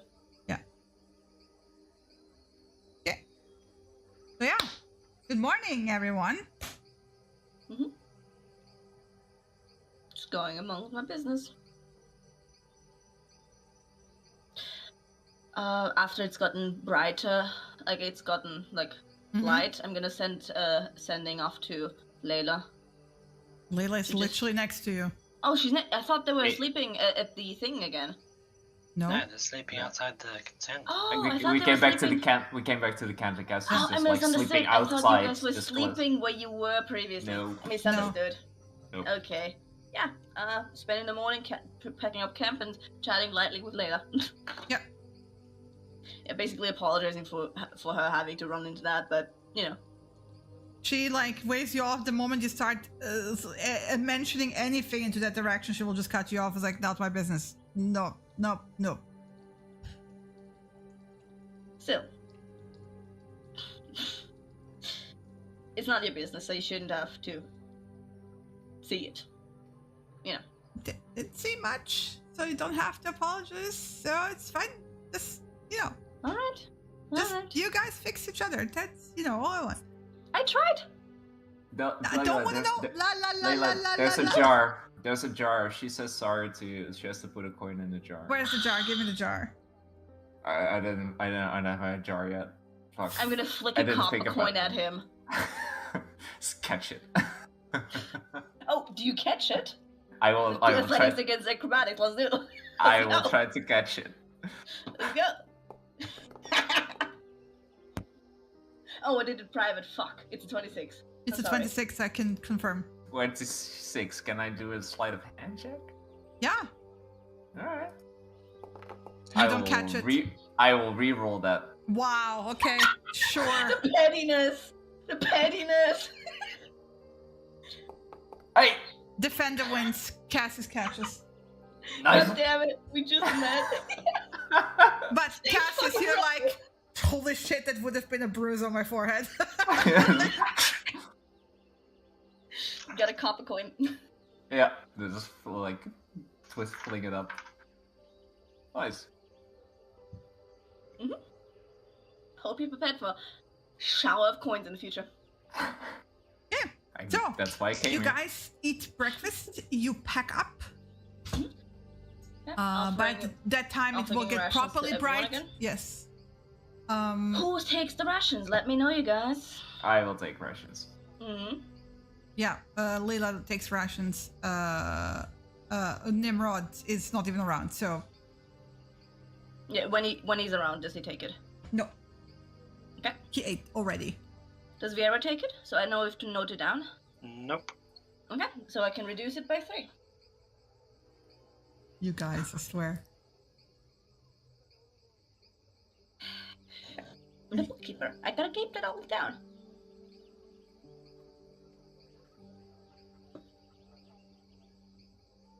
Alright. Everything's been packed up already, so I guess we can either just wait for Nimrod or just... Well, it's like Layla points like he's over there, waiting. Oh. This guy, he just like doesn't...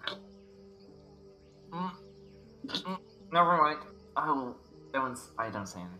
Alright, all 3 of you, just listen for a second. You don't have to listen to me. I'm the outsider here, right? I'm not like, well, I'm not an outsider. That's like kind of the point. You all 3 are just equally, weird people like the rest of us are weird. I'm weird.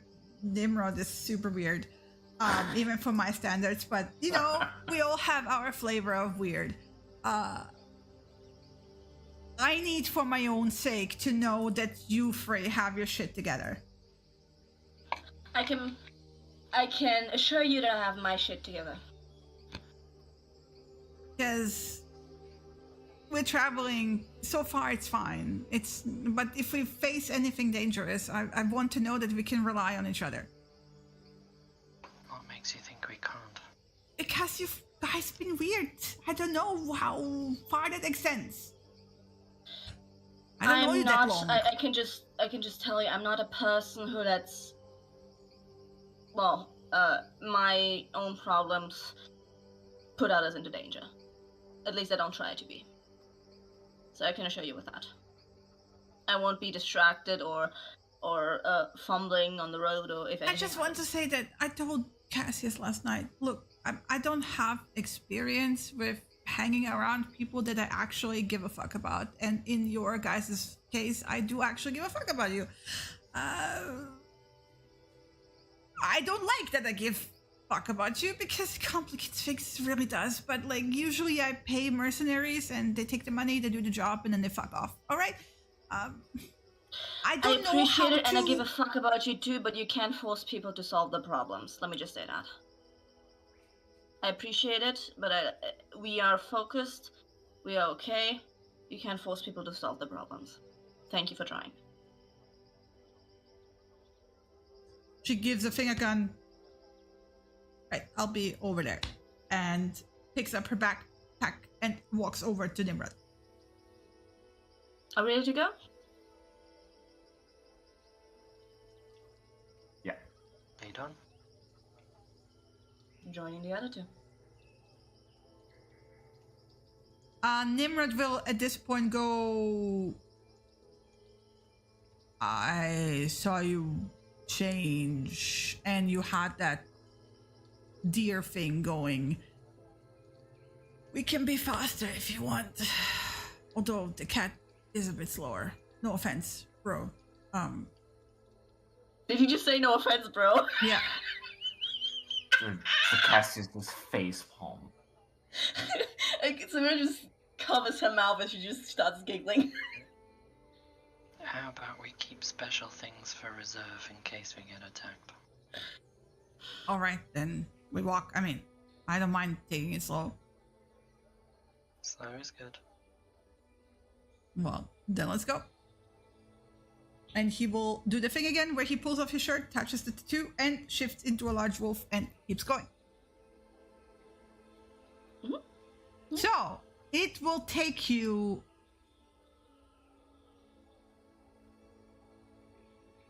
$8 hours At which point, I mean, he will take a break, but after 8 hours, he's gonna be like, if we push on for 3 more hours, we can reach the intersection. Oh. Yeah, I mean, if you recommend that we do that, then sure, yeah, good. What's special about the intersection? It's just a halfway point between Kieran and Holden. Need to push. I mean, if we don't push today, then we need to push tomorrow, right? No. And I would rather push. Then I would rather just push get tomorrow. there at lunchtime the next day. Are we in a rush to get there in 2 days? No, but if we push tomorrow, then we're closer to the city. Then We're also It's gonna at risk be- of exhausting ourselves. And It's then gonna being be a attacked by harder. someone. He will point out it's gonna be a harder push tomorrow because it's gonna be a greater distance. So he's gonna be like, okay, we make it in 2 days or we make it in 3 days. He doesn't care. Like, it's up to you guys. 3 days is safer. Okay. yeah, 3 days, fine. Then I will show you where you make it.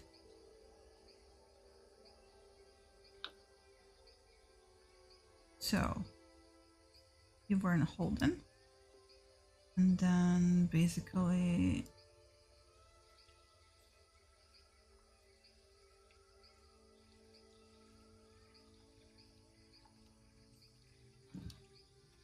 there. Oh, be right back. Sorry. God damn it. It's like Bouncing over. snapping to different grid cells. There you go. There you go.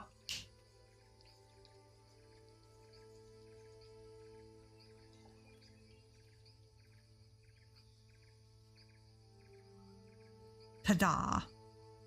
Wow.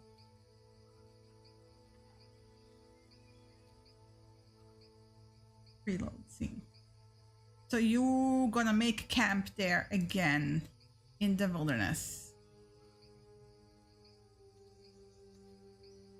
If my screen loads, there we go.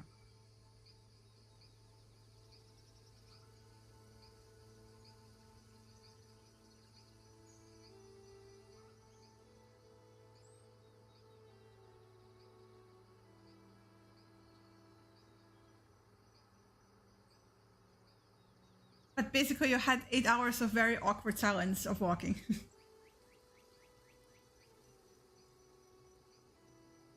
Oh, I haven't. Been chatting with Layla. Yeah. Circles. Huh? What? We've gone round in circles.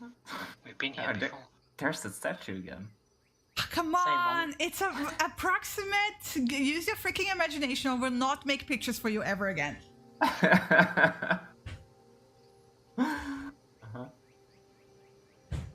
So there's more statues here, basically. Very similar terrain. It's not like statues, but it's like various. Yes, there's littered ruins, right?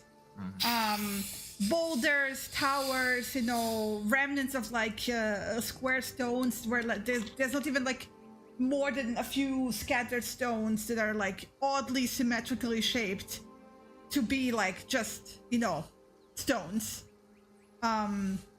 But yeah, there's like remnants of civilizations long past, and maybe even remnants of like villages that had been here maybe 400 years ago, right? So there's like very old ruins, there's old ruins, and then there's nature. But it looks like basically the plains have been mostly untouched for the last 400 years. It's like nature has been left to do its own thing, basically. So it has overgrown and dismantled whatever civilization was there, right? Over time. And eroded it.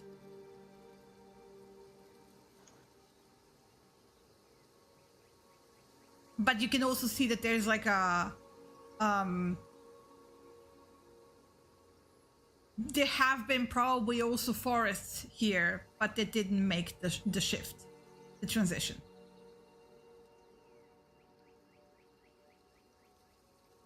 So the vegetation is like relatively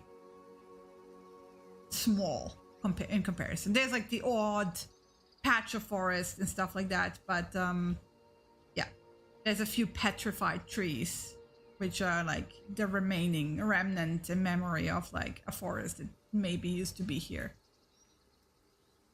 So you can imagine that this place was probably very, very different, you know, before everything went down.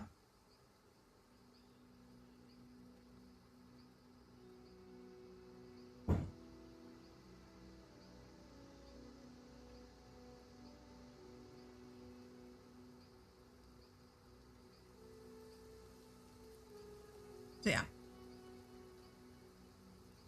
Anyway, everyone is just quiet. I have nothing else to say. We can call it here for now. I think that's fine. Yeah, we can do that. Okay. So you made it this far. You're gonna make camp. And then in the morning you're gonna continue to Karen. Okay. Awesome sauce. And we gonna end it here.